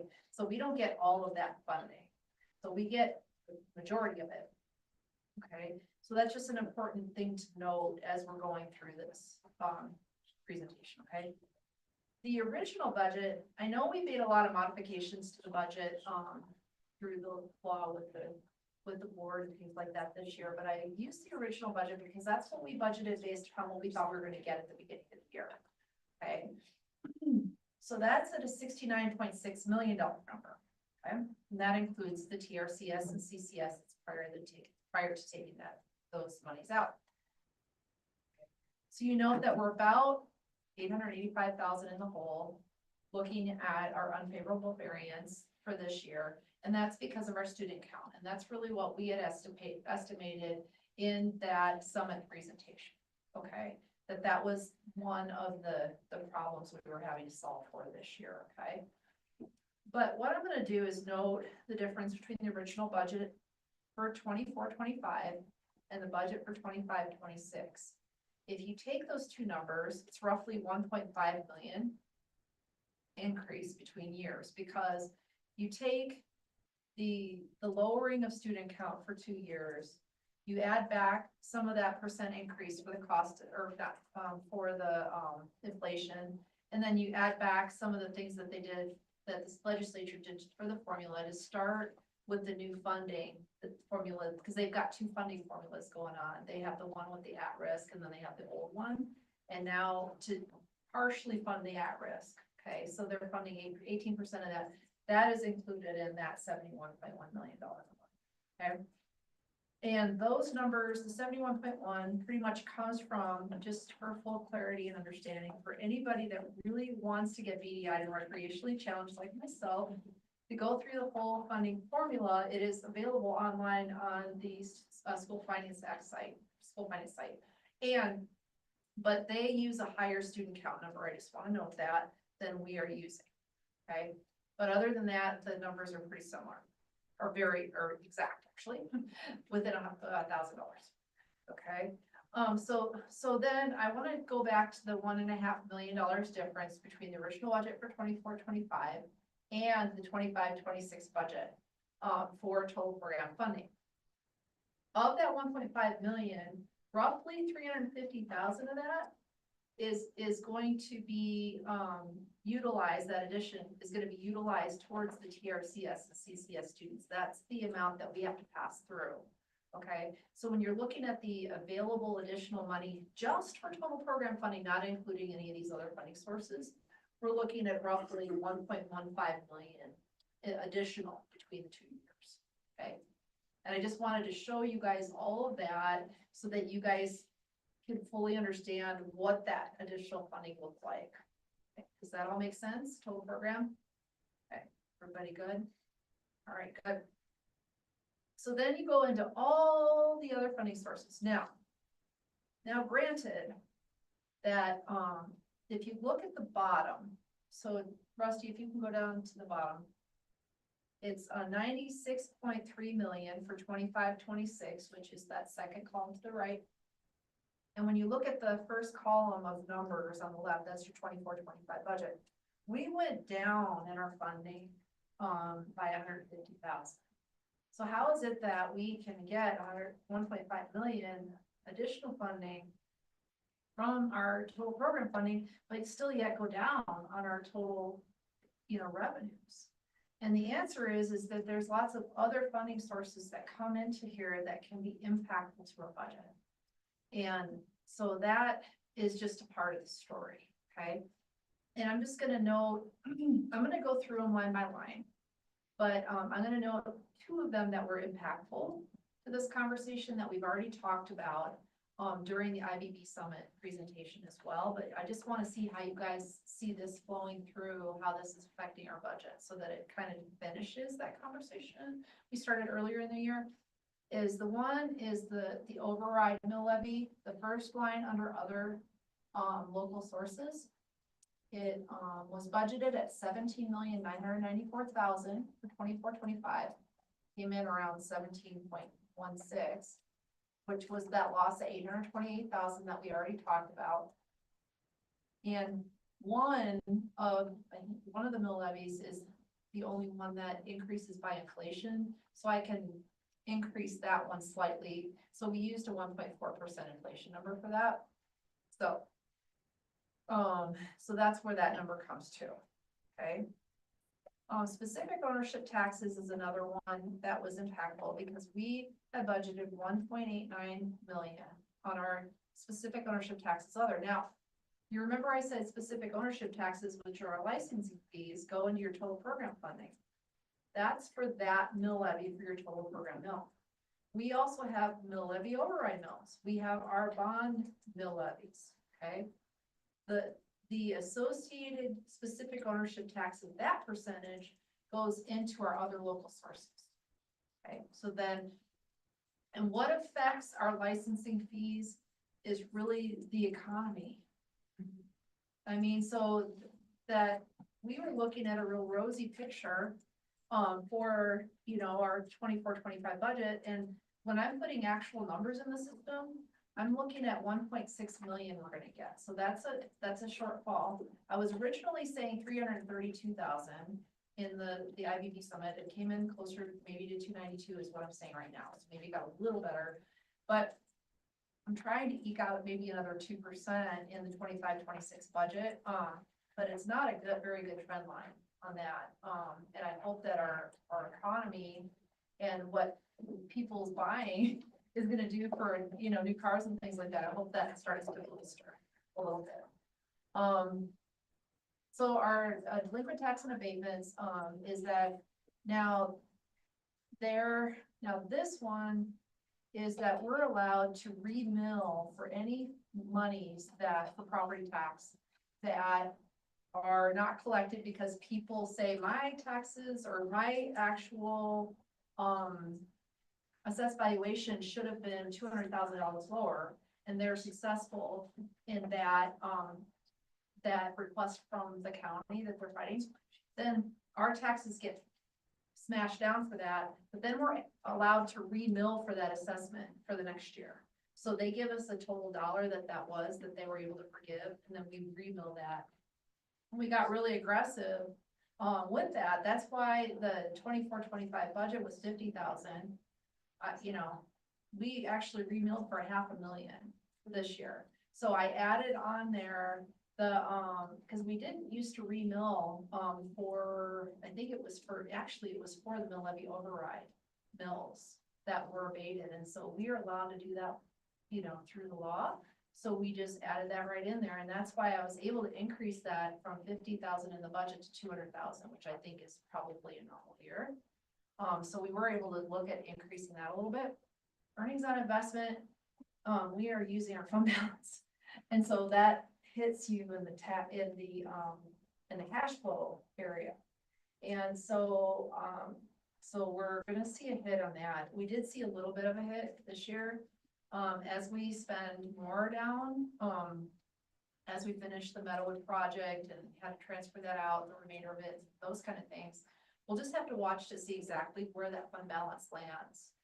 Because that's significantly gonna impact our earnings for the next year. But that's where I can feel comfortable putting that number until we know more with all of these overages we see for 24-25. Okay. So E-rate, the reason why that number is 0 in 25-26, because the E-rate dollars, instead of flowing through as a revenue, they're actually just taking it as a discount. So we lowered the budget for the technology budget for the next year instead of putting it in revenue. So it's netting out in the full district budget is 0. But just so you know that, other local revenue sources, we're pretty much spot on that. I don't see any problems there. That's things like, there's some BOCES reimbursements, for transportation and CEPA funding and things like that flow through there. Mineral lease revenues, 141,000, for the budget versus 222 budgeted last year. Those are almost impossible to estimate. They're based on these really complex funding formulas of how much mineral lease monies become, is available. And so that's where we're budgeting for the next year. We've pretty much level funded our state sources for right now until we get additional information. That's really where we need to land. ALPA, we believe that some of our ALPA funding is going to go down the next year. So we level funded that compared to our budget. So that's 536, 559 for the budget for 25 versus 535. So it's pretty close. And I hope you guys really had a nice nap during lunch. Is everybody still listening? Yeah, we're with you. Okay, that's so awesome. I didn't have a nap though. Yeah, what about a nap? I know, We're whatever you need to stay like really super focused on this. I mean, because I know how fast I'm talking like somebody that's in an auction, but anyway, I'm trying to, I'm not a teacher, you guys, but I'm trying to be a teacher, so, and I know we're with a bunch of teachers, so I try to throw in some stuff. Okay, good. That keeps you kind of rolling with me, okay? Okay, fantastic. Federal sources, once again, level funded, that makes it super easy discussion because with our federal sources, everybody in this room understands what's going on with the Department of Education, with the president, with all these things. What we've heard thus far is that it looks like our funding for 25-26 is going to remain unscathed, so to speak. But then 26 to 27, it might be a different funding story. But thankfully for this year, it looks like just level funding that I think is a reasonable approach, especially given that we're a declining enrollment district right now. Okay. Christy, can I ask a clarifying question? Yes. Sorry, I'm going to ask a clarifying. Oh. Has the state come back with if they're gonna continue free lunches for all? If they last minute change that, will that impact our budget? Good question. That is a super question. We have not yet gotten to the point of analyzing deeply enough with our food service fund of what we're gonna be able to do. We might have to shift that in the middle of the year. And we haven't made the final decision on which way we're going to budget that fund. But it is gonna be impactful, as far as our processes and as far as our kids, but as far as how we're gonna actually handle that as a district, that requires additional conversation. So I'm sorry. Did they take it away or are they? They're talking about it and they're also talking about, right, putting something on the ballot. Yeah, it's basically underfunded right now, Right. and so they're looking at a ballot initiative this fall, so we're trying to track that, and that's to like, so how do we budget? Do we plan that we're gonna lose that and start having to charge everybody halfway through the year? So we're still, it's a little bit, still trying to sort it out. The food services fund is actually completely separate from the general fund for the most part. So that's where we would try to tackle that. Whether any sort of shifts this fall will have an impact on the general fund, I don't know. But it's definitely something we're aware of, but there's not clarity yet, and I don't know that there will be until that ballot initiative comes back. So I think the ballot initiative is meant to backfill it. And yeah, so I think we're kind of watching and waiting. And it's interesting because the uncertainty for food nutritional services right now is the state, not the federal level. No, it's a great question. Thank you. No, and Because that's it's a state decision, right? To- It's both. It's actually Okay. both. So we get some money from the federal, gosh, I'm gonna forget which department it is, but, is it, I thought it was that, yeah, that does food, like the federal free lunch program. And then the state of Colorado makes up the rest for Healthy Meals for All. But I think whatever they funded when we passed Healthy Meals for All in Colorado, has been overspent, stay under budget. So you can see, when you look at, where we got hit, on these other sources besides total program funding on our revenues, it was really under the other local sources. That is really hitting us, harder, and I think that there was things that were over budgeted last year. And maybe some of the items in our economy is maybe potentially looking at a recession and getting a little bit lower on our specific ownership tax. And our earnings on investment and using our cash are the three drivers that really hit this district, on the revenue side, on the general fund for these last years, this year and next year. Okay. So if you want to go back, Rusty, any questions on this first before we go back? Do you have a moment? Yeah, I have a question. I wanna, like, most of this besides the federal is like, what is current? Like, this isn't gonna change, right? Like, these aren't like proposed hypotheticals, or are these like actual numbers that were given from the state or whatever sort, you know what I mean? I guess, is this an approximation, or is this like a concrete number that they gave you? That's a really great question. Thank you for that. And I'm gonna phrase it a little differently to a little bit broader, if that is okay. Yeah. What I'm gonna do is ask the question of what can potentially change between now and the end of the budget season in this document. Yes, okay. Is that Yeah. clear? Yes. Yep. Okay, so the one thing I'm gonna say is that the state legislature has not yet approved the, School Finance Act. Okay.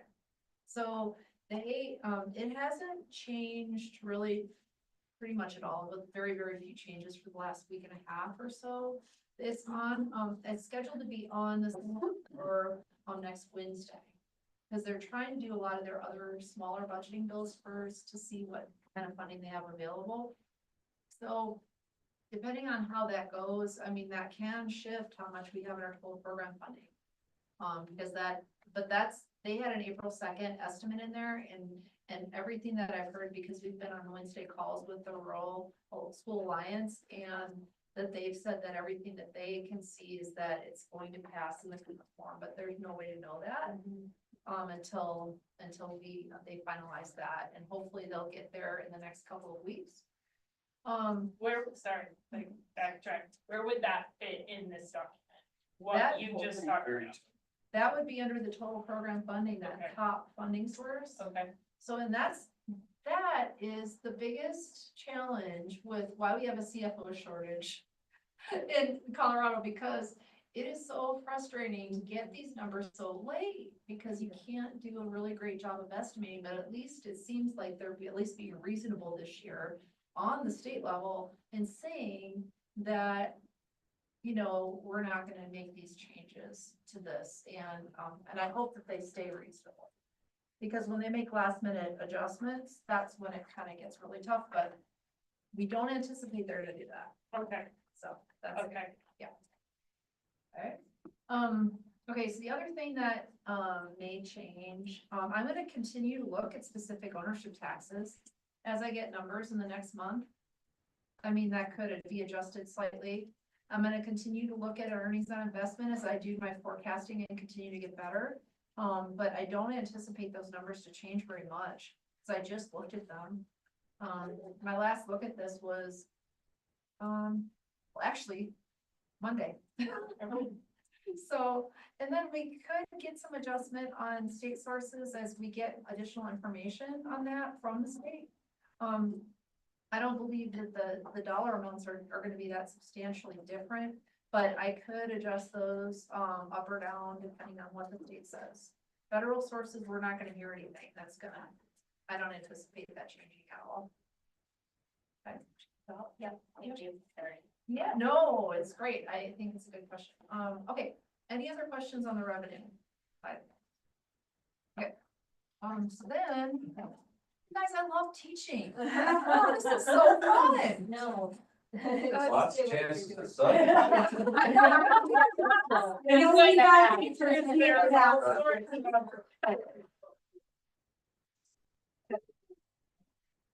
But really great part of my job. I really do love this. Okay. So then, slide. next slide, yes, please.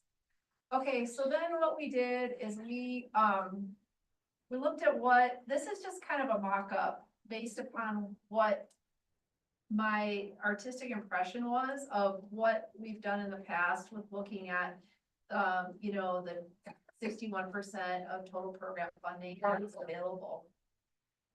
And when we looked at the revenue, I just want to note a couple things before we do this. The reason why we're calling it a mock-up is because this isn't really based upon the reality of the situation, because the reality of the situation is we had negative money. So if you look at what the revenue says between the 2 years, we're at a negative 150,000. And if you take off what the TRCS is going to get of that, then we're at a negative 500,000. So this is just a mock-up, you know, to try to, you know, I mean, I'm trying to conceptualize that. I've tried to be a good listener, right? I don't know if I did a good job or not. You guys tell me if this is what you guys used to do. How you guys kind of came up to those calculations in the past of what that would look like. So I took the numbers from the revenue budget of the 25-26, the 71.1 minus the 69.5, and I came up with the $1.5 million number we talked about already, with that difference in total program funding. I took out the charter school pass-through, which we talked about, to get to about 1.2 million in total program additional funding available. Okay, assuming that money is there, which it really wasn't. We had to get to a lot of cuts to do this. But the 61% additional would have equated to 729 for health insurance, salary of para this year, just because of the situations that we talked about with those gaps. Okay. And this doesn't even take into consideration all the gaps. So, and there's a couple things is that I don't know if this is correct in assuming that all the total program funding goes into salary and benefit increases, because it's not necessarily accurate or practical for that to ever happen, because how do you even like account for things like, for example, utilities going up for inflation, simple things like that. So I'm not clear. That's one area I'm just not clear on, okay? But I'm, you know, that's why this is a mock-up. It's not a reality. I just, because I know you guys were asking. I was trying to do the John Madden accounting the last time to get where I thought we had been, you know, in the past. And so anyway, trying to put it down for you guys this time. And then, the second point was the one I already stated, is that we have lower monies available than we did for what we thought in 24-25. Okay. Any clarifying questions on this one? I'll keep going. Can we just have, Sorry, yeah, I I just just need a pause, I need a pause, and think through it. Okay, think through it. Okay. I guess my question is, so the 25-26 TPF additional total. That's how much our our total revenue went up by? Yeah, compared to the original budget for 24-25. So we have an additional 1.2 million coming in to our budget. Or like on For the this total school program year. funding line item, Yeah. excluding the local sources reductions that we saw. Yeah. We actually have 158,000 less. Cause that's what the When you point take of the into other account all those PDF sub was. areas. Okay. That first, But that doesn't 1.1 is just that first bullet that was, or the first area that she had in that PDF. But it doesn't actually mean that we have that additional money because we have spent Other. money on other things this school year to make up for errors. Well, we've spent money, I mean, this doesn't include any of that expenditure category that we've had to solve for. This is just revenues. Yeah, and it doesn't include any revenue except for total program funding, so it doesn't take into consideration your interest earnings going down and your specific ownership tax going down. And, all those other items like the mill levy going down. So, so there's other things that we're not taken into that's why I was saying incorrectly assumes, because it's not really a reality, and that's why I'm calling it a mock-up, but I was trying to figure out like how this 61% worked in the past, and like, even if the point is like getting past the concept that we don't have the money this year is what if we just, instead of try to solve for, making sure that people didn't have to pay for their health insurance, what if we took a different approach? What if instead said, we're not gonna solve for this, we're gonna give them the 1.2 million and have them solve for it? I think it would have put people in an impossible position, given that, just for the health insurance, it would have costed an extra 1.75 million to get to PPO 9 instead of 1.2. So that's what I'm trying to show, is like like looking at the history of it and trying to like honor that history of what people are used to. And with this huge paradigm shift this year, like going into like crisis mode solving, what would it have looked like If we had it. Yeah. Okay, so this is not actual money, we get to it. No. Okay. But we'll get there. We'll get there. But I think Not there yet. not there yet. I'm kind of getting excited. Stay tuned, stay There is tuned. money. I mean, and I think that this was really helpful as Christy pulled this together, because I think conceptually, it's made sense, like, I don't know how fair share works in a declining enrollment, declining revenue place, and this kind of goes to show how it doesn't really make sense when other revenues are declining. So I think but it felt important to do the work and look at it and understand it as a team. Because again, I think it's like a parking lot thing, is how do we do this? And we have some, as you know, we have made substantial cuts so that there is funding, that there is money beyond to get to some better health insurance. And so we're gonna look at that, but it didn't come through a fair share, it came from cutting. Yeah. Okay.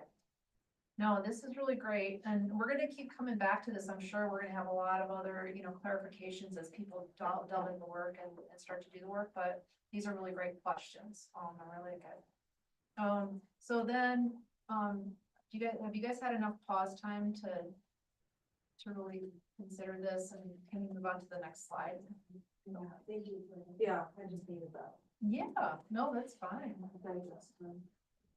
Okay, so then looking at this proposal of what was put together, good, bad, or indifferent, and trying to, get to a step at the minimum and getting to some sort of a health insurance increase that didn't require people to have to pay into an employee-only plan, and then plus then subsequently adding on PPO 9, okay? Our original target was 2.8 million. That we've been talking about. And I know originally we split that into the 1.3 million and the 1.5, but really it's 2.8 total for salary and benefits is what we were trying to get to. Now we added in the 250,000 for PPO 9, so that brings you to 3,050,000. Okay. Then you take out that health insurance for PPO 9, which is how, to Rusty's point earlier, is how the finances for how, like the plan chosen really significantly impacts the available funding for raises. They just go hand in hand because there's only so much available funding. Is then, that's available district-wide after the health insurance was 1.3. And that number, you know, that was as far as we could go without really getting deeper on those cuts with additional positions. And we were able to do things with it through attrition and just to, you know, keep class sizes the same, which I understand is not ideal. I know that we want to lower class sizes, but just trying to solve for things to get to a reasonable spot financially. That was really a big push to get to that point. And then looking at the 61% for certified, that would equal to the $793,000 number. And that's just using the historical figure again of 61% to honor that, like how people are used to seeing it. So the rough estimate would be if what a step would be just taking the 75,000 average salary times the 1.8% step, which is probably a little low. On the certified side times your para amount, because para is 22.85%, times 15 employees. That's, you get to more than that 793 number. So that with what we have to play with this year, I mean, we would have to look at, you know, doing something different with that step to be able to fund something different on the salary schedule. If that makes sense. Someone else has a question, Chris. Yeah. I thought when we were looking at, spreadsheets that the average salary was a bit less than that in the 60s. It was. Is this a number you just kind of grabbed as a rough estimate? It So if it's is. actually like 68 or 67 or whatever it was, then doesn't that leave more room for steps for? It would, I did, and actually mostly Laura had done a lot of work on the scattergrams, over the last couple of days. And when we were looking at the average, what I believe is the right number is $75,063 or something like that. It was 75 something. Does someone have that pulled up? Yeah, that's a significant difference from what originally was on there. Why is it such a difference? So maybe we can dig into that a little bit. That's totally Well, fine. the number comes from, I don't know how it comes From from CEA. staff housing, our staff housing thing uses the number 75. As their average. I'm not sure how it's calculated, but that's. Okay, Kenny, at 68,000, it would come out to 774,000. That number, Oh, along with the parent too. using that. Yeah, using data, that it would come out to formula, okay. 770. What's the EES, 515 EES? Employees, sorry, that's my, Oh. yeah, sorry, I have these little, you guys are gonna get used to the Christianisms. Employees, employers, employees. Why MM per million of dollars? I'm sorry? You use MM. Oh, I noticed that. yeah, MM is million, yeah. Yeah, but he's asking More why. than 1 million. Yeah, it's. Why not MIL MIL? or a. Yeah, I knew it was millions, but I was just trying to put it, you know, literally together in my brain. I'm sorry to distract. We don't need to explain that, Christie, that. It's fine. Well, MIL can get really confused with mill. Million, Yeah. It's derived from the Roman numeral M, which represents 1,000, so MM literally means 1,000. Okay, good. I had that one in my mind, wondering about that. Okay. See, there's reason. I just always think a millimeter, couldn't, but I also am a science teacher. Oh. Yeah, gotcha. So, and that's really the whole presentation, and then, like I said, is that we did revise the sandbox too, so we have that available for discussion too. Okay, Megan. I'm wondering, so this, our group's task was to look at the overall compensation package. And I know we've talked a lot about health insurance, we're talking about, and we have talked or kind of looked around a little bit at our salary schedule. And, para is another part of our compensation package. And I know you have that written in there, 1.2285 para. You know, that's a percentage of an employee's package, so it varies for everybody, right? The amount that the district is putting in is more for people who make more and less for people who make less. It's always 22.85% for every dollar. That's what is the set. Right, so I'm just trying to think about that, you know, quantifying the total package. I know the salary is also different. The health benefit number is constant for every employee, but the para and the salary are different for every employee. But I'm just, I guess I'm trying to get at some kind of number, but you can't get at a number, right? With a percentage, because it's a percentage, like to try and to think about representing a total compensation package to staff, that needs to be part of it. Yeah, it's a direct cost associated with additional dollars of salary, which is why it's added. So that's why we have to include that in the cost of a, you know, a step increase or a raise of any type. Yeah, I understand why it's in there. I'm just thinking about representing it to our constituents as far as this is the total compensation package you are getting, because that was our group's task. Do it for an average. And you could show somebody with an average salary of 75,000 a year. The para benefits are 15,000, 17,000. You know, like you could do a general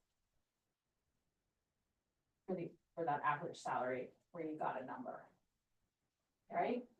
You could do, yeah, I mean, based upon the average salary, you could say that this is what the additional, like, it would have to be for certified average, whatever that number is in the sandbox, or whatever we decide. Is that correct?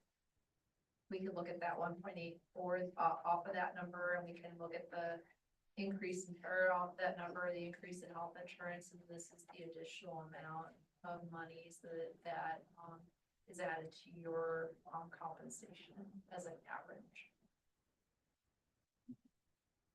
What other part, employee compensation things might we be missing? I mean, I know we have like $2 in life insurance, or actually, I think we pay that. No, we do. So what, are there other things monetarily that would be considered part of the compensation package? Yeah, it's like the life insurance is actually one, because that is $3.50 per month that the district pays. So that's 42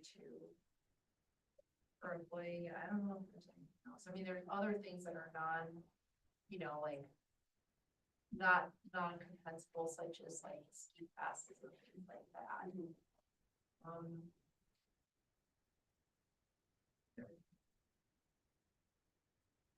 And the para amount would be constant for all districts in the state. So if we're doing a comparative look at how we compare to others, maybe then that wouldn't consider, because that's not something that changes from district to district. If we're kind of comparing, oh, look at our total compensation package compared to Aspen, say, they're gonna have the same para percent as we will. Yeah. But their health insurance and their salary are gonna be different. I would agree. I was just thinking, Megan, if you were saying you were wanting to do it for the individual, maybe that's what you were just wrapping up. You could take your individual's compensation, multiply it by that 1.2285, and then add 1,081 times 12.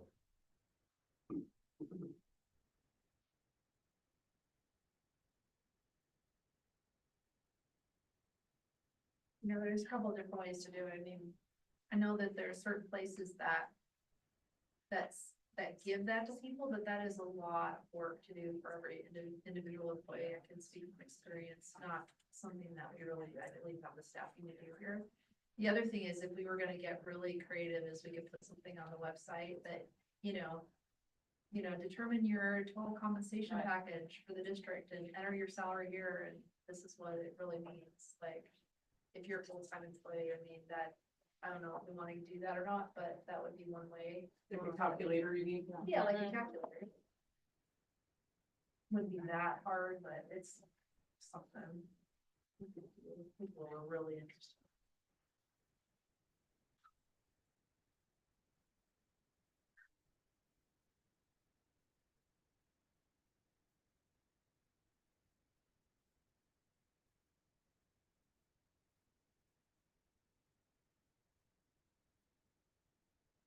Questions do you guys have specifically about this presentation? What is not resonating? What is resonating? What makes sense? What doesn't?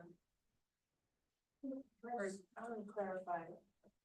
I'm gonna do a teaching vote on it, repeat back what you said. Oh, that's awesome. I understood it correctly. Yeah. So when it says 61% certified, that is 61% of the whole that's going towards the teacher pot. Is that what? 1.3 million. Yeah. Okay, just want to make sure I understood what that's. Thank you. And so the remaining money we expect would also go to step increases for classified and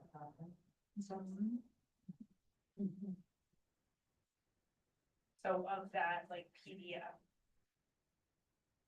The total fund balance or whatever. Total fund balance for, okay, say that again. So like the 61% comes off of that.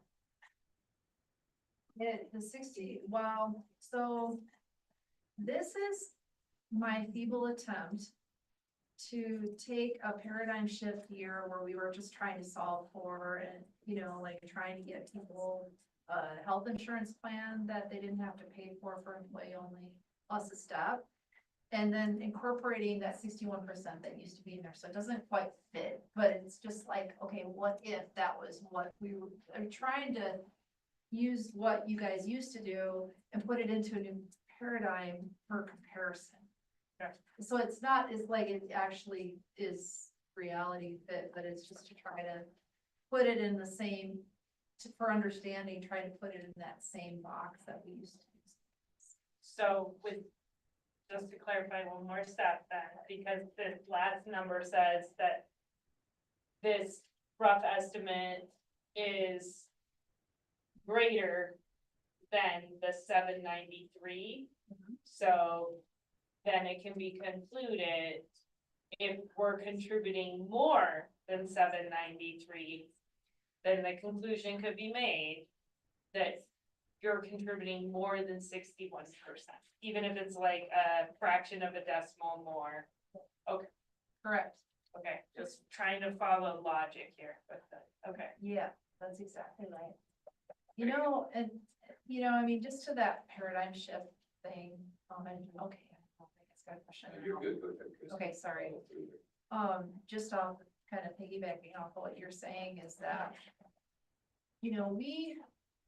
I think there's a lot of paradigm shifts happening, like, but at the legislative level with the multiple formulas, it's like, really, should we be utilizing a formula for total program funding that now is more based upon at-risk and all these other different factors to align with how we're gonna, like, determine how much money is available for raises.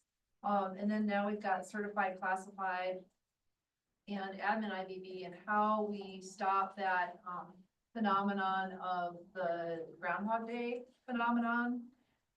I know I used to work in RE2 as collaborative solutions, where we all kind of came together as one group. I don't know how much Rusty you've worked with that, maybe. 4 years in a row now, I've been working with.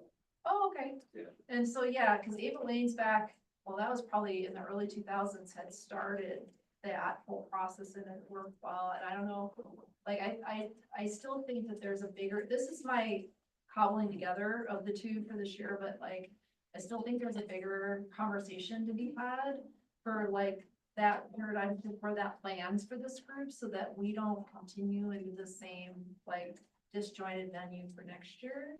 I don't know how everybody else feels about it, but that's just my thinking, my takeaway, from some of this work. Your question was answered, you okay? Heather? So that was one of my questions about the paradigm shift is if, yeah, like it's a bigger conversation because it sounds like you're saying that living by the 61% number is not a great formula to follow because of all these other changing factors. But then for the purposes of this information today, were you trying to like make it fit so that we would be like, yeah, we're getting our 61% and some maybe, but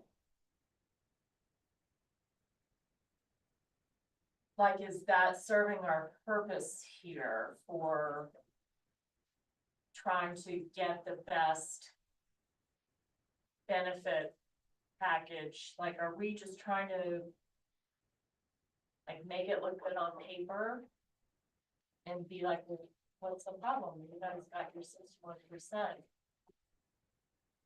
I'm just wondering, I'm just wondering if, I don't know. Does anybody else know what I'm trying to say? I think Anna was following him. She was that. I was, Heather, cause I think you're naming a really good point, and I mean, I think I'm following you. In that, in the past, their share was a percentage of new money, right? And I would say, at least for the last 5 years, don't know how accurate those calculations actually were. And I don't believe they were based on proper numbers, right? But that's what we did, right? And that was an agreement to try to, right, and talking to Shannon, that came in 2000 to try to really answer the question, like, what is fair for certified staff?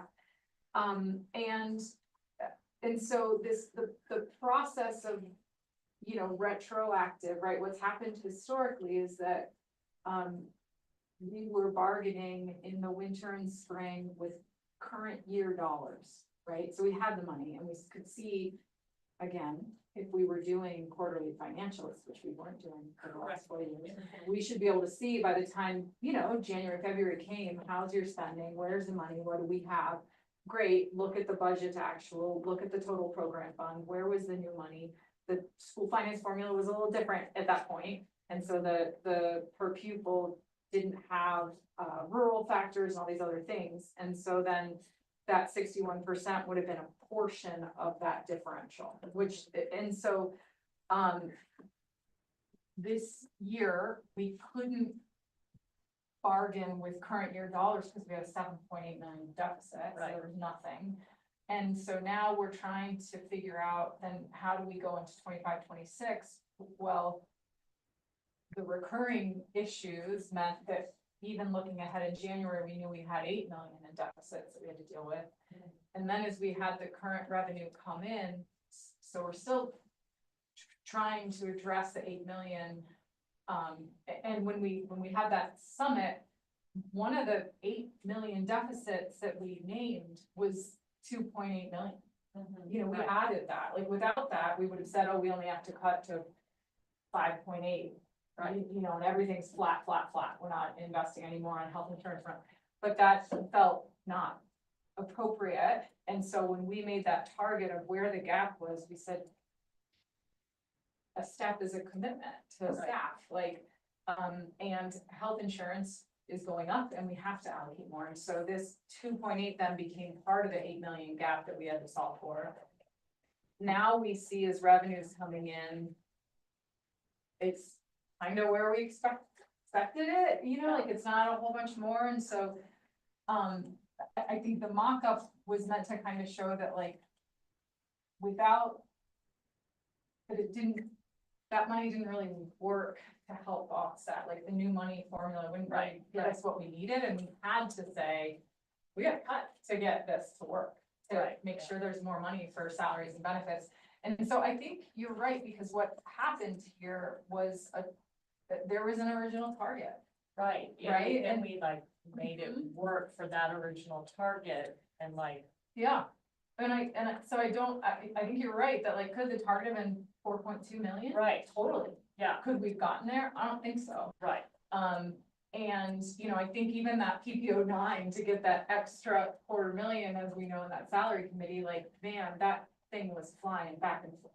Right. That thing meaning the target of are we over, are we under, as budgets start rolling up and we're looking at revenues and we're looking at the school budgets getting turned in, we're looking at department budgets coming in. You know, and everybody's been like pushing and doing all the things to reduce and make those cuts. And so you're right, you're right. This is an arbitrary number. And I think it's, as Chrissy said, kind of our best attempt. And I don't think that the 61% by itself is inappropriate as we move forward. I mean, what that number was based on the certified, of all the money we pay for salaries, about 61% of it goes to certified. And so I don't know that that's wrong. I mean, I think at some point we have to go look at the math. But that had been it was a percentage to say when there is new money, when there's money to be allocated to salaries and benefits, 61% is what certified's portion of that. And so you're right, like when we kind of have this arbitrary, here's what we ought to target to cut to, in 2.8, then, and of course, as you saw, and this was the error that we tried to course correct, was we just went ahead and said, okay, so that's 1.3 that's COLA and 1.5 that's health insurance. And it was a good push to say, hey, time out, you made that decision for us, back it up. And so that's kind of, I think, where we are. I hope that explains, but I just want to No, validate it that what does you're explain, saying and I is feel spot on. maybe I'm like just going backwards in the thinking and I need to just like accept that the number is 2.8. I think there's just still a part of me, like when people ask me, you know, like, who got us to the 2.8? Like, isn't that something that we should have negotiated? That's where it just still feels like it was just like, the number was just given. Totally. But I understand, like, there was a lot of work to get there, so. No, I think It's probably going backwards, but I appreciate you. I think it's a really good push, and I think it goes to, and you guys, like last year, I think Eric asked this question where he was like, I don't no district does it this way. And I remember asking him, well, how do they do it? Where does the number come from? And he was kind of like, well, it's kind of presented and then it's negotiated, and like, I think that's, to me, that is the question that we have to answer moving forward in a declining enrollment district of like, how are we gonna get that number? Because if we base it on that mock-up calculation of new money, like, there's not gonna be any. Right. Like, if we continue to decline, that's not gonna work. And so I do think that like, this was our best effort this year, and I think we have to grapple with that. And I think it's worth looking at other districts, looking at declining enrollment, and I do think to the salary team's work, there is, and to some of the ideas that were kicked around, that I would really like for us as we head into next year earlier than this, to define competitive. If competitive is defined as not meeting or beating inflation, let's name that. Let's make that the target next time around. Right. Do you know what I mean? Like, I do think that work really matters.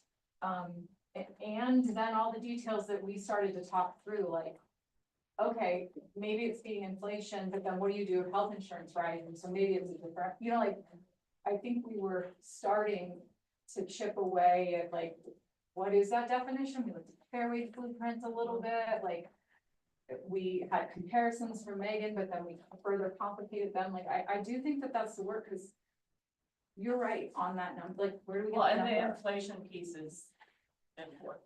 It is. So, Okay, Thank you. great dialogue, Megan. Yes, yes, the, fair share has not been something that we have followed, every year for a while, actually. It has varied historically also, it's not always 61%. And like, I think when I first started, it was more like 63%. And so it has gone down, but there have been times when it's dipped below 61% as well, so. And, there have been times when the fair share agreement was suspended because there is no way, like in this kind of time, there's no way to continue with it and still promote. It has served as an ideal. Like, it's our goal, which is, you know, something that we used in our salary comparisons too, and what helped get us through the levy was like, we wanted to be in the top third of our comparison district, so. And similarly, that's how it has functioned more recently. And also, we talked last year in our salary group, and, you know, this is the same thing as, it's not something that works all the time, and so I think work for the future will be determining how that may work, if we want to have some kind of formula, or if we want to go with like the other districts that are just like, we present something and then we work at it, you know, which I think speaks more toward positional bargaining than an interest-based bargaining, and that's why the 61% was originally developed, was because it was building trust in a time when the district had mismanaged a lot of money, and 61% was there to say, okay, well, this is a number that is fair. So, I'm wondering if you have more, or is this is it? That's it. So I'm wondering if, now, if we could move into our solutions, our, you know, bargaining, like, where do we go from here? Yeah. Can I respond to Yeah, something Lisa? earlier? I totally understand that the 61% is a tradition for when we have had new money, and there is no new money. And I hear the question, why, you know, who gets to pick the target or the benchmark? Why can't that be a step, an experience step on the salary schedule, paying you for your experience and the cost of living adjustment that is accepted by the community, the standard? Why can't we start with that? Well, you guys picked the target 2.8. You said, okay, let's start with a step. Let's start with, one step for everybody, and let's see if we can make it work. Like, there's no new money coming in, so we gotta carve it out of the budget. So we did that.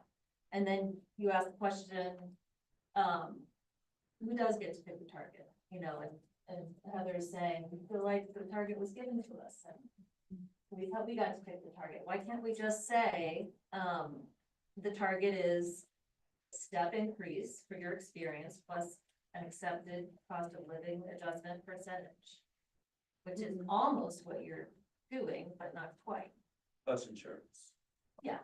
You're Plus saying moving a forward? standard. Well, yeah, ideologically or philosophically. Because that doesn't take into account things like when you want to work on the master's 40 plus 15 or something like that, say you wanted to work on that part of the salary schedule. You want your group to be able to say, okay, we want to target money to that portion of the schedule, to the early part of the schedule or whatever. And that doesn't always factor in with just saying, okay, we're gonna go with the cost of living increase. And also because there are other things that have to be paid for.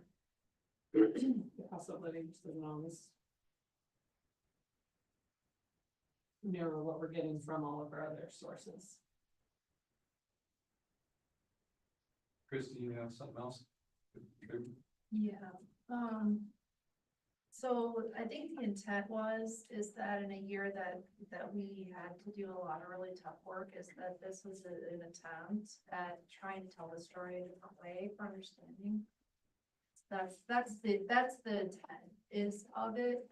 It's, you know, and I think that 2.8, as we were looking at the budget, I mean, we started there and we saw what, like, then we were listening, because part of this is part of my understanding of kind of how everything worked too with that 2.8 million, is we had to start there. We were scurrying and it was really kind of fast and furious and really insane.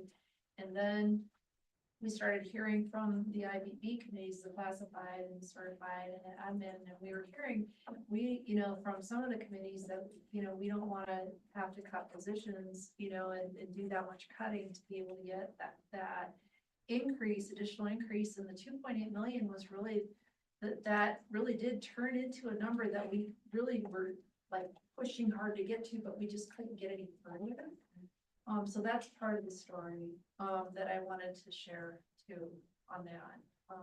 Even though that's kind of where we started, it was just like, you know, really that was ended up being like a finish line kind of goal, like, you know, at the 11th hour and 59 minutes. So, so that's part of it. But the other thing I wanted to know too, that I think is very useful for this group, that I'm gonna just open up. It just sounds like there's two outstanding items that we really haven't been able to resolve. One because of some pretty severe issues this year, and another one because of some process issues that we see with the Groundhog Day effect. With 3 different IBBs, that it seems like that we don't have all the information because our fund balance is pretty low to be able to move to even more aggressive in revenue. I don't know if I feel comfortable. I don't feel comfortable increasing the number of students estimated or doing, because we could get ourselves into the same hole that we just got out of. But perhaps, you know, now that we do have quarterly reporting, and that was one of the other things that we accomplished this year in the finance staff, and I know that that is a low bar. It might seem like a low bar, but for me, I'm like, yay.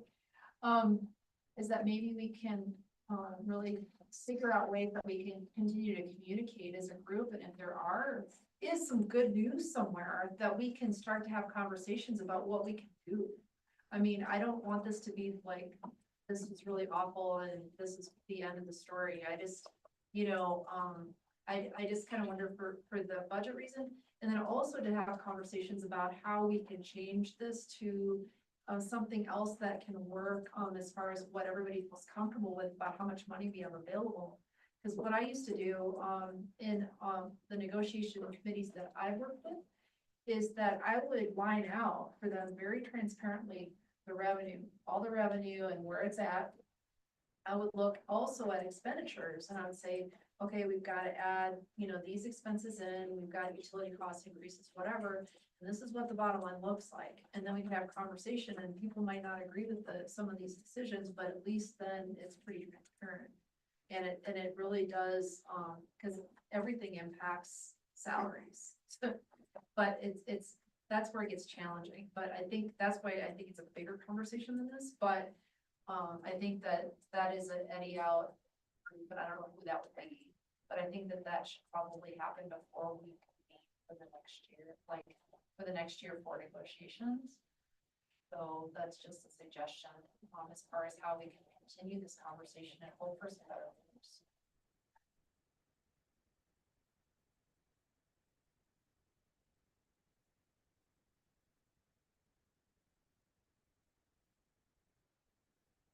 The question though that Megan asked, which is like, what now? I think that it is getting to that point where that you guys get to have that conversation about what happens with this funding. I mean, is there anything else, Anna, that you? I mean, I think the intent and the updates to the static plan were to see how far this almost 800,000 could go. If there are, you know, the pieces, Megan, that you brought up in like the bottom right section of the, you know, where our priorities are, and is it worth adjusting anything on the salary schedule to meet other priorities? And I know a lot of work's been done, Christie, from you and Laura, to get that kind of cleaned up, so I don't know if it's worth working with that a little bit, or, yeah. You know, I had to, and I don't even know if I'm on the right one, Christy, that if that's helpful, but I think that that's an option, because I think what we need ideally to walk away with is knowing where guidance from this team, I would say confirmation from this team that PPO 9 investment is right. And then I think guidance from this team on with this 800,000, where that goes, and if we want to adjust the salary schedule. And but then I want to name that, like, that's all making the assumptions that, like, based on the, like, can we work with these numbers? And I don't know that there's time to further negotiate the target with where we are in budget development. So I just want to name that as well. Heather? I mean, I don't wanna beat a dead horse, but I just wanna bring up that, you know, people are still saying to me, why haven't we sold the superintendent? You know, that's like over $1 million that could be used into the budget, and so, I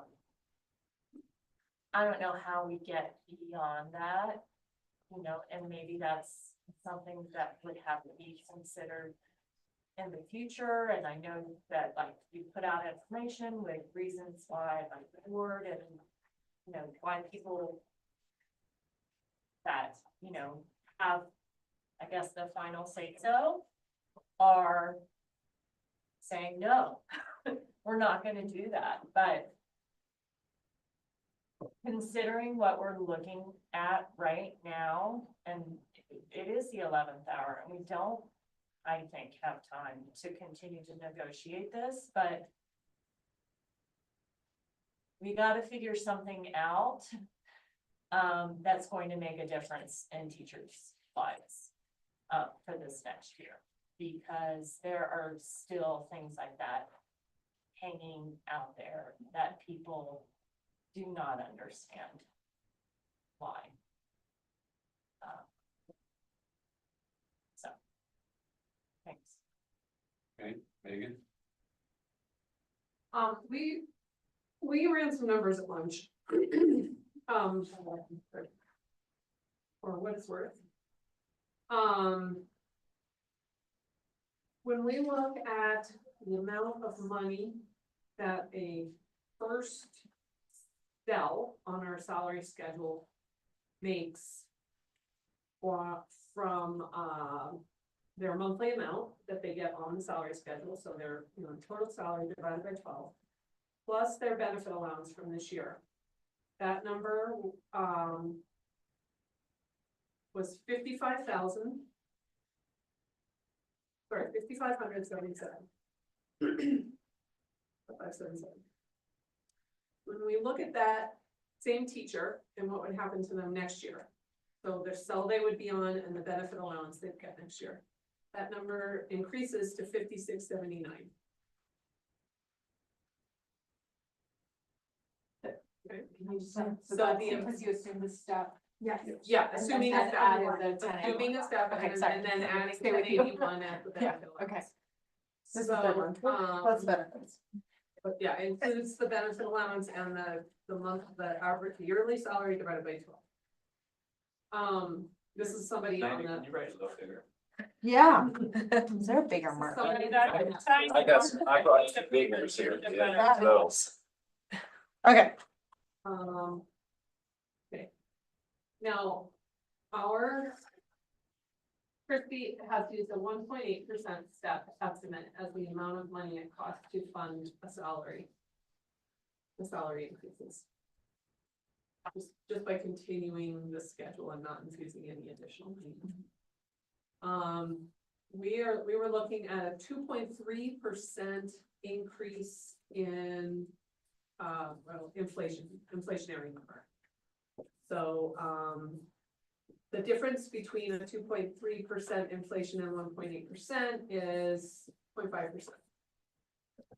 Plus 0.5. Minus, you could do minus. Maybe Wait. just draw a line, Dinah.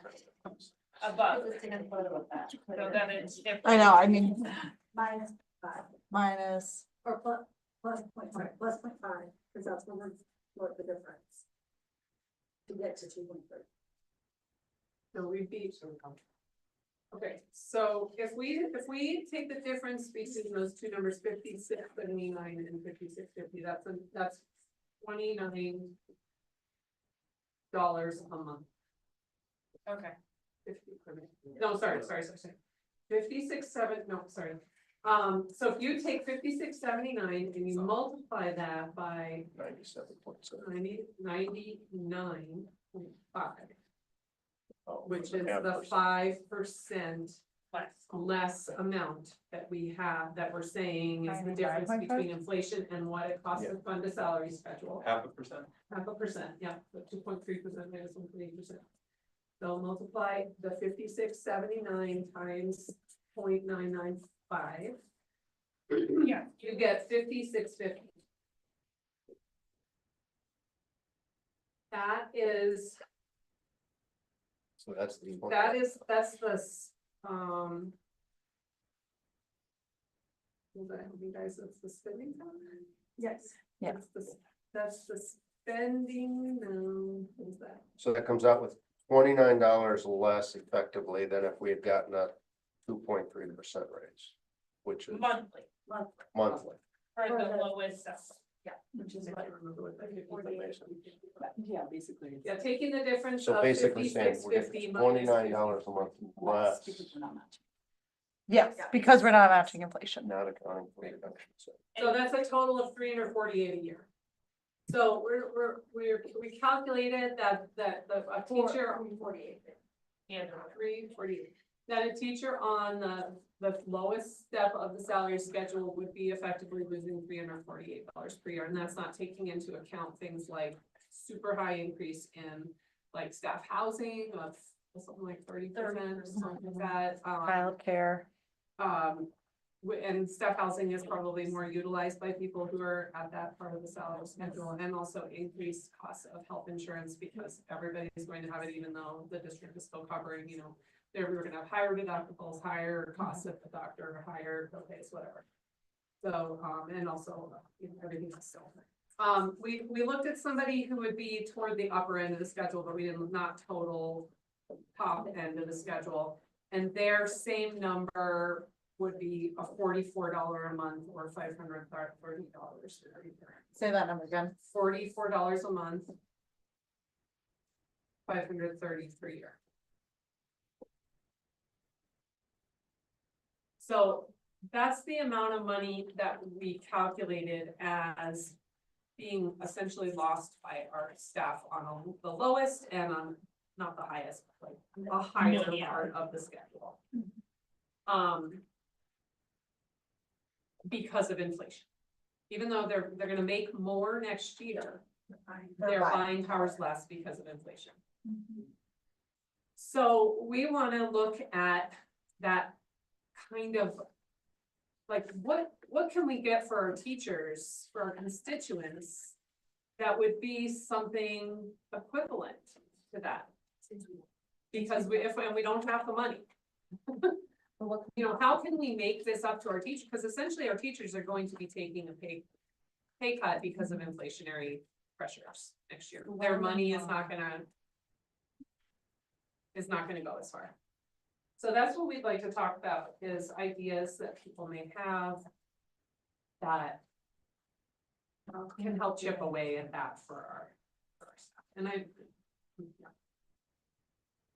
Nina, will you just change that? Yep. It's from 5, it should be 528 a year. It's 44 a month, it's actually 528 a year. I had 530, something like that. So a clarifying question, are we all in agreement that this is the money that's going to be worked on in negotiation here? That That is we the don't have any dollar money? amount? Well, this is I think this is saying we We don't don't have have money. that, like, this is all, That's all it's set. done, yeah, Right. so we Like, don't have we've money spent to it. work on. Yeah, that's why I just want to make sure. Well, you have created the way in which you want to use this money in that you've had a motivation to fund that employee contribution to your insurance. Oftentimes, that's something that people throw around as a negotiation thing, and that's what you guys have chosen to do. So you're okay with this money. Now you're just trying to see what other value added thing might be able to. Yeah. I'm gonna say we're not okay with this money until we have this conversation. Like, This is under the assumption. us resolving this, Helps us being, okay about this. I'm not gonna say we're okay with this or the insurance or anything until we've had this conversation. I think that's been the part before the horse, because I think it's all together. But I think. I felt like what you were saying was, do we understand where these numbers are coming from? That, Right, I think we get. Yeah, and just typically when you bargain in this area, you have to agree on some number of money. And then you work to see where all that money is going to go. So your district's had to do an enormous amount of things to get to that. I've heard dialogue around the 2.8 number and so forth, so. You're in agreement that these numbers are properly laid out, but you're not yet ready to go with just what's on here until you can address this other need to protect some of that value for the COLA. If I heard things right, Christie. So, just so I understand the math, where does the 5,577 come from? What is that number? that is the That's- first cell, Monthly Like- salary for a first year. but, yeah, but it also includes No benefits. Plus insurance. You take 5,400, you divide it by 12, and then you add the current monthly benefit of 1077. Which I believe it's the current benefit. And You get 5,577. Oh, okay. yeah, That is the correct amount that we're putting in right now, right? Okay. You got it. So it's attempting to quantify the fact that the staff doesn't, this year is 0.5% behind inflation. Yes. What is the actual number of dollars lost because we're not matching inflation? Yeah, exactly. And that's somewhere, depending on where you're on the salary schedule, somewhere between 350 and 540. Or more, Probably probably more, more. but somewhere in that Yeah. 300 to 600 range is kind of if you were to quantify Annual. how far people are behind inflation with the plan, with where we're at, with us being able to do steps. And that's not even on talking about the fact that our insurance this year is, next year will be as good, and we're paying more out of pocket for that we just raised dramatically, raising the cost of that stuff. So that's not, that's not factoring all the other hits. that we're getting next year. Yeah, I just want to. Okay, We're always Christie. kind of on it. Oh, no, go ahead. Chris, I'm gonna say something and then I wanna hear more from you. Yeah. I wanna make sure that you understand, like, we're not asking for this much more money. Like, No, we're not, yeah. like, what are our solutions? How do we, like, this is a quantifiable number, but like. Our solution doesn't have to be a number, but we do need to make up for something. That feels appropriate for our constituents. And so what are those, I wanna get out of the box. And it's not gonna come from money. What are other things that we can do to come from? Or maybe it could come from money, maybe you got a bunch of. Okay, Christie. So the 1,071, is that the contribution from January 1st to December or to June 30th, 2025? 1,077, okay, so that was partially paid, okay. Yeah.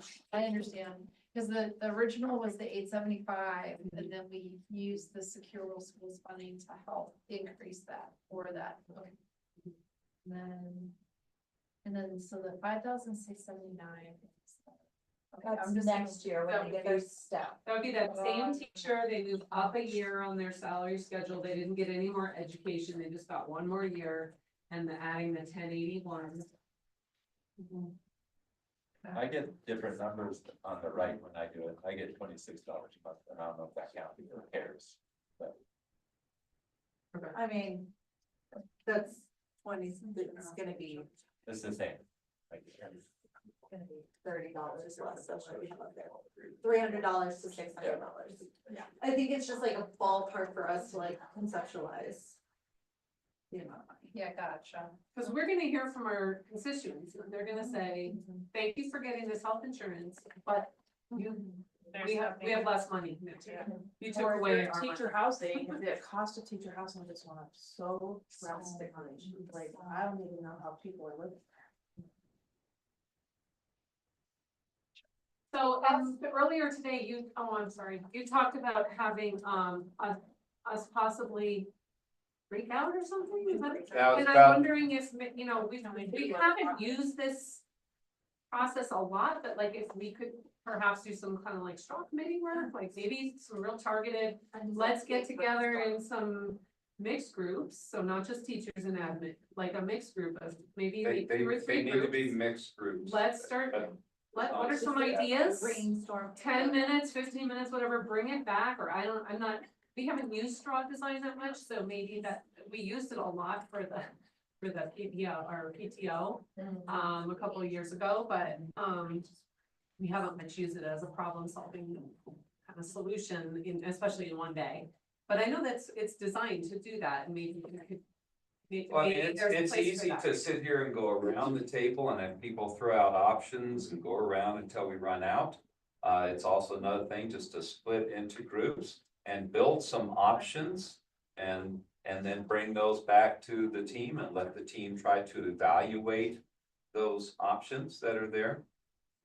So, I mean, whatever you'd like to do, depending on how complex it is, kind of affects that for me personally in the way I work. So I've done a ton of this sort of thing in smaller teams, split out, take some paper and just start writing stuff and come up with ideas if you can. In other districts, they just want to stay together the whole time and everybody just goes around and shares options and brainstorms.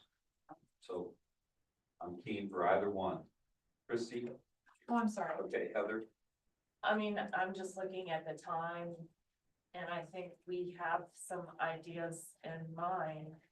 Which is, can we go ahead and move forward with some of those ideas? And then also, I mean, everybody can bring ideas because we know there's no more money. So our ideas are not money saying, sell the superintendent house, like I was saying, because we know that's not gonna happen. Yeah. So it's not trying to find more money, it's about other ways.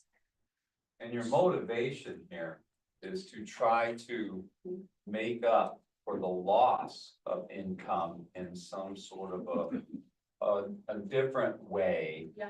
that might have some value. Right, yep. It's not going to Okay, make a let's house payment or anything, but it's value for something else. Let's just go, I don't know, I agree with Heather, I'm a little nervous with the small group. We this time. just start going around, and if it doesn't work, then change to small groups. Let's do it. I'll start writing things on the board. One of the things you find out pretty quickly when you go around is who's got options, who doesn't.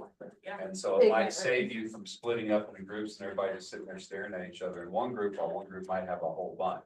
Yeah. Did you So- wanna go first, Matt? So I'm gonna lay some ground rules before we move on to options. Options is all about brainstorming. It is not about judgment. It's not about beginning to critique. We will waste an enormous amount of time if we do that. It is just simply allowing the brainstorming to flow. See if you can build on something else and not being critical in any way and judging anything in those. Okay? Do it. The question they asked first. That's a great thing to say. Can we clarify the question or what we're dealing with for the option? Looking for other options that would have value to teachers, not monetary. Wanna make. To make up for the live. Around, Any another clarifying question? Or not? Yeah, just as a premise before we go on to this, before moving on, the data that's up there on the board. If we're looking at that first cell and if we're basing it as adding $1,077, we've been only adding $1,077 since January. For the first half of the year, we were adding $875. Mhm. So that takes away like $1,200 a year off of that totals there. So if you were to look at the amount that it's gone up year over year, that number there doesn't necessarily play out. Well, really, it's only 4 months, right? Well, I'm September just saying, to if you December. take $200 per month for however many months were from the last pay period, so that would have been July, August, September, October, November, December, 6 of them, right? Well, I think we start getting paid in August or September. August.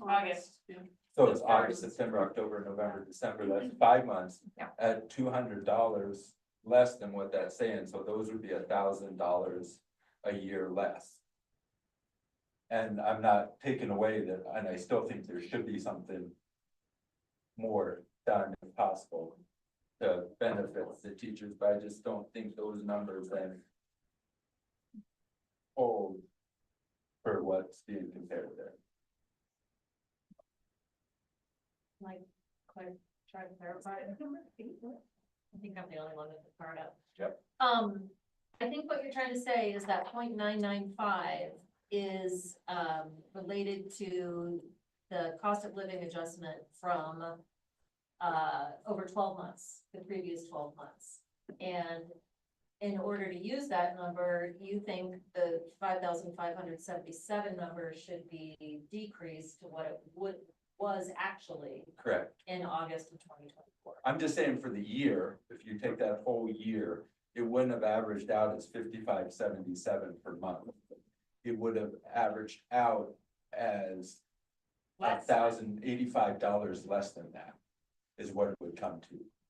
So that number of 55.77 would have been 54.92. For the 24-25 year. Correct. Okay. And if we're going from 54.92 to what that number is there, it would have had that 2.3%. So having the correct numbers may change the value assessment is what is being brought up. I guess I want to say there's two things. I just don't think that those numbers in the boxes are correct. And I still think we should try to figure out how we can increase non-monetarily benefits for teachers. I hear you. Also, we didn't get our retroactive pay this year, which we normally would have gotten this year, so that's also another part that's not accounted for in these numbers, but usually by April, we would have gotten our rates for the last year, we did not, when I was not, we didn't have them out that much. I just want to point that also is not accounted for. Okay, so we want to brainstorm some options here. Start still now, so. How about an additional day of PTO per year? Probably roughly equal to the amount we're talking about.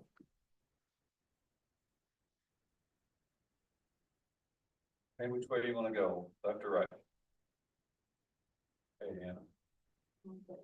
And you can just say pass. If you don't have anything, just say pass. And you're just doing one thing at a time. Okay. Going off of what Miles, something with time, can we pay teachers with time?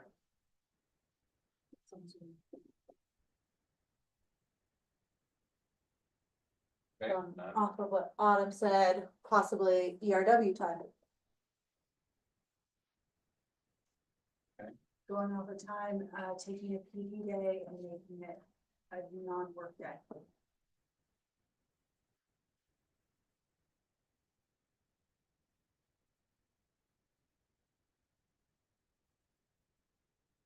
Try not to judge my own thing. Yeah, just let it go. Just let it, just cut loose, okay? We're not judging any of these. One-time bonus.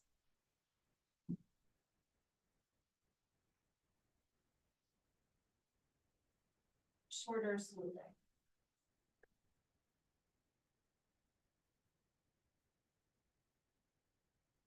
I'm not gonna say pass, but I was thinking about your doubt, your opinion on work day. time for this. Starting the school year later or ending the school year early by a day?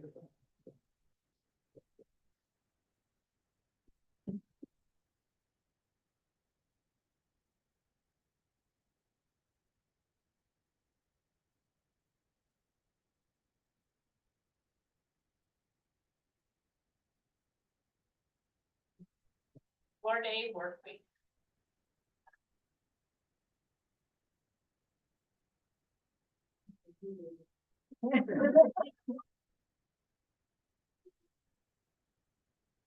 Everything up there, so pass.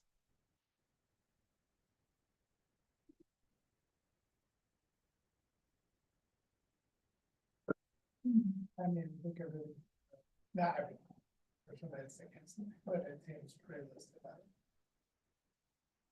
So that's.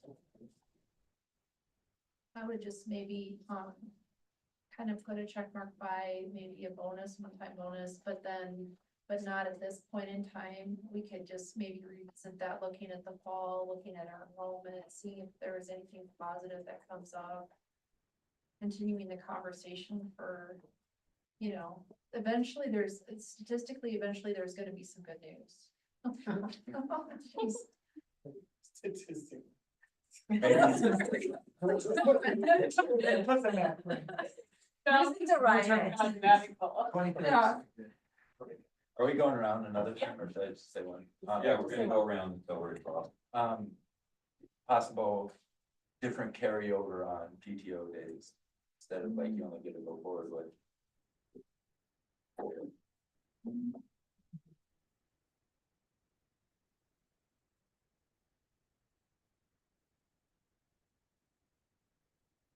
Like what we can offer people. And then I was thinking about how to steal kids from RU2 and Aspen School District. Kidnap them. Kidnap kids.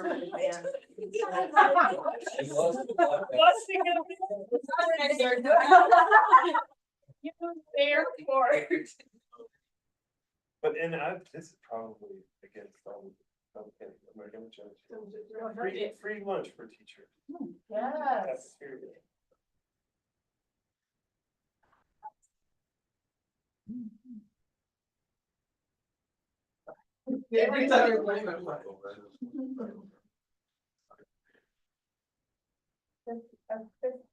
Assistance in navigating student loan forgiveness.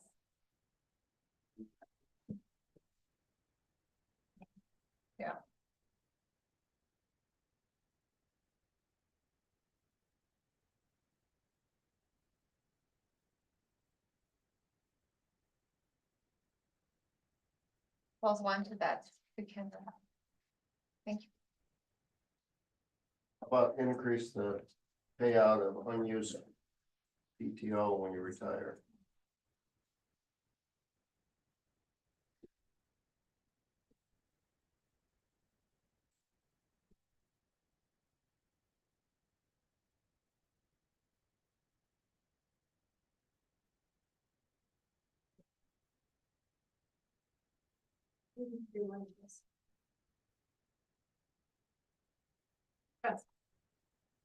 Pass.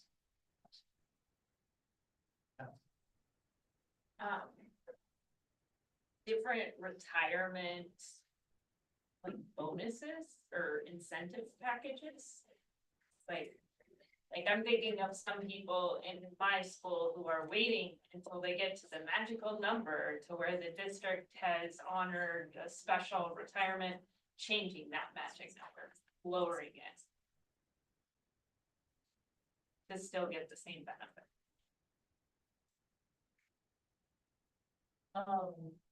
Credits, bonus credits for salary advancement.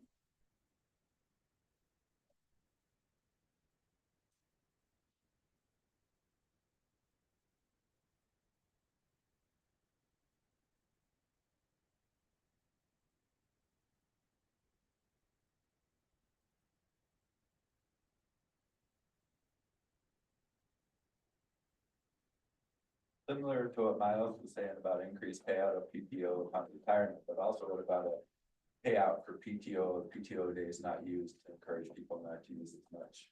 I mean, if people didn't use their PTO, instead of having to pay for subs for those days, they could get the money back. Like buyback of unused PTO. Yeah. Like that would be annual, Buyback of like. At a higher rate. yeah. You We mean, do, you but- mean higher than the current rate? Is it what you mean? And you mean not having to wait till you retire? Yeah, like Yeah. at the end of the year. But currently, we do that at $100 a day. But that's a retirement. No. No, that's- So you have to have a Every year. minimum Yeah, so number I of was just wondering hours. if it was different. No, I was not thinking that. I Okay. think- But it doesn't it? But that have could change. minimum- And it's like 40 hours or 40. Only 4 4 days is all 4 the most days. you, so $400 is the most And you you have may to have never, a certain amount even of if you days. never use any of your days. 4 day Yeah. maximum. 4-day max is the most you can get paid back. If you never. Because it kind of goes with, if you want to connect it with one, it goes with how the PTO is carried over. Yeah. It kind of goes with that Yep. very top one, because right now we have 6 PTO days that go into accrued leave at the end, that are required mandatory.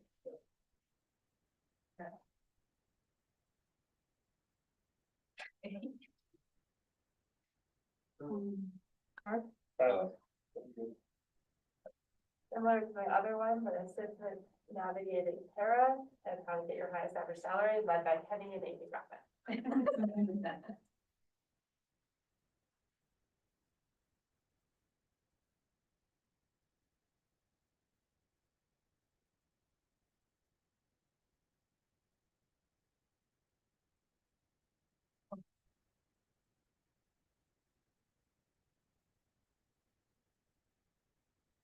We got the word average in my 45 minutes of plan.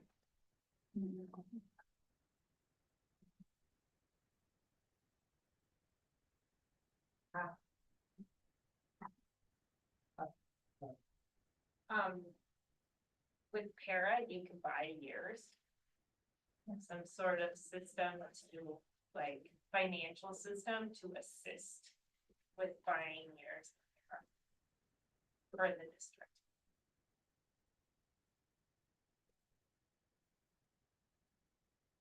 District assistant in buying years. Again, with this idea of retirement earlier. Taxing our, salary schedule differently, right? Then that would be reallocation of funds into the lower quadrant of the salary schedule, right? Saving the district money. Yes. About like some kind of random drawing for bonuses for people that it wouldn't be everybody, but just every once in a while, a couple people might get some extra money. We don't hold that publicly. Thank you, Dan.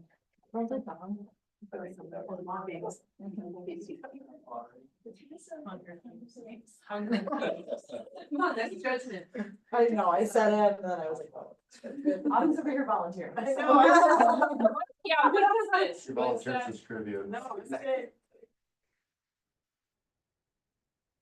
Okay, let's do cards now. Popcorn it. Or if you got something like a card up, you can still follow the same rotation, but. You're not sit there and go through each person. Okay, and It seems like a minimal amount of money, that there's gotta be some way to look at stipends and how to balance this out with stipends. aside, So more money. I know that's a money one and we weren't supposed to, but Don't judge your own thing, I put stipends up too. I also judge it, I judge it that. No, it was clarifying, that was, Yeah. I thought it just was clarifying.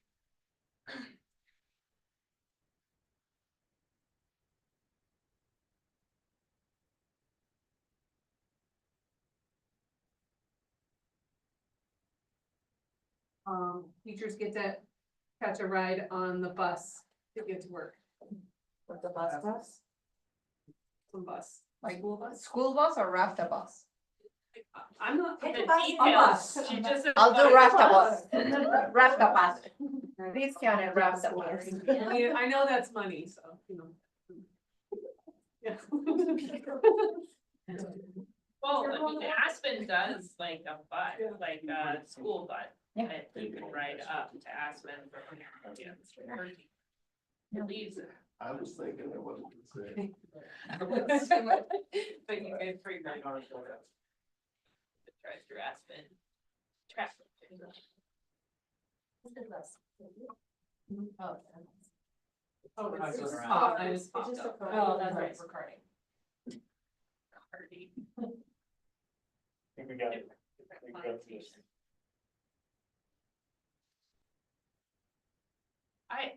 Again, that's just a reallocation of funds. And I know it's all out of the general fund, but I just wonder if we were able to take certain positions that certain people have right now that are classified as teacher on special assignment. If they got slotted onto a different salary schedule, if that would reallocate funds a little bit off of our certified fund, right? If they got put into a different salary schedule, would that make up a difference of funds at all? I hope that makes sense. Yeah.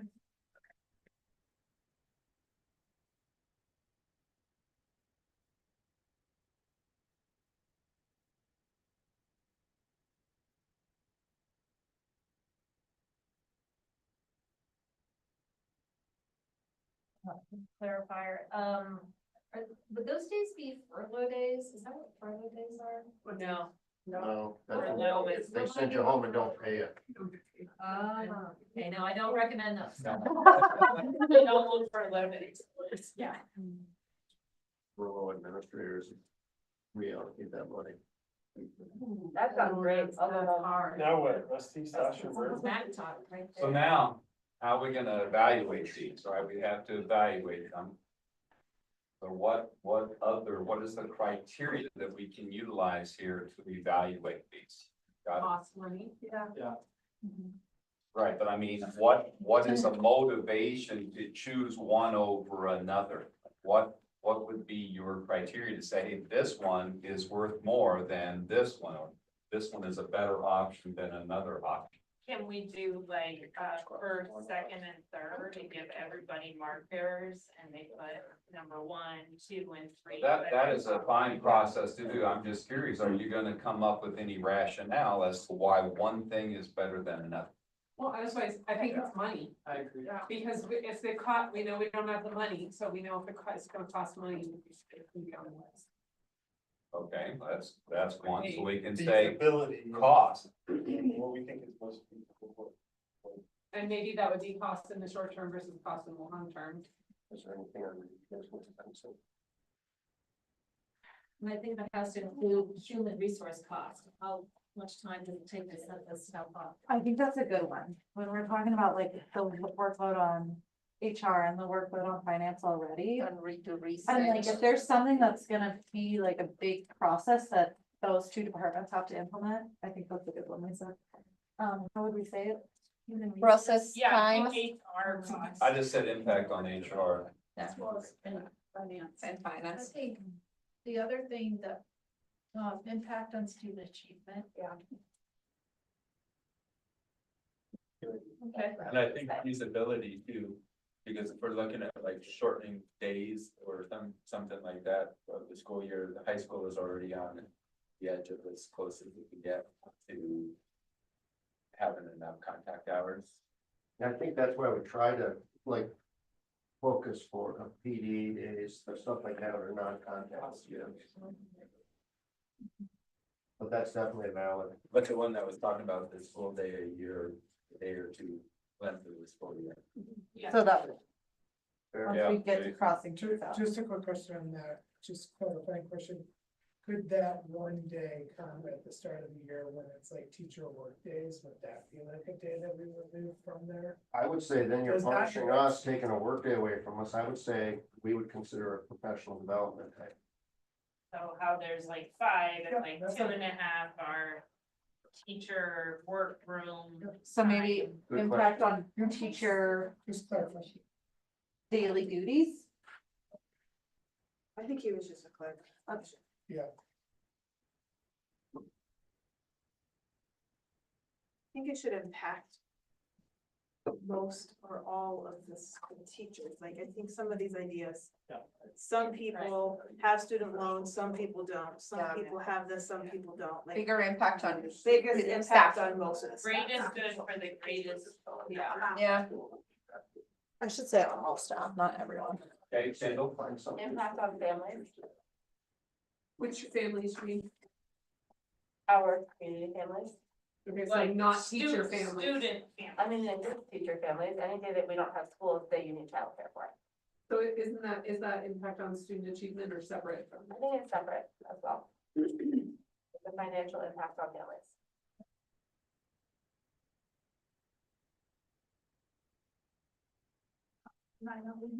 It was the one above, is it impacts all staff to benefits? Thank you. Most. Yeah, or maybe larger. I put equitable impact on teachers. The equitable impact on teachers, and you have the HR impact, there's also some impact on other staff, like. Duty free lunches for teachers impacts other staff.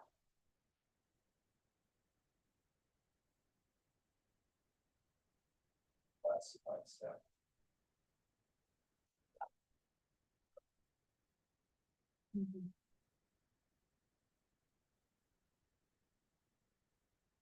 Well, then just. Start just crossing brainstorm things it. off? Is that meet that criteria? I mean, can we Oh, go is around in a circle and just say cross it out? Based Uh, on that criteria? Yeah, there are things, I mean, we can, Can we just we get can rid do a of simple thing where we go and we can say if everybody thumbs it, or if everybody's thumbs and there's one sideways, it stays up there. If there's, thumbs and one down, it's off the list. I mean, you can create. The So thumbs thumb is, up means keep it or you go in there? thumbs means keep it, Cause it matches our criteria. Yeah, I mean, we can do all thumbs or a sideways keeps it, and anything with one thumb down is out. What do we do if we don't know? Side? Anna, did you have something you needed to say before we get to that part? Yeah, I mean, I think that one of the criteria, or my wondering is about process. I mean, I think about if our rationale for this straw brainstorm is that we've fallen short on meeting, matching inflation with staff salaries. Yeah. So thus, we want to find other ways to build a compensation package. I wonder about all staff and president. And I know that this is certified IBB, but that's also just a lens that I bring. That if this is the right thing to do when we can't meet inflation, what does that mean for all staff? What does that mean for multiple years when we can't meet inflation? And what does that mean for years historically when we beat it? So, and I don't think that's a criteria, I'm not sure there, and I guess I'm, some of these I wanna unpack more before committing, and I'm worried because I recognize that if we go to thumbs and I throw aside, the obligation is to come up with an alternate solution, and I don't know that I can do that on the spot. So that's just a process question of where we are and where we're headed, and I share the interest 100% in trying to meet inflation. I don't know that we've stamped that as our definition, and so then I wonder, that's part of my criteria of looking at these that I'm thinking about is like, what is the precedent for years in which we don't meet inflation? It's out of our control. Is it?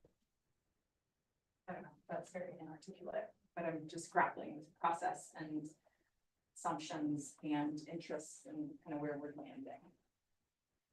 Precedent. Yes. I wonder if we could think about the sideways thumb, as not having to propose an alternative solution because we already have so many Yeah. alternatives. Yeah, I think this would be, you could could do the old dot thing, if we had a ton of dots, you Yeah. just go up there dot, but a thumbs is a fast way, and we just need to decide. If it's all thumbs up or sideways, it stays, anything that's thumb down, it goes. And we just see where it narrows down At to. least it's an initial way of calling it. Yeah, just. Right, like it's the just list initial way down of kind the- of running through things. Okay, and then. And be able to spawn certainly, things. before we do that, if anybody's got a particular question that say, hey, now how's this really gonna work or something? You maybe do that, but maybe it's faster, just go ahead and cut some of them and then have that dialogue. I think it's Yeah. faster. I agree. to just Instead cut. of, like, instead of erasing it, maybe. I'm put gonna it go next jump. to it. Okay, Which ones can we put X's by? is everybody clear on that? Yeah. Yeah, so If start there's with the one first one. thumbs down, it's out. Okay. Okay. Let's do it. Okay. Number Who wants to one, start? additional day of PTO. Oh, there's one. Let's see, X. 2 thumbs down, so. Oh, 2 X's. Can I say why? 'Cause it's right, I think they're No. guessing why, but. No, I don't think so. Seven out of because nine. if it's two thumbs, it's You know just why. thumb down. But that's not why though, like that's, it doesn't impact all staff, there's so many people who don't use their days. So if Yeah, it doesn't go But with it's a the monetary- criteria, if that's one of your criteria and you feel it doesn't, then you thumb down. Yeah, so we go to the next one. Okay, Pay with time, ERW, PD, non-work days, one of those options. okay, that one's got all thumbs, so that stays on the list. One-time bonus, probably to revisit in the fall.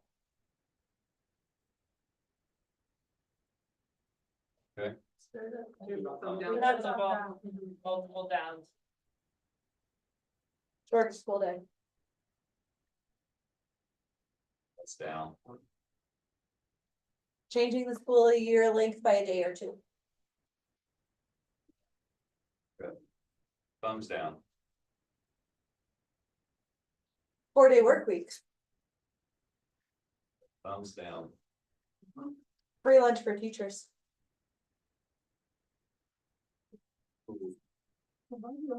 Got one down. I just feel it's financial, No big daddy. it's gonna cost money.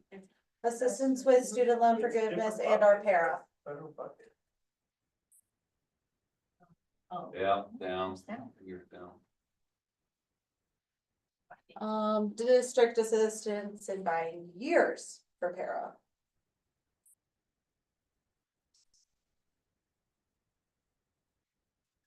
Increase payout of PTO, buyback of unused PTO. That's a delayed expense. Yeah, Yeah. it is. Okay, we don't have any down thumbs on that. Okay. Duty-free lunches. Okay, I got thumb down. Yep. Oh, okay. Retirement incentives, changing the amount of time. The changing.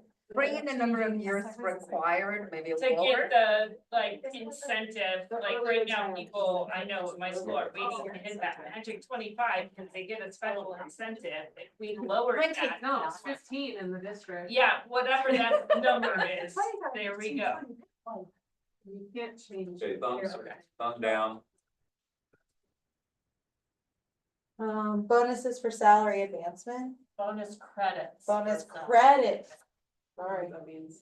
What is that? I need more information. That means that everybody gets like 5 credits, five, Oh, whatever, just across the board. just across the board. Oh, I So get if it. you're close, like I am, Whether you you could bop up. take a class. That would need to be.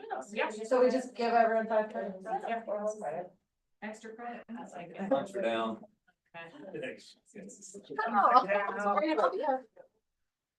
Remove the word average from 45 minutes of playing time. Tell Autumn. Oh, Yeah, Yeah, thumbs down. Walking into that world again. We have We got 2 thumbs down.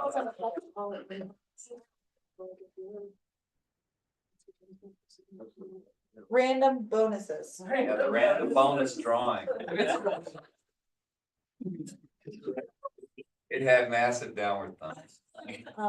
That's it. Figure out a new Well, you stipend to originated make up. it, so. Money again. Bus passes. I would see this as a form of torture.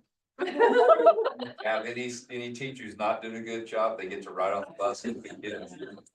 Oh, with the kids. We allocate positions to another salary schedule. So, you know, That got short real quick, didn't it? Change carryover of PTO days. Did we do That was part of, yeah. Okay, Okay, okay. okay. Okay, we got Should we rewrite the list now? Okay, We we have got two things left. What's the? Yeah. Increase PTO payment time, ERW. I mean, that could have, that second one could have financial negative things, but it could be. This is good too. But it would be delayed expenses. It wouldn't happen all at once. Yeah. Which one are Everyone you would talking benefit about? from The it. second. PTO. PTO, fine, Oh, but not the second one, the Second one that's remains, yeah. No, I don't have that many. That's what Nyker has. Okay.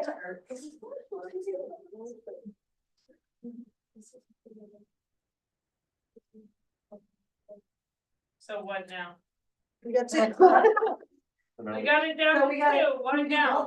Now we talk about. the now just feasibility really, of them, I yeah, guess. talk about which one has the most criteria met, be the easiest to adopt. Yeah. Or can we do both? Yeah, we do both. I guess Kendall has her card up. And Kendall, thank you, I'm sorry. I took a terrible seat. Begonia, do you have a sense for everybody, like for the average certified staff member, what is the rate that we paid off, like what's their daily rate? Well, we got almost 200 days, so it's about 0.5%. Little in that neighborhood, right? What I'm trying to do, like the 528, between 300 and 600 per year is between a. Is that roughly 1 day worth of time? Because and that's why, reason why I said no to shorter school days, I think it works out to 3 minutes a day or something like that. What we're trying to do is equalize that money. Pick a day, a day on a $75,000 salary. That's our average, it's about 400, 405 per day. So that. Yeah, I mean, if our calendar's 186 days, that's almost 200. If it was 200, it'd be exactly 0.5%. Which is. 75, if 400. 75 is the average, 1 day is 405. Okay, which is kind of the average between those two per year. So then with that math of 405, that would be roughly a day-ish to make up. So I wonder, like, when we talk about pay with time, like, take that the April day we just had, Monday, and turn that into a day that teachers don't have to report. Yeah. That would be a An quick option. solution. An option. I get nervous about the beginning of the year only because there's that like percentage that we have to do of like the 40% has to be for teachers. And so it just would make that a little messy, I feel like, for everyone to sort it out, but I'm thinking that could be a solution. If we're using that same math, like figuring out the day is seven or 8 Eight- hours. 8 hours. hours. Then like that equivalent amount of ERW days, like ERW is 2 hours and 4 ERW across the year.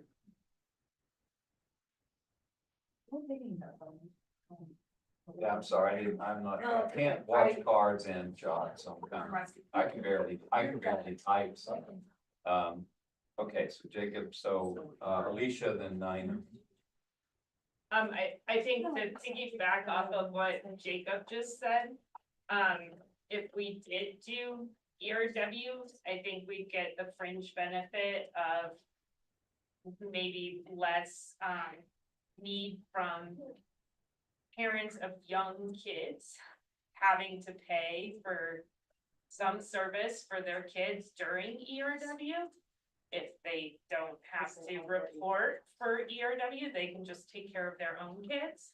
And then the other fringe benefit of us having ERWs is if you have appointments, they can be scheduled for then. And we don't have to get a sub, we can just incorporate it into that schedule when you're with the dentist and they say, when are you available? You can say, these ERWs I have off, so. You can use it to work about. No. Okay, thank you, Adam. So the proposal would be to not that, like you get the ERW to work, it's that you get to leave. Yes, yeah, whatever you wanna do with it, Like the last Wednesday of the month. yeah. Well, I think a lot of teachers would make that sound. Yeah. If they had that. Oh, man. Yeah. What I worry about with the time is precedent, is the amount of negotiating that has happened or bargaining that has happened to get us to the PD days, the work days. I mean, I know as an observer of IBB, when we went from 175 to 174 contact days, I know I just was like, wow, how did that decision ever get negotiated? Because that's really not great. We already know we don't have enough contact days with kids. And so I know that there's been deep work around this. And I also worry when, you know, one of the first solutions we worked on was trying to push more PD towards ERWs, towards work days. And now we're potentially losing that, or some, 8 hours worth of those. So I worry about the ability, and again, I think it's a good Miles and I side conversations about like, what is the impact? Are we getting what we wanted out of PD days? Are we getting what we wanted out of work days?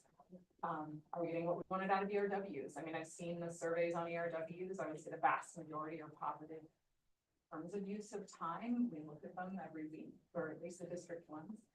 And so I worry when so many of our strategic priorities are around support and we have limited time for PD, losing that.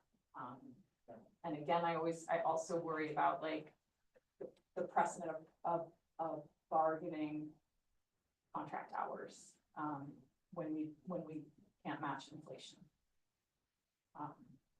Those are some of my, where it feels tangled to me.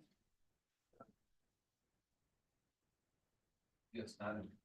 I hear you for the tangledness. I think what I would say from a teaching perspective, if I just had one ERW a month to do whatever I wanted to do, which would probably be planning and prepping. Like, I think most of us in this profession kind of have that same disposition. If we have 2 hours of extra time, we're probably gonna use it. And so I don't think it's gonna be necessarily time lost. I don't think it's gonna be time that. It's real. Yeah, it's just time that feels good to teachers to have that, to say, hey, this is your time, do what you need to do. Okay. Which I think you really called out current reaction, and I'm just really worried about the reaction next year. We continue this forever, or do we, like, how do we go back to people and say, okay, we can do this way? Well, do we get our pay raises forever? This is basically in lieu of a pay raise. But yes, like, we don't move backwards. And then some years we freeze. But unless I wasn't around 2008, I was in college, but maybe unless we took money away then, we don't take pay raises away. Inflation does, but we don't. Right, and so this would be the same thing. No, you don't take it away. Once it's there, it's there.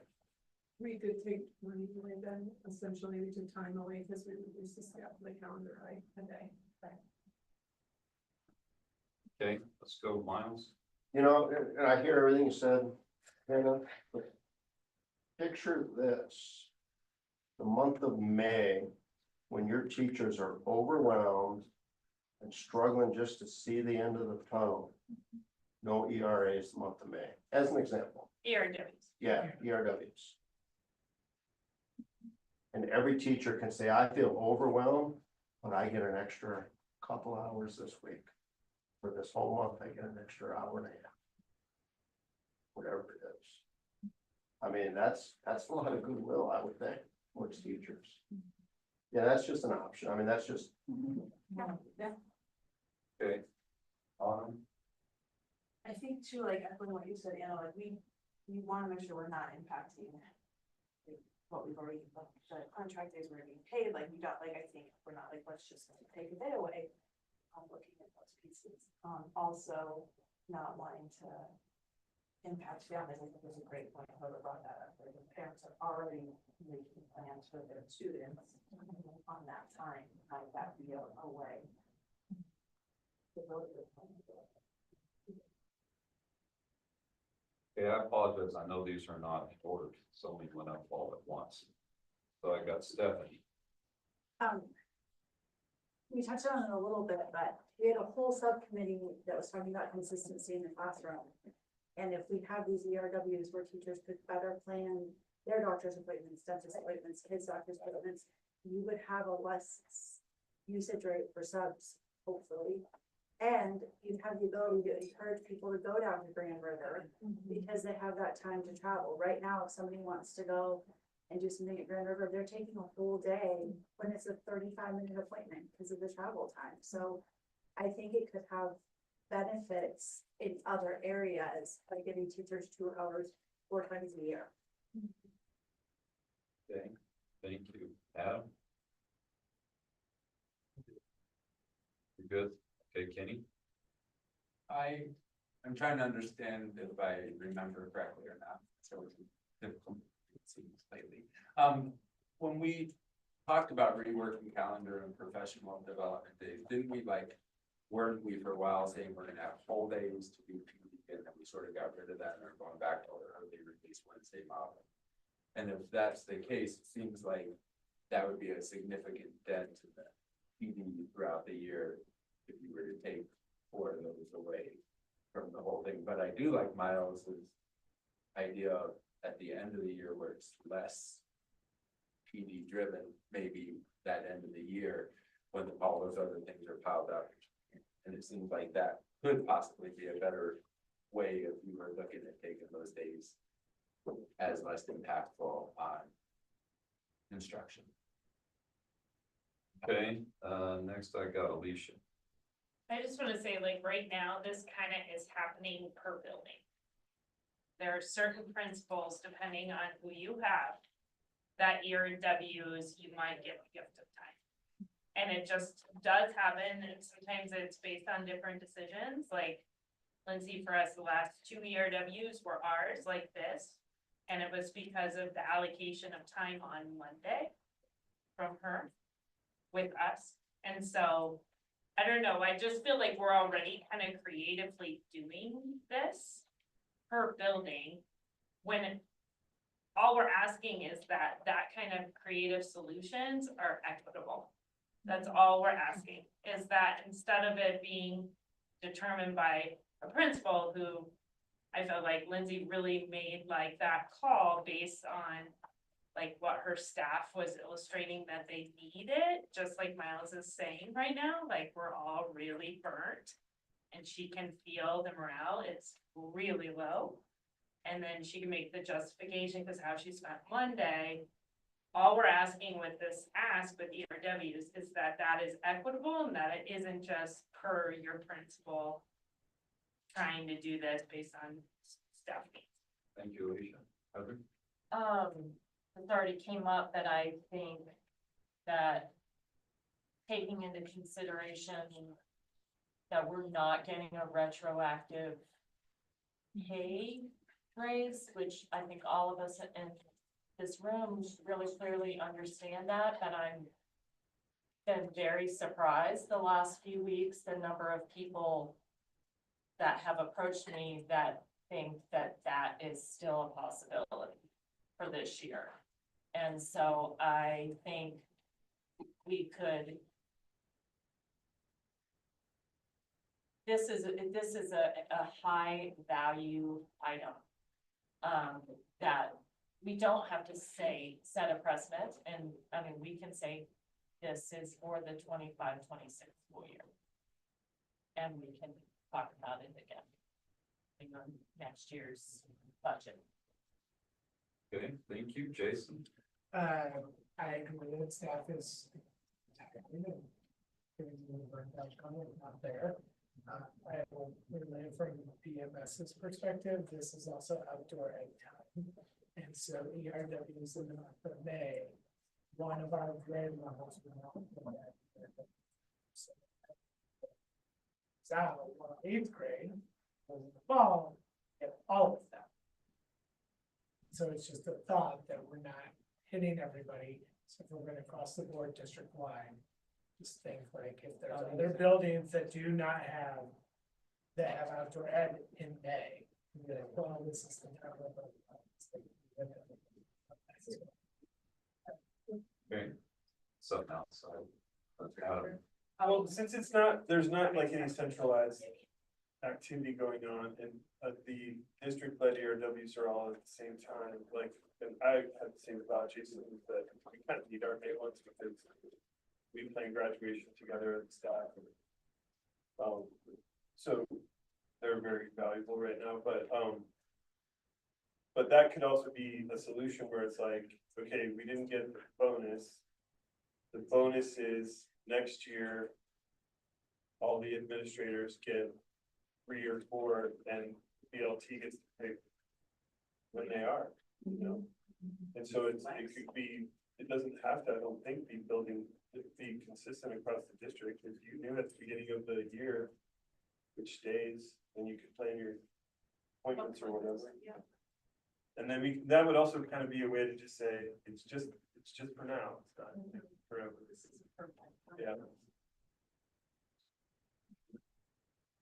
I was gonna ask that it be building by building as well.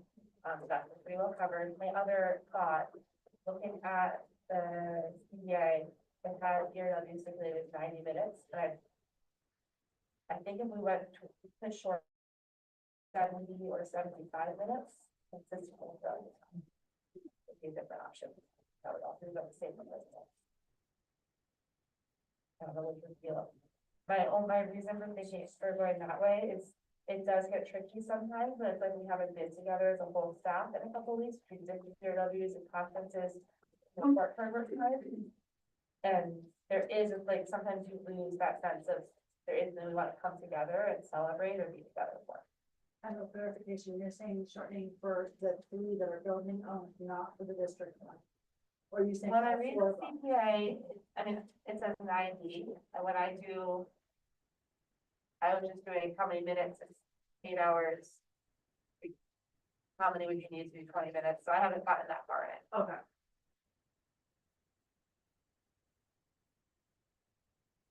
That would have less of maybe a visual impact on the community. In terms of shortening that bit of time. It may not, doesn't free up that time for going to dental appointments, to all of those things. Very If you're driving to an ERW that's 30 minutes away, and you're there for 75 minutes, it seems like less of your time is that. Right, just have to be virtual.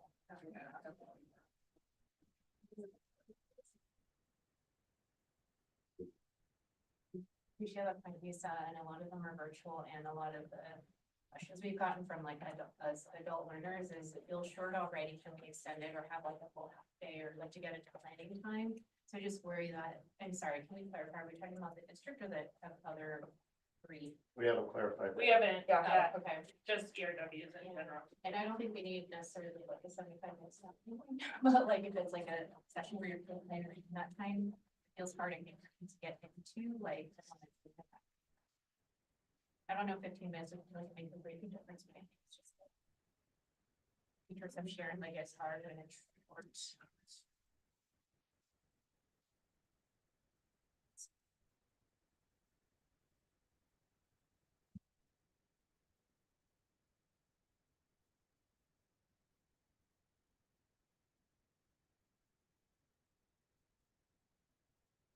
I'm just curious of a pulse check, how people are feeling, hearing we would be doing this ERW thing because we didn't get the raises according to inflation this year, but then we don't have it the next year, is that gonna, that like, it comes and goes depending on. I think my impression was that once we shorten this, that's gonna be part of our benefits package. And it was my understanding that we were advocating for this to be either permanent or an appropriate raise to bring it back. So I was just hearing different things that people say for this time or future, or so I don't. Yeah, and I get what you're saying, but I'm trying to answer where I understood that we were coming from. So I don't know how everybody else feels about it. But you said until we get it back, so like if there was a raise. Like if we get 5 years from now, all of a sudden we get rid of Tabor and we're just flush with money and the district says, no, we need another PD day, then we'll say, "Hey, if you want us to work an extra day, you need to give us an additional this." You know, that would be something to negotiate in the future is what I'm trying to say. Okay.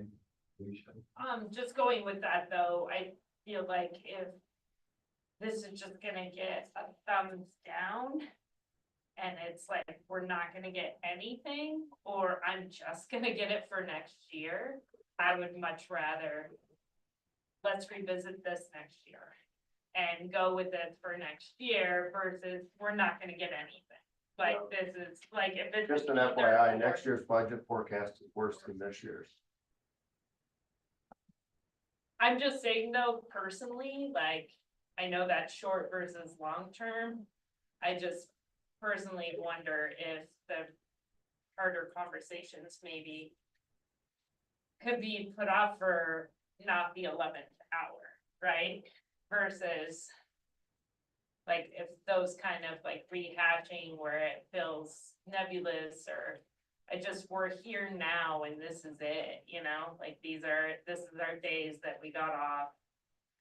I doubt very many of us are gonna be able to make it another day to finish these conversations. So if it's black or white, I think then if the only way people can agree to it would be just this year, then I personally would be okay to concede on it continuing multiple years in a row or indefinitely. You see what I'm saying?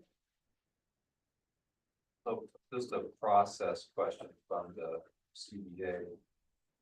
When you make your benefits and compensation package, you put out, is that a tentative agreement that's voted on by the staff, voted on by the board? It's a board, It's only the board. yeah. No, it's the staff as well. Using a master I agreement. think- Oh, with the agreement. CBA it was, but not, Usually you put out a Normally with tentative IBB. agreement from this group. It Well, goes since out. workdays are listed off in the CVC, we would have to agree to changes. okay, we'd have to do an MOU. Okay, But you don't do that for the actual dollars. Because that's negotiated every year. yeah, that's So written. that, into this the particular component would be separate from that. Yes. And it would have to be recommended to the board, and the board could reject or accept it. Yeah. Because it would have to be an MLU. Yeah, To a lot of the conversation I hear about like future years and what's gonna happen, well, we never know. We never know, we have to do this year, and I think what we've learned is we don't plan in advance anymore. We don't make assumptions anymore, so I feel like we have to make the best judgment today for what we're currently living in. And then as new years come up and when people are sitting in IBB, the creative thinking has to start happening a lot sooner. The conversations have to start happening a lot sooner to not get to this point and be panicked about future years and what precedent we might be setting.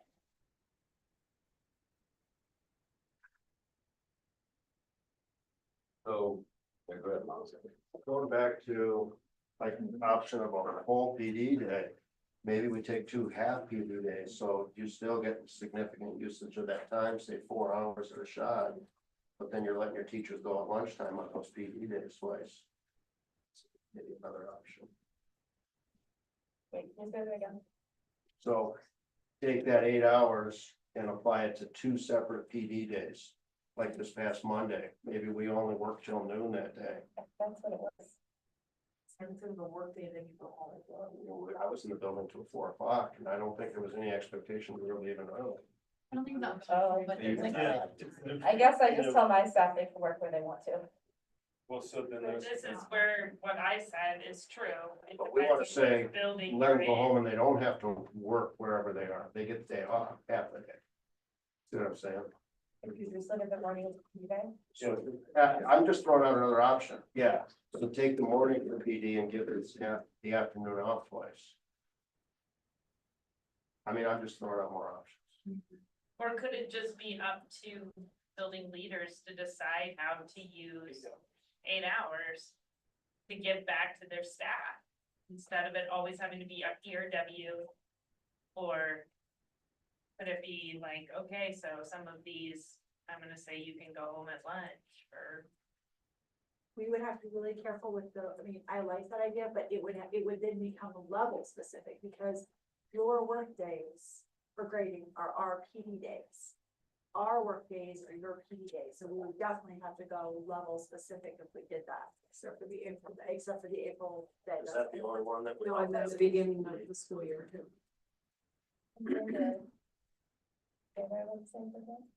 I don't think it is. Cause some are half, some January, are January, full. what about the first one? Well, January is a school-based PD day and work day for all levels, but that gets sticky because what we're saying is the PD part, and then you go home, but then we lose that work time that we're not often granted. So it would need to be one of those full day PD days that we would be doing PD in the morning, going home at lunch, not a 50-50 split that's already happening. Okay, Just to hit the middle, I think, giving principals options of a couple of, that's like 2 half days, so it could be on a PD day, it could be on a Wednesday. I worry about having principals with 8 hours, because they could just be like, oh, you're off 3 to 4, these 8 days, but like there wasn't really much happening then.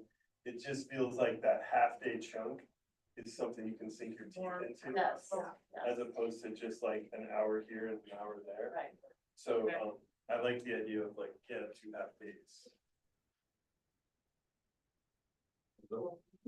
Good. And the ERW is only an hour, so it could be 2 half days or 4 ERWs. Yes. Because I see what you're saying about chunking, and I think that's Yeah. really helpful. I know Yeah. when I planned at the beginning of the year, that guidance that the work side has to be in 4-hour chunks is super helpful. Yeah. But ERW seems pretty popular. Yeah. Seem what? What'd you say? Popular. ERWs seem popular? The idea of skipping. The idea of skipping. Yeah. Okay. It's like, wait, Okay. rewind. I think it's snacks this area. All right, Miles. I guess, and I don't know if ultimately this is gonna be a solution that we all agree on at all, as far as time. But if we did, I think we need to be careful about telling principals, make sure you give your teachers 8 hours off sometime this school year. I think this needs to be either set by the district or very clearly defined at the start of the school year, not something that and I know it would be easier for principals to have that, but we're talking about compensating staff. So I think it would need to be very clearly stated at the start of the school year when that time's coming. I agree, and I also hear people say, well, at my school, this is important, at my school, this is important. Have we set it out that it has to be defined by the VLT by September 15th or something? Or September 1st? But that way the people in that building, because it's teacher compensation piece, the teachers in that building have voice in how it's used. I would like to see some oversight on it, either through, on both ends. With maybe if we're gonna do something like that, then the district needs to approve that time, and the RFCEA oversees it to make sure that each building is getting their time. Okay, Stephanie. We have buildings with dysfunctional VLT, so I'm very hesitant to give that much important, that's part of our compensation package to VLT. Okay, Megan? I've heard a lot of good arguments for if this were to happen, it being for ERW, coming from ERWs. Also heard some for like the half days. I'd like to talk about the April day again as like a whole day, because it's a one day, that, is granted to all of us equally, not work day, not grading, etc. It's also an option for teachers to have a 4-day weekend, and by default, also administrators, because, and I don't know how it would affect classified, but, you know, because administrators and teachers tend to come in at the same time, but, you know, one of the goals of our calendar, at least if I haven't been on calendar, so I don't know. I haven't been on calendar in a long time, but, I know when Rob Stein was here, and he worked really hard to try and get us one day off a month in our calendar. And, you know, we have that one day off with our one day, but this, you know, this inverts that, so. It's a, you know, it's a 4-day weekend, which I hopefully wouldn't increase sub time with people trying to take a 5-day weekend or anything. I don't know, but, I guess not that way. But I could go with other transportation. Yeah, I appreciate hearing the ideas and options, and I feel like what is under a lot of this, I have a lot of questions hearing recommendations about how we value, PD work time, ERW time, and I know that's been an issue that kind of bubbles up, and I still feel really hesitant around bargaining contract hours because we're failing to meet inflation. And I get all the things, I really do, and that frankly, like, I also am very frustrated that I'm having to sit here and pull the like institutional lens when I think at a bigger level. I'm just like astounded that 54,000 is where we start for the kind of, like, I'm frustrated with the world we live in, and that I feel like we argue over baby scraps, and that impacts what I feel like often me having to sit in this position and go, I'm really concerned about this time, hearing all the things we're lifting up, so I'm just learning that. And I guess I would want us to grapple more with like the purpose, the value, the impact of these work days, PD days. I'm hearing that often it's inconsistent what we do. There's a lot of difference from building to building, and I know that the ERW has come up, and I would love more time to grapple with like to what end, to what value are the professional development times and agreements that we have. So many of our current strategic initiatives are about development, support, rigor, you know, and I don't know how we move that without time, but I'm also hearing that like, that time's not being used, or we could get rid of it very easily. So I guess I'm just still really stuck. I feel like there's a whole bunch of work around ERWs and PD and the value of those, because we're so willing to give them away right now. That to me is concerning. And then again, I also just struggle with the like, I just worry that we haven't stamped meeting inflation as the target. And I want us to do that if we're gonna be agreeing to significant cuts. I mean, because this is a contract component, this changes contract days, changes contract hours. And I'm stuck on bargaining because we don't meet inflation with contract hours. To answer, as a possible answer to not meeting inflation, our group was tasked with, we accepted the interest of the total compensation package. So, meeting or not meeting inflation is part of the total compensation. Should we talk about the other option over there? Yeah. definitely, I just don't know, should we nail this one down before we move on? Is the other one going to be an easier thing to do? That's going to have, the other one is gonna have a financial impact, but we did not thumbs down that one, so. Yeah, I mean, I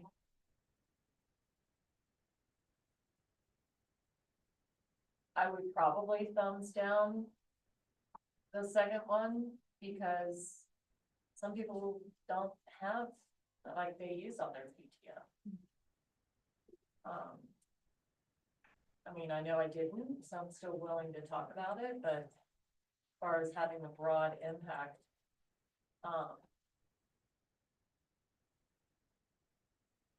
and I also think it feels like we're stuck. Like, Anna, do you want us to stamp something that says, like Megan just said, it's part of the overall compensation package? Like, do you want us to name that that's what we're trying to do? And then if we name that that's what we're trying to do, and these are some ideas of how to get there that don't affect the bottom line money, are you saying if we name it that you would be willing to go back to the dollars? Try to get there?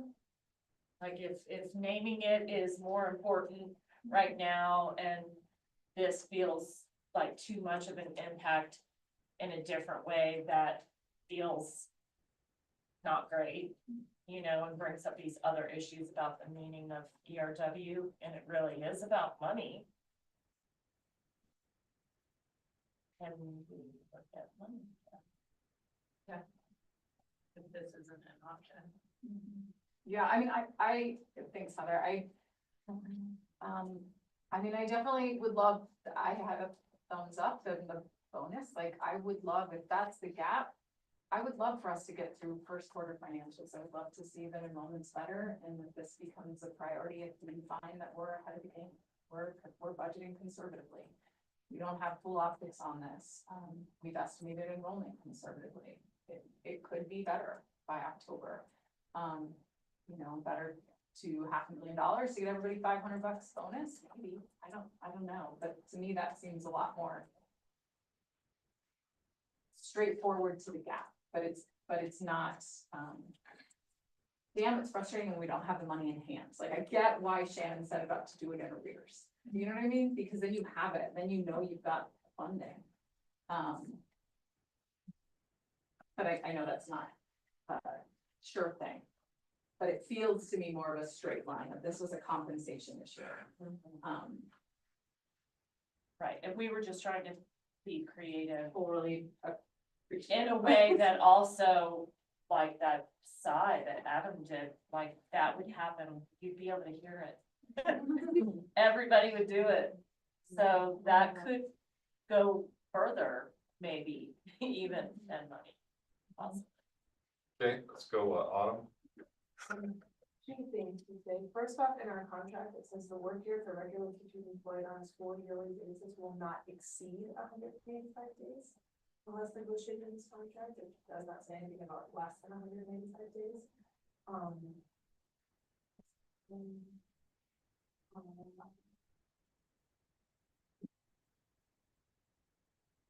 They come up, but now I can't remember, so I'll come back.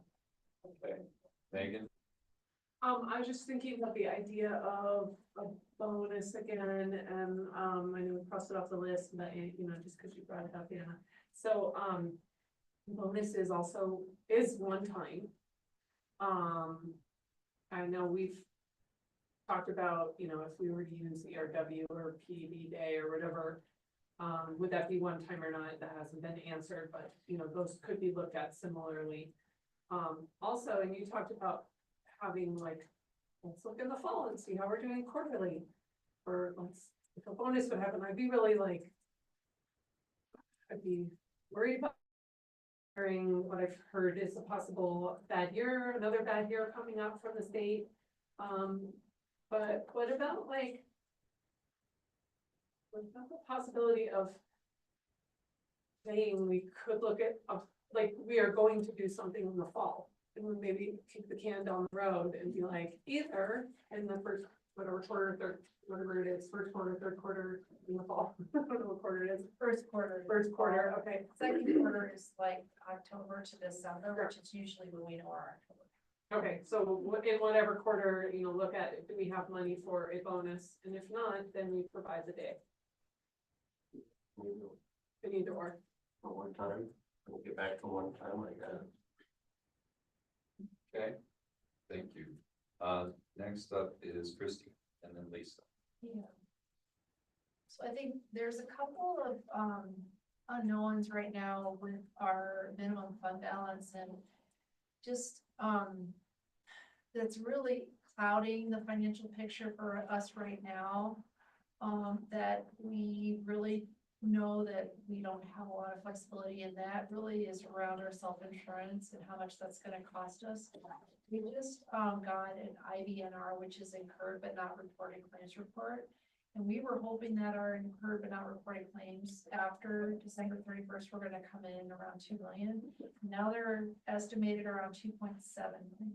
So that 700,000 is another projection problem on top of having to solve for all these projection issues that we haven't solved for all of them yet, nor have I been able to get to a bottom line of what those are even gonna cost us. And so I know that that's not necessarily good news, but maybe if we know October count, and we have some more of this stuff in hand, where we understand our finances a little better, being so tight with our minimum fund balance, maybe then we would be in a better position to really try to push it a little bit more than we are right in the moment.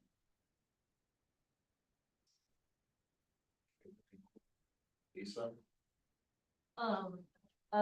A bonus that's average $400 a year, for just the teachers. I think you put 515, there are 515 teachers. Correct. That's $206,000. So maybe end of the 500,000 is for the whole, all of employees. Of course, it would feel horrible if only some of us got bonuses, but Yeah. we're here to negotiate. I was just doing like a $500 bonus across like 850. A $500 bonus for, what were you saying? Oh, I was like just thinking of like 850 full time, and I don't even know if that's right. Ish. Okay, and then I'm just looking at the 500, which got me to about 4. So just do a time check, it's 3:45 now. But you gotta add the para on, just make sure you guys know. That's right. Then it's 522 For the entire staff. for the entire Not staff. just certified. And then 206, it would be 206 times 1.2285. That would be 253. 253,000 for that bonus just for certified.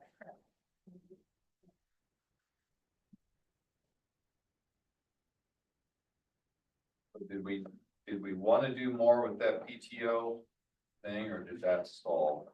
I think that's all. Has been on that board for many years and needs to be a discussion. But I don't know if it's necessarily part of this compensation question. I think it's a totally different category. Well, we certainly invested the most energy around the pay with time. Could we lay out a couple of versions of that and then see if we've got something? There's multiple. I know there's multiple. I'm saying we narrow it down to a couple of things and see if we can choose one. Anna?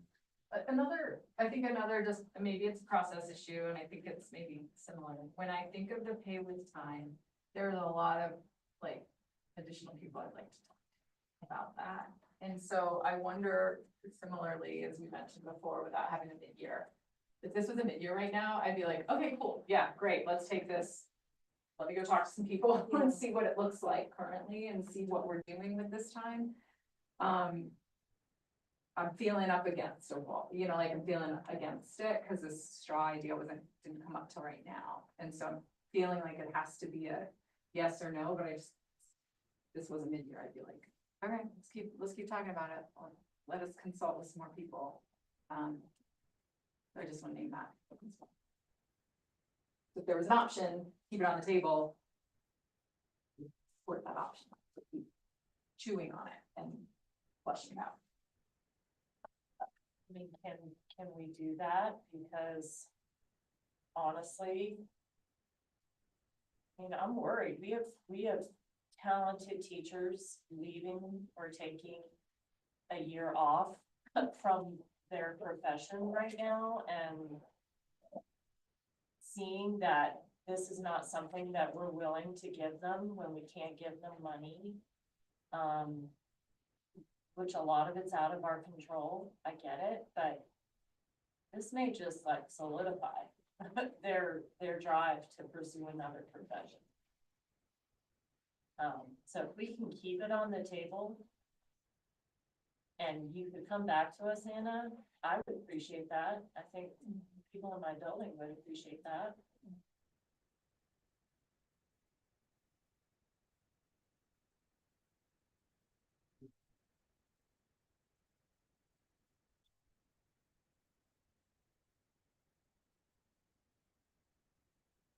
Process wise for me, we wanna do thumbs on something.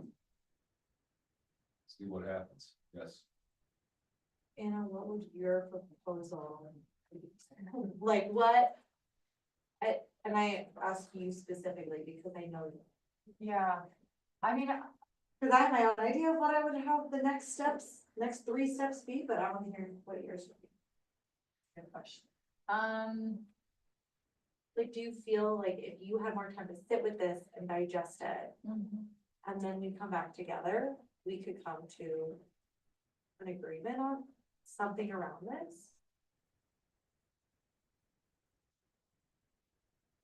I guess I would ask also Kenny, do you have any idea about how the board would feel about any of these possible proposals? I think it's hard to say. I think it would be more like what the committee brought to the board, and how it was, did it come from the teachers, did it come from the teachers and the admin? Like, where was the feeling of their conflict between those? I think that would sort of probably be a guide to it. My question I would ask also, that I would like some more clarification, I guess, from my point is, what are we basing this extra time off upon? Are we basing it upon that we didn't beat inflation? Are we basing it on something else? And if we're saying we didn't beat inflation, are we using the numbers that are on the board there? Or are we using, because if we're using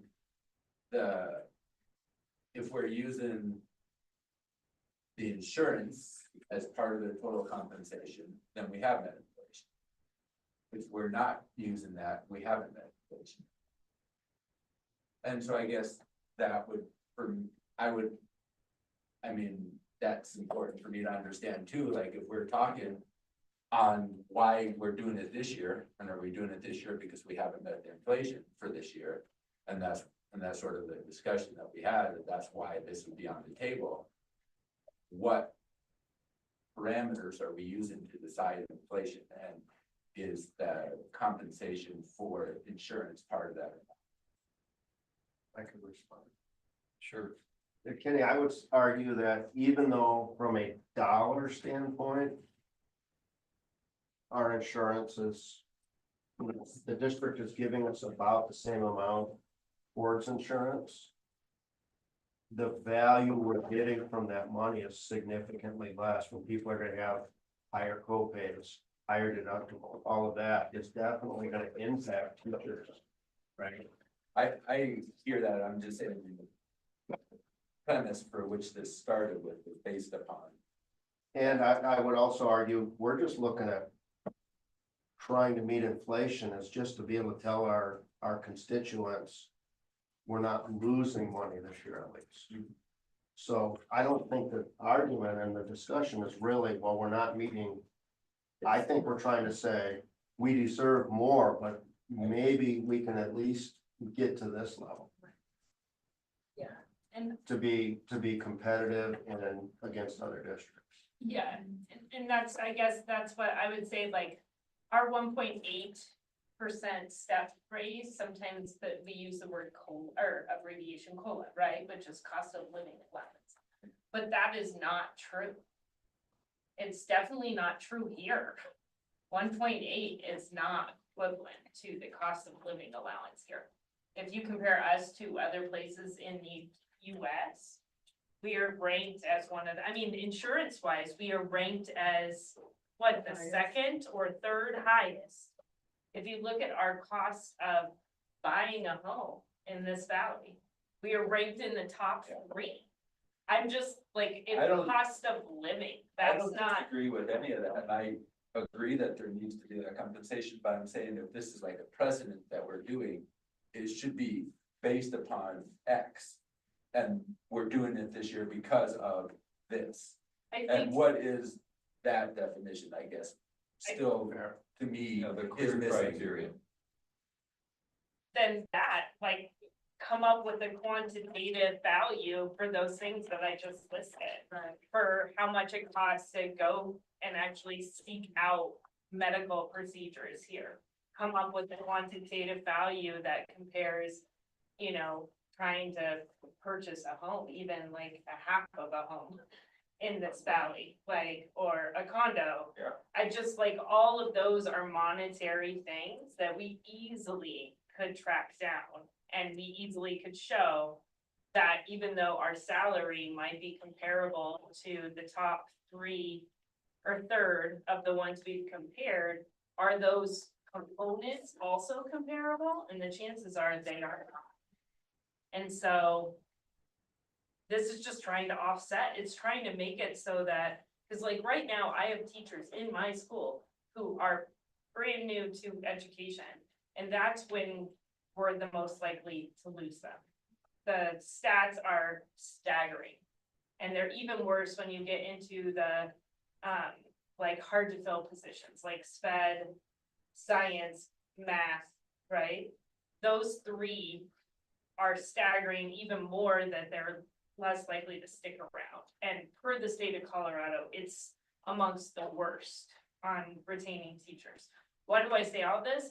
Because right now, those teachers feel like they are taking a financial hit to continue to teach here. And so even if they don't leave the profession and go do something else that pays more, they might go somewhere else where they just aren't taking a financial hit. And when I say the financial hit in particular is cost of living, like they are not in a position, even if they're in teacher housing, to save enough money to be able to put a down payment ever in this area. And I don't And disagree so, with any of that. I'm just, Yeah. I'm saying this is what the impotence for this is. It's because we're scared of losing. It's what Heather's saying. We're really afraid. We're right on that edge of possibly losing a big percentage of our workforce. And I think we're afraid if we do not go to them with something, giving them something to say, it's okay, stay here just for a little bit, just hold on a little bit longer. We'll be in a better situation here soon, I promise, like you said, statistically, but right now, coming back with nothing and just saying, yeah, we're getting worse health insurance than we've had in the past and no raise. Okay, I'm gonna move us, we have that, 9. Then what are your next 3 steps? Oh, God, we'll come back to me on that. I'm sorry. No, it's okay. Diana has a proposal for next week. My next steps would be vote on one of these solutions. Let's just see how a vote runs out. Go vote on insurance and then come up with next steps, because I assume we're gonna do next steps.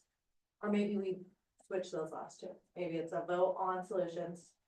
Can we come to any sort of agreement on this? If we can, let's get some next steps, what we do need, and then a vote on insurance. Sounds good. And no vote on compensation until this part here is worked out. This is the compensation conversation. Right, you said vote on insurance and you I said didn't. vote on this first, for compensation, vote on compensation. On If it around fails- time for compensation. If it fails, then what are our next steps? What do we need to do to get to some sort of agreement? And then vote on insurance and then go.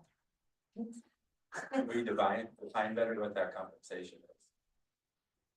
What we pay And the is it a time. 1 year thing that we're voting on it as? Or is it a multi-year? You just lost it, Rusty. There you go. It's like we're down. It's where pink is. There it is. So- Brain machine. I mean, I think. Maybe we go one by one, April PD day. Kind of like we did with this, just do another round like this, like a temperature check. Can we do anything around April PD? Are people gonna give thumbs up or thumbs side, and I think thumb sideways would be I need to take it back to my team, I need to discuss. And is it again 1 year or? I need to know that. What's that? I would need to know. I think it could be, I think someone said something earlier that was like. We hit that high again. And we have money to put into the salary schedule, and we have money to put bonuses, then we could take these 8 hours out and. Right, add them back in. Add them back in, and I think we can set it up in a way that's flexible, that this time can come back.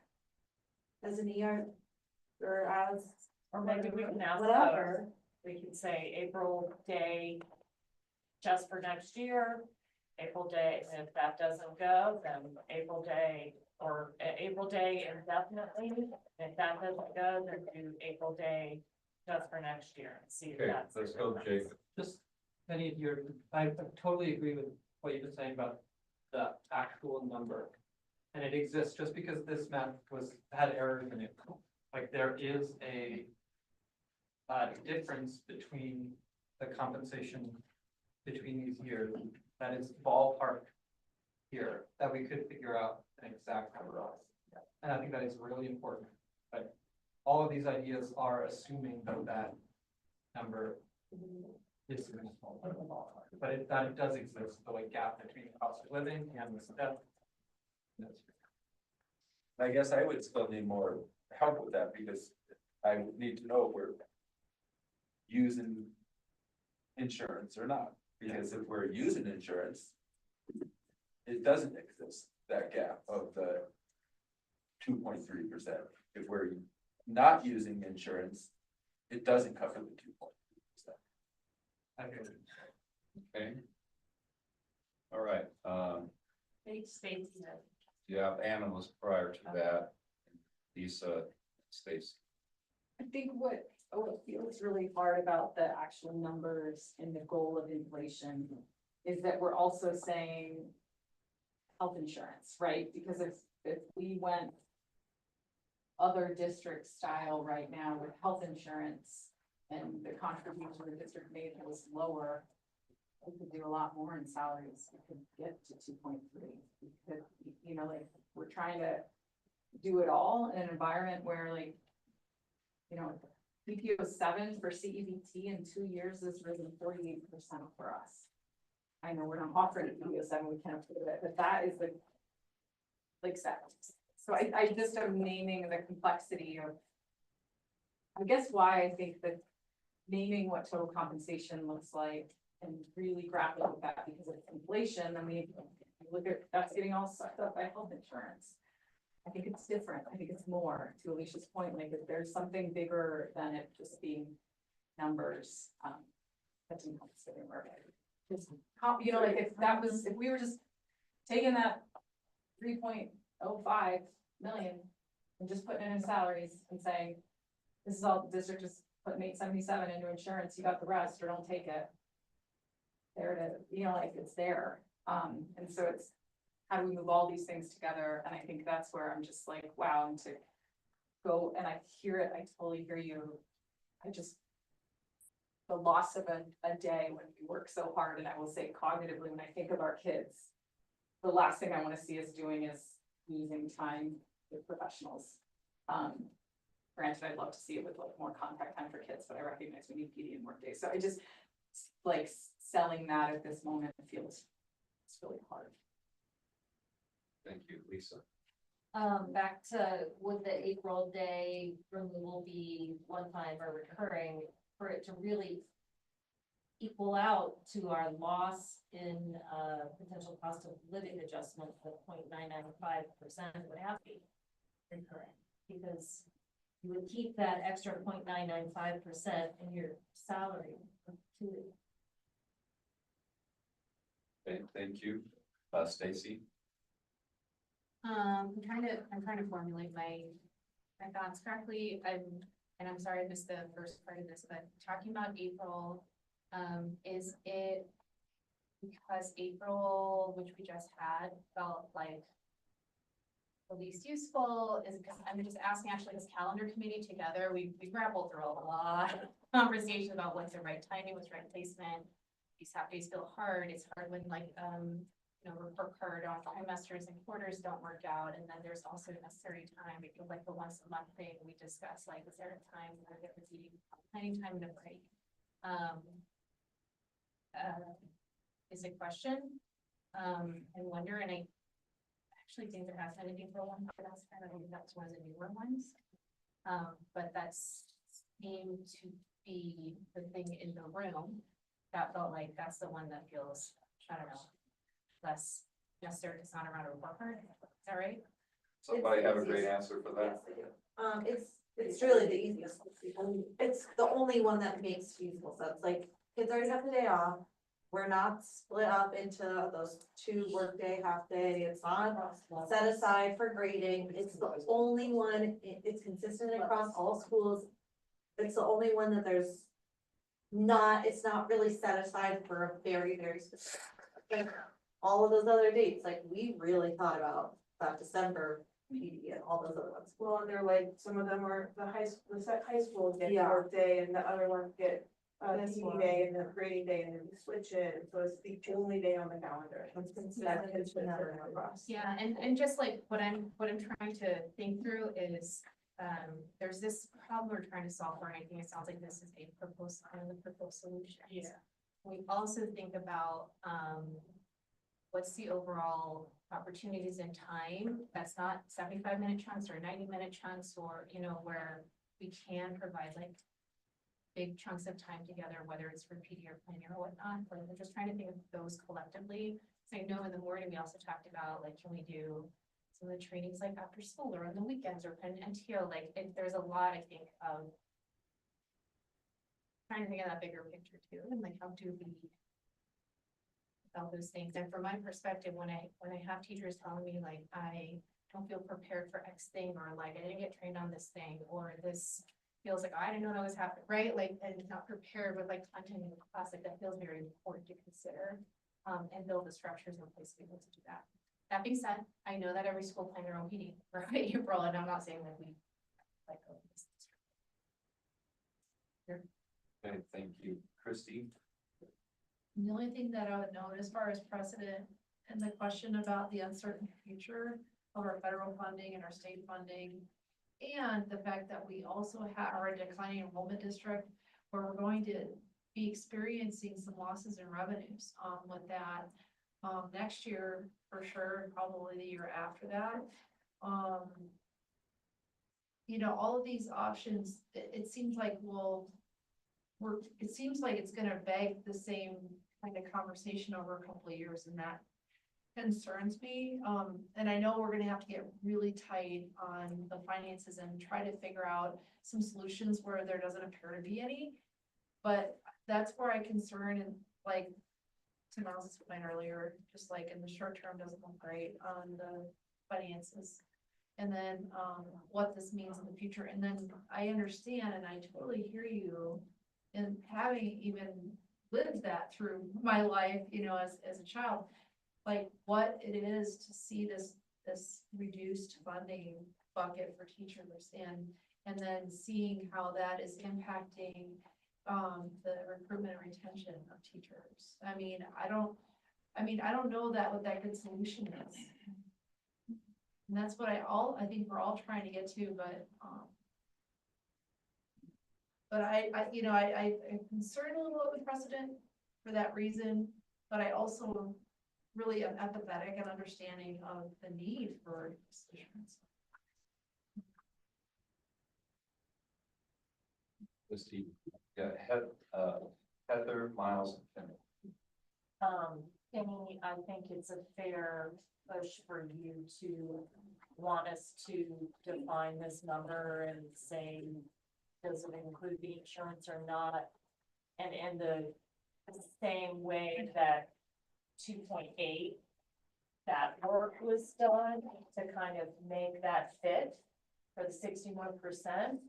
I think we could do that with other things, like not getting the retroactive raise is another component of money that teachers are not getting this school year. So we could, and if we need to finagle the numbers to make it fit into these numbers that we're giving you, there are other areas where we could do that.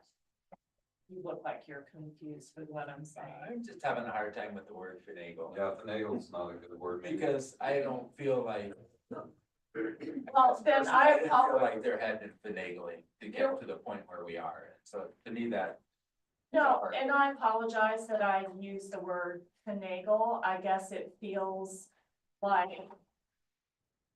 we are trying to be really fair with trying to get better compensation Yeah. for teachers. And Hear it that. feels like there's some nitpicking when it comes to, and I'm gonna use that word, when it comes to this insurance and you questioning our numbers that we gave here, that, well, okay, we can go back to the drawing board and talk about other ways that teachers, you know, I'm paying $55 a week additional. So how much money is that a month for my insurance? Okay, I'm not the only person in that situation.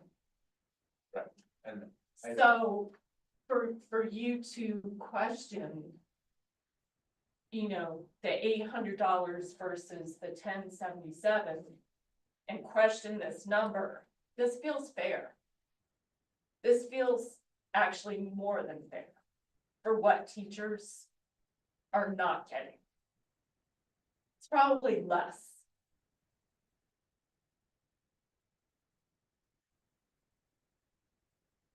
Okay, we've got Miles. I'm just speaking for myself here, but I think if the district would commit to continuing to work on finding some solution, whether it be a time, whether it be one of the other options, or some new option that we come up with, if we can continue to meet, I would, personally, I would vote yes on distributing the 750K into the steps. Maybe just everyone gets a step, or we could talk about how we want to put that, but I would vote yes for that right now if the district would say, yeah, let's keep talking about a way to further compensate teachers next year. Because I don't want to be here at midnight. Yeah, we're losing positive energy. We want to do things that'll structurally move us in a positive way. Yeah, my list. It's your okay. not- Okay. Like 3-thing list, Nina, and to pick up, I think, Miles, where you're headed. I would love to continue to work on what it means to have a competitive compensation package and to look at the nuances of both. I think what you're holding, Kenny, which is what the district is paying and the increasing cost of salaries and benefits, and Heather, what you're naming, which is the actual paycheck that comes home, because those things are very different, and a massive investment over here is not showing up over here. And both of those things are true. So anyway, so I think my list of things that I would love to commit to keep working on is really figuring out this, what does it mean, competitive compensation, and how do we get there? Yes, exploring options. And I think there's some pitfalls when we try to, I think we can really pick apart any sort of calculations because of that, what it feels like and what the numbers look like. So I would just want us to keep grappling with that, exploring time, exploring money as additional benefits. And I would also add to that list, if possible, a step back on the purpose and practice of time not with kids, that is contract time. and I'd love to quantify those hours and say, are we getting what we need? I mean, I'm hearing, yes, there's work time, yes, there's PD time, I'm also curious to, is there a world in which we look at those hours and we say, you know what, 8 of those should be teacher dictated time, it is human. And that looks like what it looked like. I wonder if we look at it together, that could be something that we could come out of. So. Yes, I would say yes to that proposal. Took it a step further.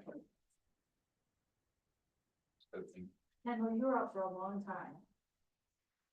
I think I just want to apologize. I was listening to Kenny and Heather talk, and I was the one who went from that number on there to how many minutes per day that was. And I think that's what, to me, is still feeling really yucky and really like granular and bean counting and oppositional. And I wish we hadn't made that clear move, but then it starts feeling like if they say that that COLA is this year and that's a retroactive number, and we're not doing that work with retroactive money right now, so that also feels yucky. And I was feeling yucky about it, and then I realized I was the one who made that jump, and I wish I hadn't, so that's my apology. Anna, I appreciate all that you said. I struggle with trust. And so many times we've left IBB with like, that we're gonna do this, we're gonna do this, we're gonna do this. We promise our teachers. And then we get a pie in our face next year because it doesn't get done. So like, to Miles's proposal, I would want a hard deadline of the first day of school, we are telling teachers, how you didn't get this money, you're getting X, Y, Z. Like, I don't wanna stretch this out, I don't want this to be next May, like, this is this year's IBB, and I don't mind continuing to work on it and continuing to push forward, and like we've all said, this should have been our mid-year check-in. But I can't in good faith not have a hard deadline that a solution is coming on the date. We've done it too often. And I know that's not you, and I know that you're eating some bad mistakes from prior IBBs with that, but it just keeps coming. But it's just a lack of trust now, and it's a lack of trust because in this process right now, especially with how it's changed this year, and I just think we have some really strong guidelines and dates and expectations of how it works.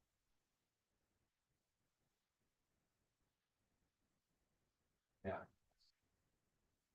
I think that I understand that perspective, and I just want to come back to one other thought, like that I was talking about earlier around the additional conversation about how this committee actually works, really establishing what this could look like in the future. I think that that is so beyond the time that we have in this room to really determine a new way, a new paradigm, a new way to work so that we can really have a different expectation as we're coming into the next negotiation is a very important thing to build that trust.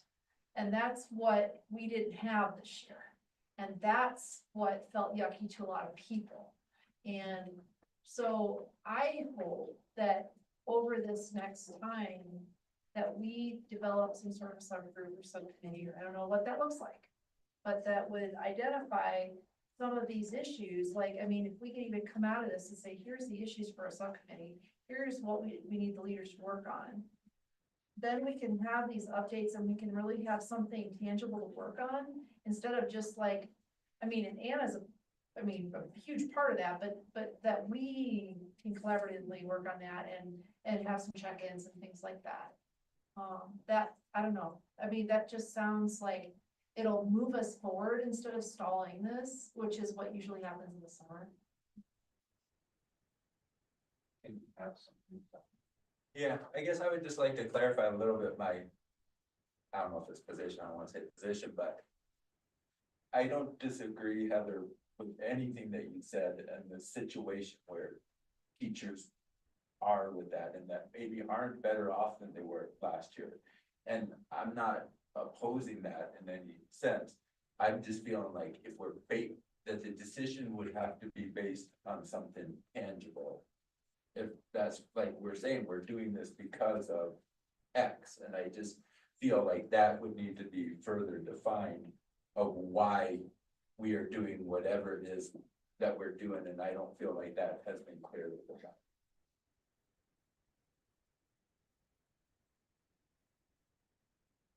Okay, so in order to move forward, we need something specific that's gonna be guides. We've had the general layouts, we've had the concerns over a fixed time. Can we construct something in a written form that stipulates what the next steps are?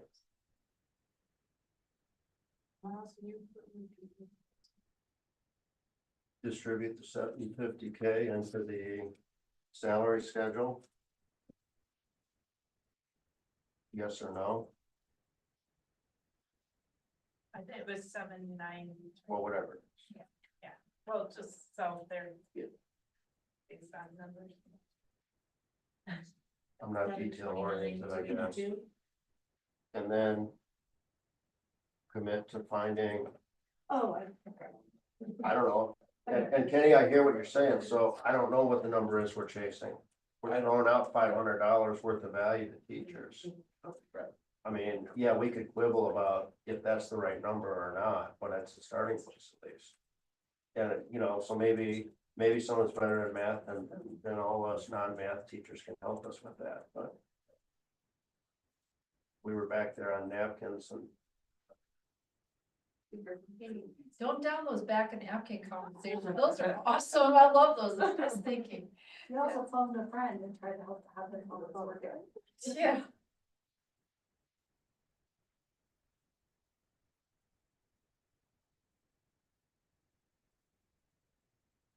because I think that's the hard deadline, right? What we're gonna do with the salary schedule. We gotta figure that out today, right? And insurance. Yeah, I mean, I think the insurance is a real hard deadline, because we have open enrollment, right? So that's like an absolute hard deadline.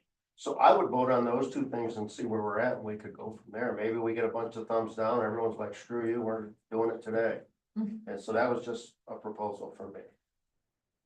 I would just adjust I hear you, Stephanie, on a deadline. If, I would like to keep money-based options on the table, and we won't know what we have until after at least first quarter, after October count, after quarterly financials. Yeah, that's true. And I don't know, like, if there, I mean, so like, if there's that's the cost component. Reserve 250K. And if there's other touch points like with.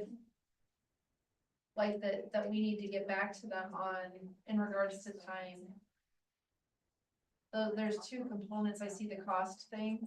It takes, that's gonna probably be mid-November before I'm really gonna, or at the very earliest late October that I'm really gonna be able to tell you guys because of October count, like a preliminary number of what that looks like. And then starting to get the information pulled together for audit. That's gonna, you know, at least I'll start that process then. But then there might be some other things that it seems like people are asking that maybe we might be able to have touch points on. One of them being like how the committee is going to run, like what are we negotiating based upon for next year? Another one is what some of these brainstorming ideas around time. Those are the other things outstanding. I heard like pretty much those three things. Promised.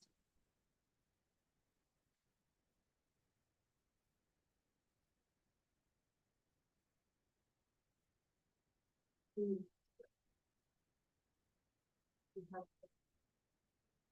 we vote on insurance at least? Well, we gotta go here first. Meg asked, she wanted contact support, and she asked me text, and I said, we're close to vote, so I think she's trying to get back up here, so. Okay, we could like do a tentative, and then she could run it and throw it down or throw it down. Or you could text her and after what she did. Well, but she wanted to come back up and be.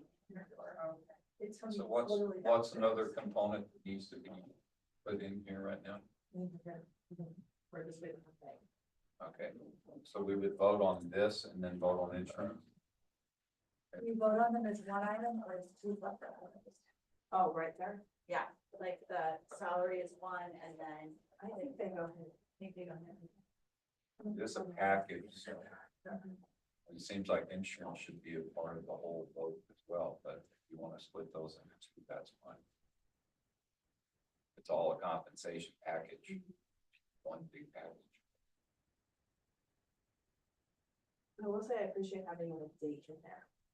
Because I had sat in this meeting one too many times, but it's like, IBB is gonna keep working on this, and then that never actually happens. So I appreciate that there's a date. And would you write an MOU on this thing? So it's, Well, one of my wonderings is should we calendar the November meeting, a kickoff, like, or whatever, this meeting, like, put it on the calendar. We would not call it kickoff. No, Call it a final. But yeah, not for something. I'm just thinking of it as. I think Yeah, like like, September, October too, we could talk about, you know, what, I don't wanna spend 2 hours talking about outlooks again, I've had enough of that. But talk about other options. We kicked off in September, October. Well, and October, I'm gonna give you guys some timeline things about October 31st. We're still finalizing October count, October 31st, number one, so it's gonna be tentative and preliminary. Number two, I'm not gonna have first quarter financials until right around November 15th. So I just wanna let you guys know those two dates, because we're still gonna be closing the month.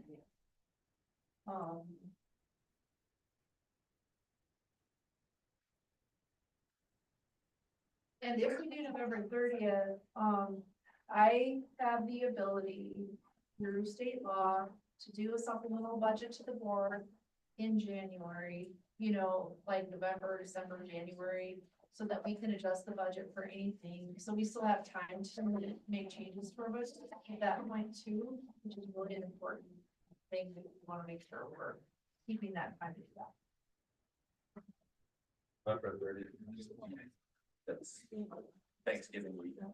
If that matters.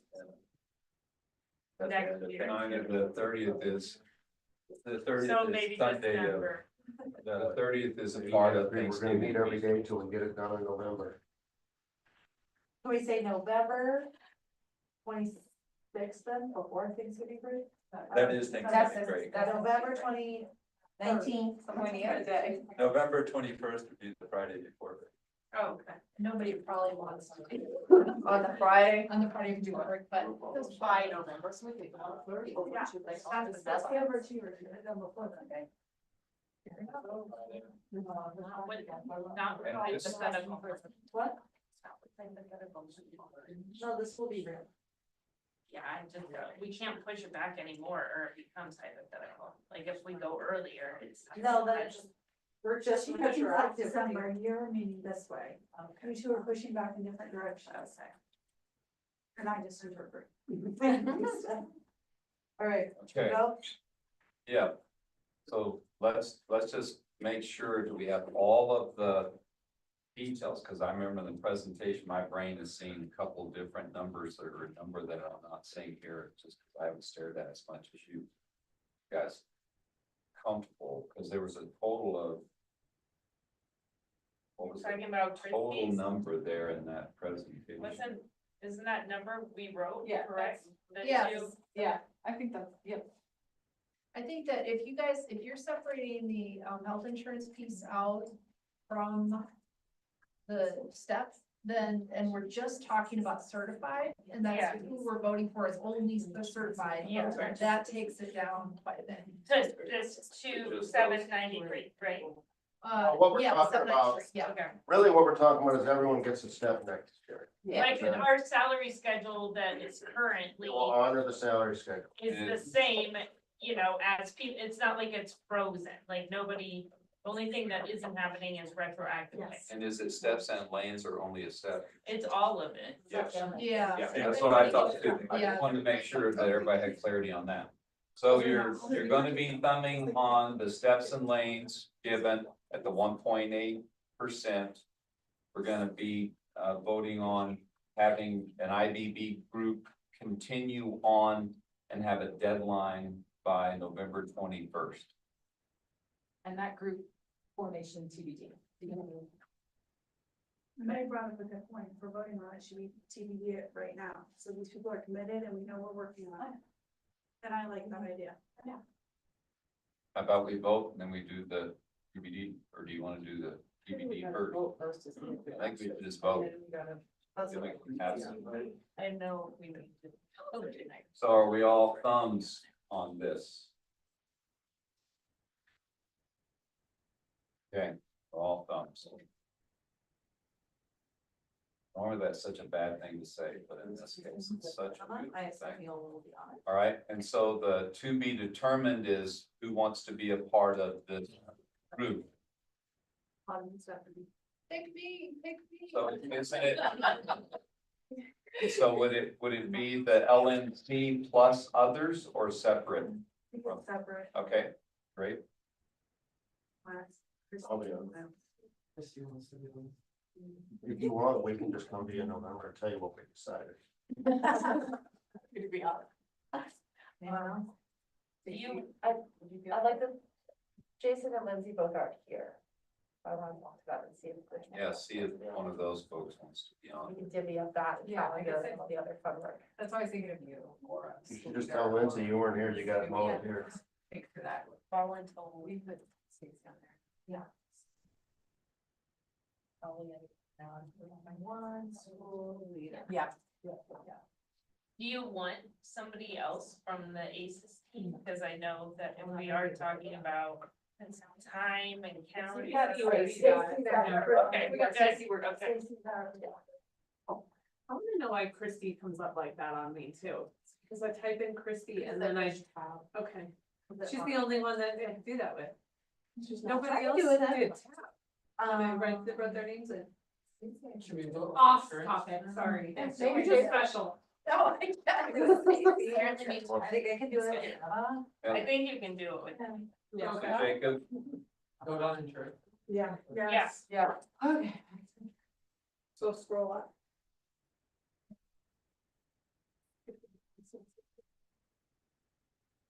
Oh, yeah, thank you.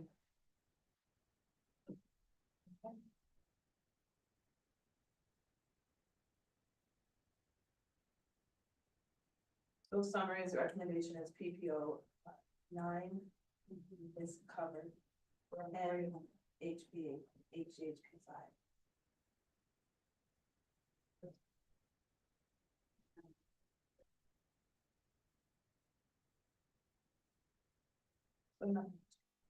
is everything okay there? Are we missing the thing about what the contribution will be toward? Number 3. We're sitting with some uncertainty there. With what?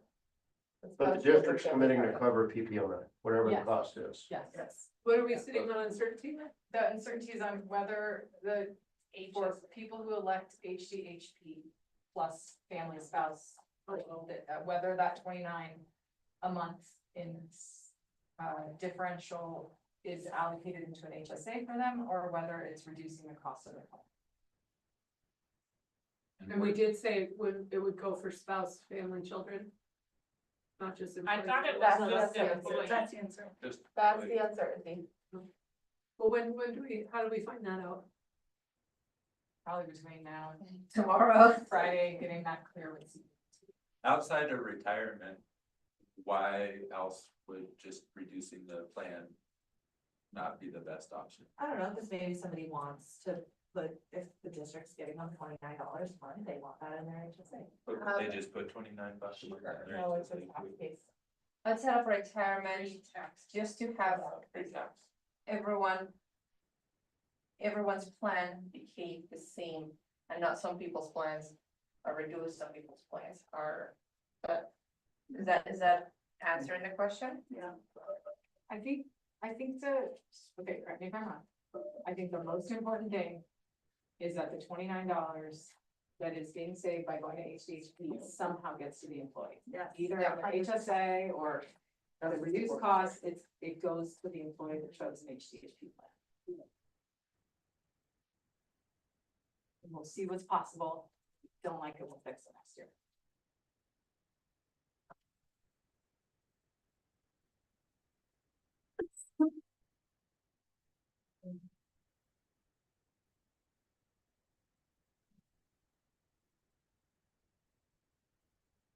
Okay, ready, thumbs on this? And I will say best with CBT and district systems to make sure that we're able to do it with our staff. And we will try. Okay, thumbs. All right, have all thumbs. Thank you.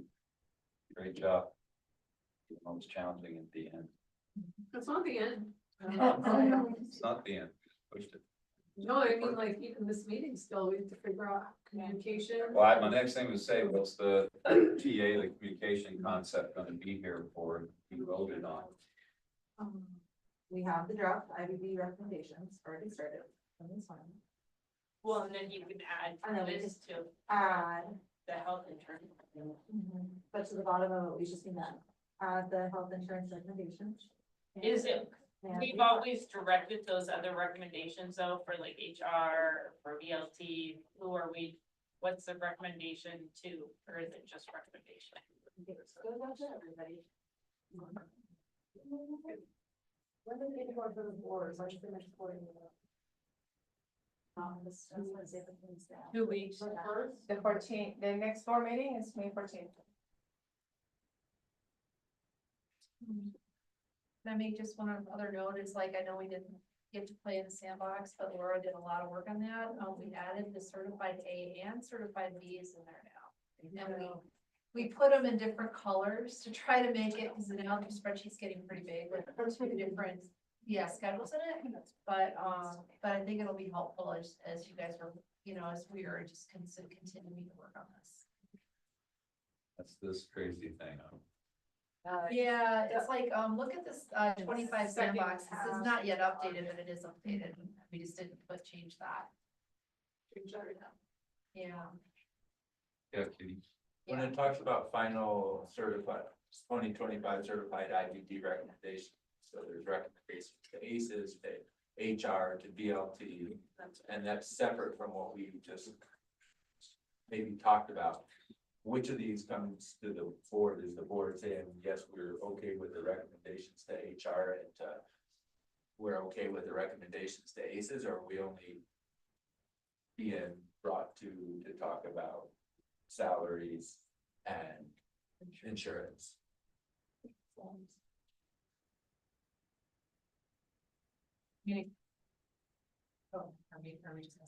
I'm just curious, as be able to talk back to the board members. And how does the logistics work between the recommendation from what was done in relation to uninterrupted time for kids instruction versus this compensation? Was there anything in there that needed to be approved by the board? That's what I'm not understanding. I think it's salary. And but the part that would be, would be the salaries. And insurance. The insurance would require an action because we're keeping the same salary schedule and we're moving staff in accordance with the way it works. That would not have an action by the board. It's the same. We didn't adjust the schedule, so that doesn't require an action. So the only action in here will be the action around approving the contribution to PPO 9 and or the 2081 contribution to health insurance from the districts. Budget will be the only action item. So what we could do is to go back to where we started, hopefully by May 14th, I'll double check the calendar, but if classified can get their similar summary, we can bring the 3 summaries to the board along with that 09 action.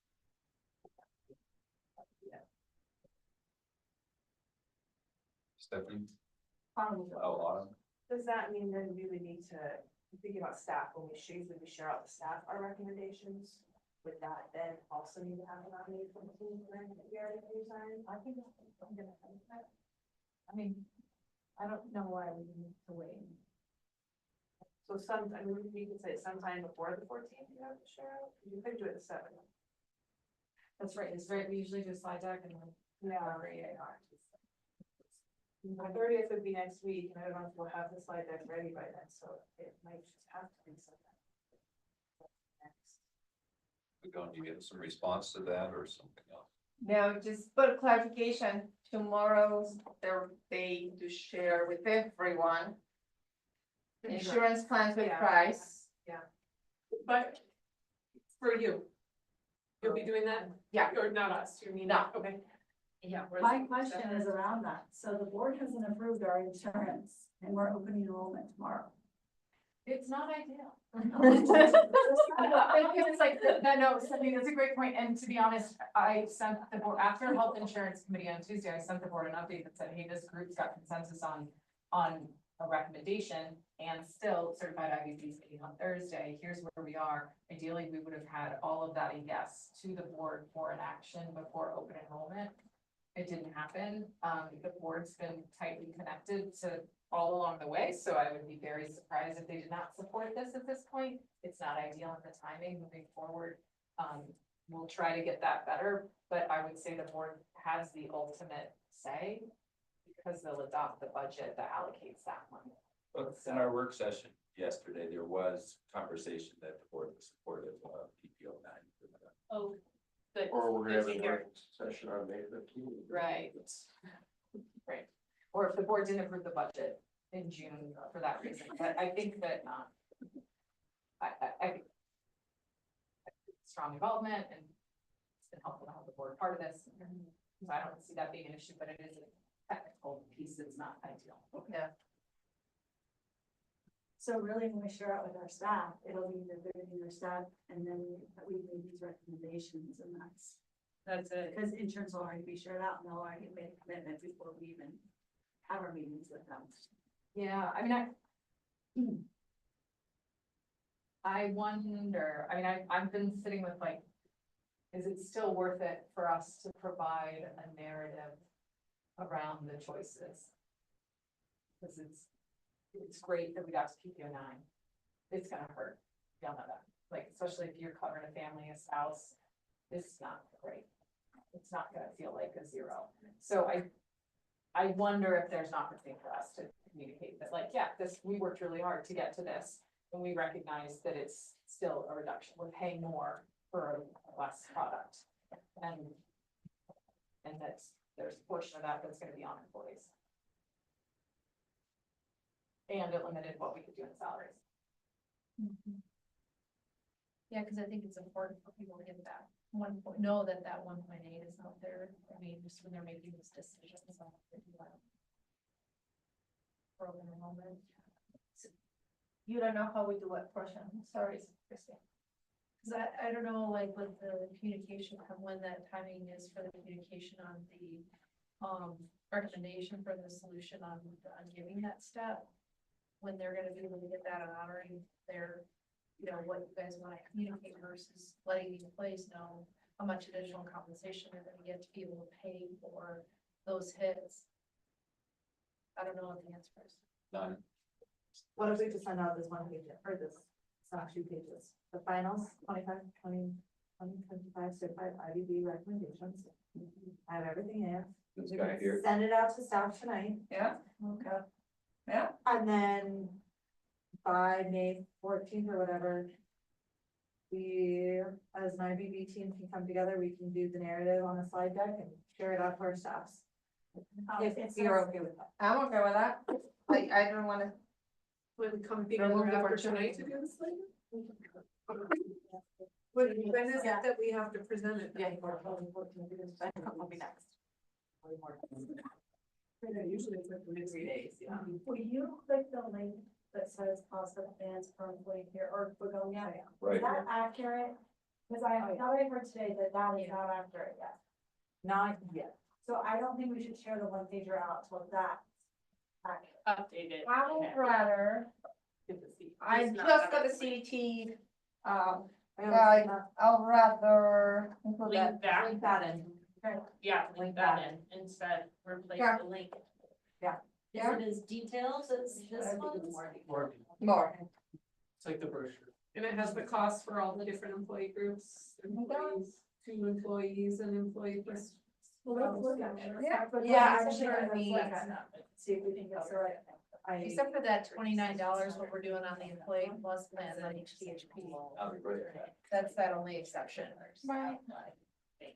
Give me a second, let me move it to the right drive so everyone can see it before my computer dies. Who were they? Right. Need a bug. So, It's just upstairs. I have a Add my question, experience. guys. Yes, Heather, for a I minute. have a question. Thank you, When, Ken. when you guys said this would be shared out, but then you're saying we'll make a slide, it's a little confusing. Oh, Like who's sharing right, what that's to who, or I don't know. Yeah. We, Anna, communications, we share this all stuff Tomorrow. tomorrow. Yeah, she's doing, And then okay. IBB, we can come together online and just make a slide deck and go through that narrative that Anna wants us, because those staff like really understand like. What is why are we only getting a step? Why are we only getting this terrible, lovely insurance plan? All those things. Okay, okay. So this recommendation goes to, do we need to send it to all staff or do we just send it to certified? Oh, just, This is certified, right? So it goes to certified and then, we'll create, then Begonia's gonna push out all the open enrollment stuff. Then, is that 90%, are you like a labor management committee or a smaller subgroup of this team will create a slide deck? Or is that more like an RFCPA thing? I think it's up to you on how much control you wanna have over it. Oh, how about up to us? Up I to just us. feel like it's. I mean, I some think point. we can take it on as a team. We're gonna be the ones presenting it. If you want to be there and like help us craft the narrative, I don't think that would be a bad thing. Okay. And we can just schedule it within the next week. I just. And maybe it's feel whoever like can at come.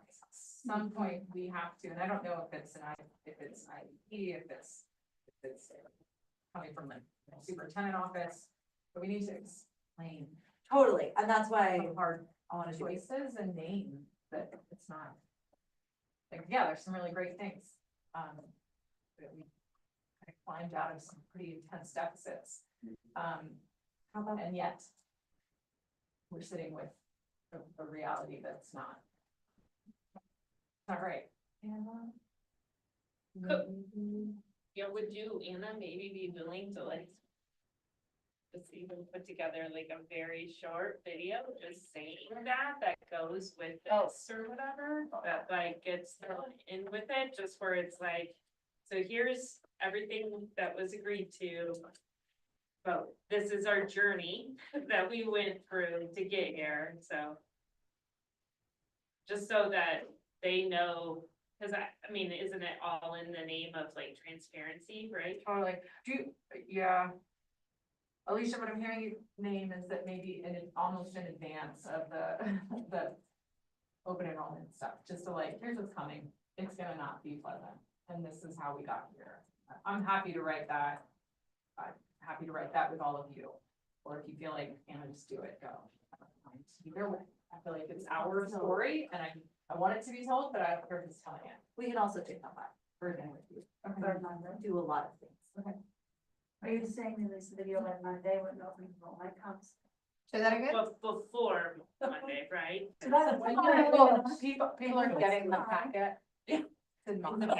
I will log information for you over the weekend, so we have a weekend to digest. Especially the Basel people, that's the first round. Oh, you guys are first? We're first. You were first. Nice. I don't, people can just, well, one thing we can share with people is there is more, like, don't make your open enrollment on day one. Give it a moment, and HR is working on more information, but it's all has to really fast. Yeah. But the Begona can do it right and well and not. Fast and fresh, yes.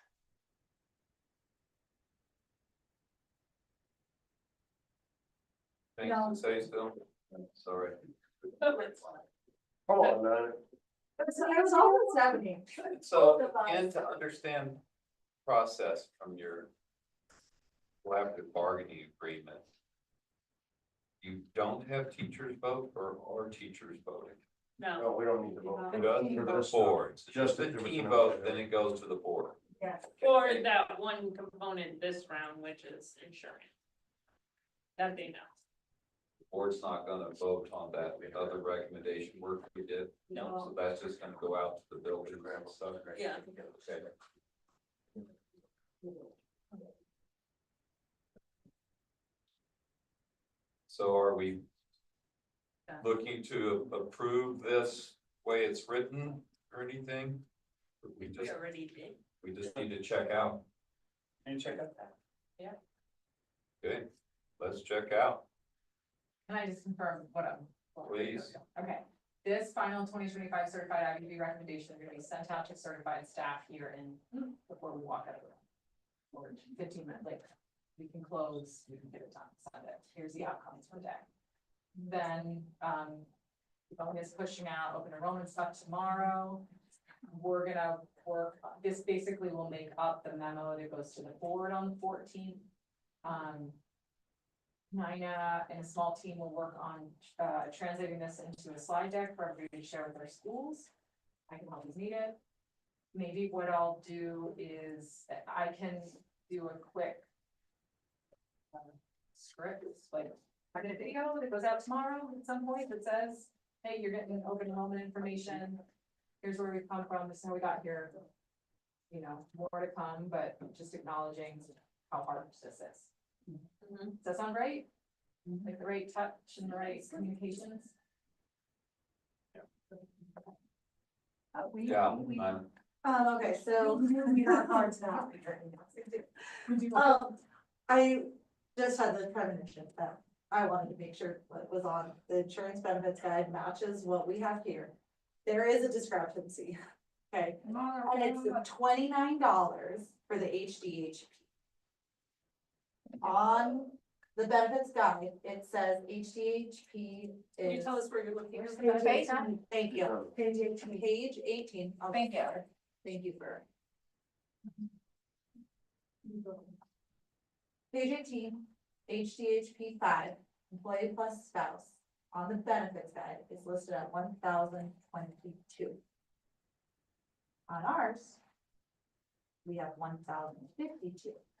That's that $29 difference, $30, 30-ish, $30 difference that we. So they maybe assumed that we were just gonna reduce the cost. They reduced it for us. They reduced it for us. Did they do the same thing in employee plus children? And They employee plus did. family? The same thing in Right. employee plus children, Them they too. did employee plus family, the same thing, Okay, so yes. Okay. So it's the whole, it's consistent throughout, So they reduce the cost rather than. $29. Okay, so they reduce the cost They instead have of the putting it definition in for us. the HSA. You live with that, and then the employee only goes to their HSA. Okay. I'm okay with that. Okay, isn't that different? Isn't that the plan's It is. different? I wanted them to be opposite. Okay, God, I brought this up now. Let me get back to, yeah, Yeah. So just figure out what yeah. they want, what their system is, and then we can. Write it in our recommendation.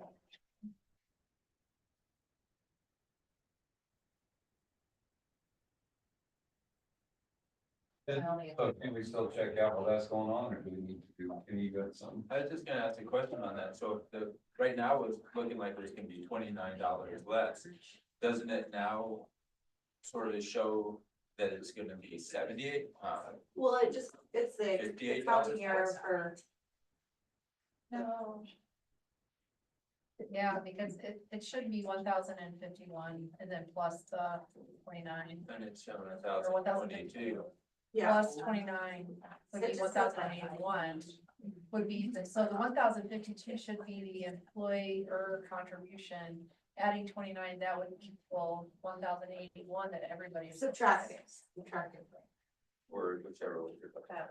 Yeah, either way you look at it. Price. It needs to be that each employee is getting 1,081. Yeah. You're the same 1,080. Yeah. Is this not their cost to, they're saying this is the cost of the program, and is the cost not reduced to $1,022 for the HP 5? Yeah. And they're saying now the cost of that program is $1,022, so instead of that $29 that would be given back to employees, should it not be $58 being given back to the employees? Yeah, and that's not the intent. So I think that number needs to be increased by 29. Then I don't know, I haven't looked at all the other numbers to see what the impact is there. So I think before we send out the benefits guide, we really need to make sure that we've had that conversation with CEBT. What are we contributing the $30 to the HSA for everyone, or just for the employee only? And knocking off the $30 for everyone else, before we send this out. Cause I don't wanna field those questions tomorrow.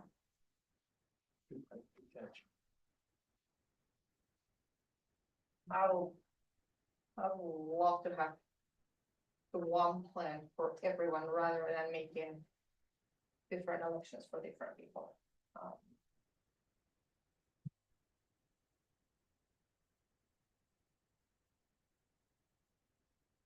As long as that 29 goes back to the employee somehow or another. That's what, that's what we, yeah, I think that's what we really need to check.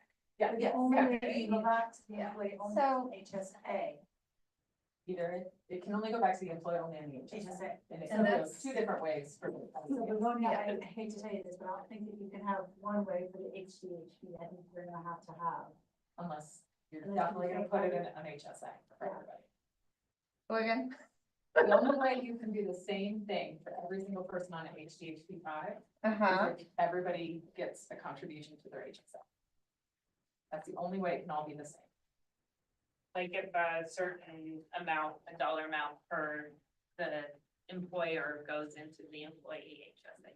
But yeah, I'm not gonna, yeah, let's talk about that after. Yeah. Yeah. I If think I it's don't want going to the employee plus spouse, isn't it still just going into one HSA? Isn't it the employee's HSA that it's going into? Yes. It's just making sure the math works, that's all. No, I know, but that's what, like, why is that different for everybody? It's still just going into the. If it's you, I don't have to have an HSA when you go back to 20. Right. If it's anybody else, you could just reduce the 29 off of their, what they. That's the either Or, we should four different stuff. Begonia was hoping for one set for everybody in each plan. But they've got to figure out if they can even do the HSA for the other entities. Why would it be other entities? Because the employee is part of all those entities. Yeah. If there's an So employee they in say all don't those give them groups. that option, just do HSAs for everybody. Just, I mean, it's, the employee has the, say I choose that plan, I have the HSA, you are paying me $29, it doesn't matter if I'm doing employee plus spouse, employee to employee plus spouse, employee plus children. It certainly makes it easier if we got divorced, had a baby, because it's just going in the HSA. Yep. Right, because if all of a sudden you go from, I was married, and you're giving me a discount now for my HSA, it's better with you. I don't know if that's how it works, but that seems to be like, Hey, it's just one HSA. Our recommendation. Your spouse isn't getting an HSA, your kid's not Hey, getting. guys, I think. Yeah, let's come back together. This is something we could maybe work on afterwards. yes. Yeah, I was gonna say, can you guys deal with that later and let's check out? Okay. Want to do the standard how to feel about today? Okay. One word. And that's One how word. You know. How'd you feel about today in this process this year? How do you feel? Who wants to start? I'll start. Okay, I am grateful to start to get to know you guys. I know at the beginning of the year I wasn't able to do that, but that's my grateful point is I think that there's a lot of great, well-intentioned people here trying to do the right things for kids and teachers, and I am glad to be a part of this group. That's how I feel about it. I know it's hard work. It's not the answer we either one of us want is to just have to fight over scraps, so to speak, that we want all the right things, but I'm grateful for who I'm working with. thank you. Left or right? Oh, that's. I'm not gonna have this long of a day. Okay. I'm feeling fine. A little fragmented, for obvious reasons, but I appreciate all the really good note taking and that'll allow me the space and time to come in and ask questions. I feel.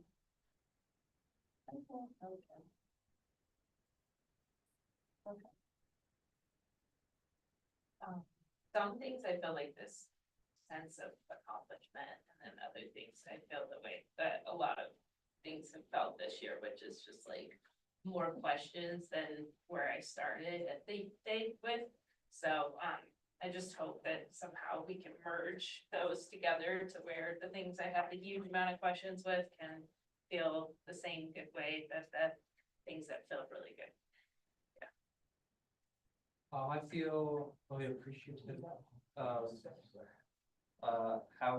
this went in terms of, like, everyone was listening really well, and feels like people are on the same team, which is good. I feel really frustrated. Whole system, and just like the hand we were dealt, it sucks. But I'm proud of like how we like collaborated and listened to each other. I think I feel like very appreciative of everybody, all the what you've done this year, in terms for language teachers like me, we have something called silent period. I've already heard of this before. I talked to Nine about that yesterday. When the kids are learning a new language and they prepare to be ready to start talking and producing a new language. I think that's been this year for me. In terms of, getting to know all of you on the process, and how this works. But I feel appreciative of all of you, of all the work you've done, and then it's a mix. Some days I'm very hopeful that everything's gonna work. Some other days I feel like I'm frustrated, but I think that's the process of being, of working. It's difficult times like the ones that we've been working through. Just kind of mixed feelings. I'm very appreciative that we finally got here and we're done almost. I really think we should reflect back to where we were in fall. To be looking this hard for a couple $100,000 when 6 months ago, you guys found $8 million twice. Like, wow, that's pretty darn amazing. Thank you again. I feel like it's a new chapter, new team, but also very new budget landscape for public schools. So sad and happy to be on the team.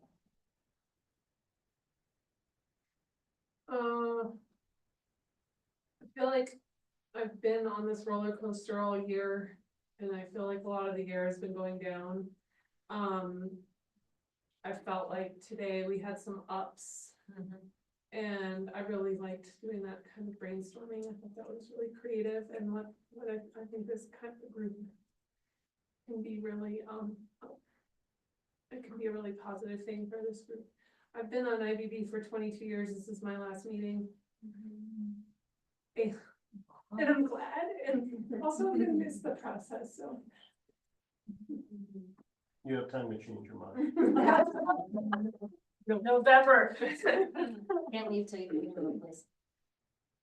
No, somebody can stop. I'm appreciative of this group and working as hard as we worked all year. It was a mess we were dealt with, and there's still processes we've got to figure out to make it a stronger group next year. So I feel like we're leaving with some wins, and I'm sad with not leaving with more wins. I'm moving, and I really appreciate the process. Like, I felt I really got some momentum today. Like it reminded me how well this group can work together when we really get to work. I'm glad we got to work today. I really appreciate you, Megan. You have really been a rock on this team. I've been the whole time I've been on here, and I'm just really grateful. And I'm terrified of what we will do next year without you. There'll be lots of texts, but you'll be on speakerphone. And I also just think about when we came into our very first meeting of like, this is gonna be easy, and I don't understand, and then all of a sudden everything changed, and we have this team. I've been on this team through many roller coasters, and I feel like we weathered it okay, and I am excited for the trust building that has started. People were dealt hands that were not theirs, and I appreciate how you handle that with professionalism, and I'm excited to see how we can continue to build that. Megan, I didn't know this was your last meeting, and that really hit me hard because you've been like I'm gonna get really emotional. It's been a long day. I feel like you've been our like moral, at least for me in this space for the last few years, like a moral anchor. And when I feel like lost, and I've said like, can we check in? Can you just talk to me? You've always shown up and always been able to go very high level about kind of the purpose of interest-based bargaining, even today when you were pushing back on some of the slips into negotiating and positions. And I just really see you as this anchor, and we've been in really rocky seas, but I feel like we can recenter, and I'm gonna really miss that next year. So thank you. And I hope we don't get far from that. And, so I'm glad we'll see. Have somebody connect, comes in. There's maybe one. Well, I feel like we're all good learners, so, the only other thing I would wanna say is that, I think I share, Jacob, your sentiment, and it's funny, somebody told me before I got married, like, you should marry the person you wanna be with in the trenches. And when I think about these problems and who I wanna be with in the trenches of trying to solve them, this is the crew, because of the way y'all show up, your patience, your persistence, the way you hold us and me accountable and push and are still human. It just is the right group, and I'm also quite angry that we're in the trenches. And that we're fighting what I feel like sometimes is like fighting over scraps, and that just feels shitty for the kind of caliber that this discipline in this field draws, and the kind of people, like these are the people I want to be with in this valley. And in the world is educated, and the fact that this is the kinds of problems that we have to solve often, I get frustrated, but there's nobody I'd rather be. I appreciate everyone's hard work, especially you, Christy. I'm not overjoyed with the outcome, but I'm not convinced that we could have gotten better outcome without destroying a lot of relationships in here. And I'm hopeful that we can continue to work to improve for teachers and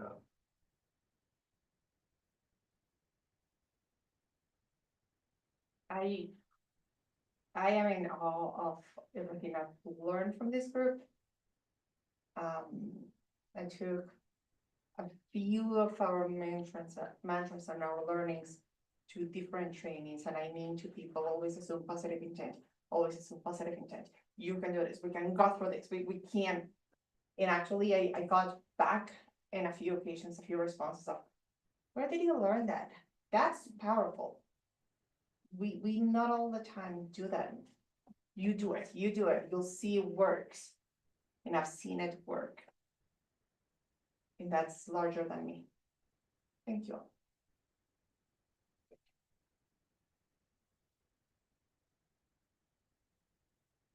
I think this is my first year with you guys, and I've learned a lot.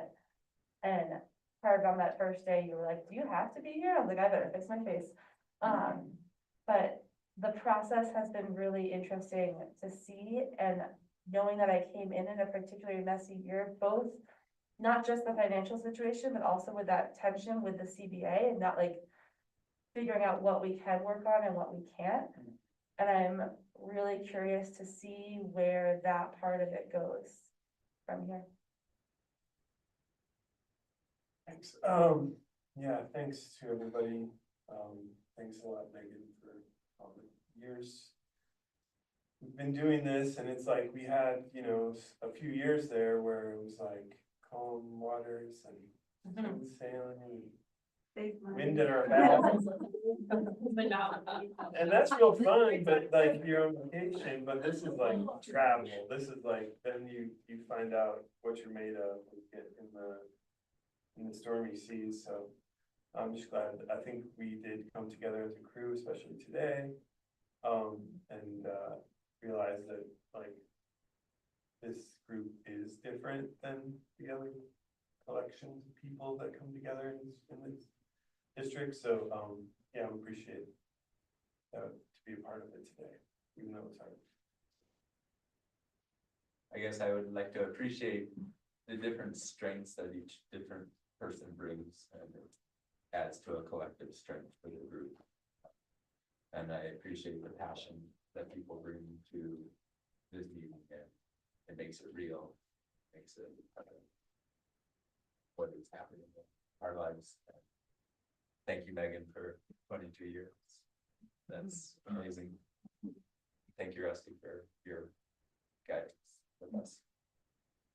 Okay, I'm ready to say more. Okay. Yeah. It's okay. I was thinking earlier, Kennedy. I appreciate you showing up. You're like the only board member here, you know, and it's a lot of time. And I'm grateful to you for that. Thank you. So thank you. Megan, I had no idea it was your last time, so I have learned a lot from you. And Don't throw away those notes from 22 years. yeah, Can you download them from your brain until the matter? Okay. We'll be in the middle of the meeting. Call Megan and see how they did it. I just wanted to say, thanks for letting me be vulnerable today. It's been a long day, and obviously, you know, there's a lot going on that, for me, that's bringing emotion to the surface, but also just taking this responsibility so seriously and wanting to do a good job for the teachers in my school. So, thank you for letting me be vulnerable. Can I add another thing too? Do we need to send it your way too? Yeah. When my kids were younger, and I used to be the union president, some of you might know, and you know, there's a lot of work involved in being the union president, and then I was on bargaining and, you know, doing whatever other things, and I had little kids, and I constantly would be going to meetings, and my kids were getting into that like time of their life that they were starting into soccer and clubs and stuff like that, and they would be like, Mom, why do you have to go to that meeting? Why can't you come to soccer? Why can't you? And I always say it's because of the union. And we had a union meeting, and they would say, well, what is it? All the time they would say, what is a union? And I would say, it's a group of people who work together for common good, for making good things. And now I know we're not all union members in this room, but I do consider this our union. And I am really grateful that we have a good relationship. I know I hear from UNICEF people and CEA people who say, yeah, we don't do it like this in other districts. And I think that's not a perfect process. We definitely have things that we can do better. But I think that's too bad for them that they don't have the kind of group that can work together. And like, I run into you guys at the store and I like you. Right? So, yeah. It's a union. Thank you, Megan. Well, I feel honored to get to work with all of you, and every time I step in here, I just appreciate that you are willing to dive into the fray to do the work and deal with all the strains that come into this process, and you really did a great job of openly sharing and really putting it out there. I wrote a lot of names down today, went all over the place, people sharing, and that's awesome. I'm happy to be any kind of resource about the actual process in this room.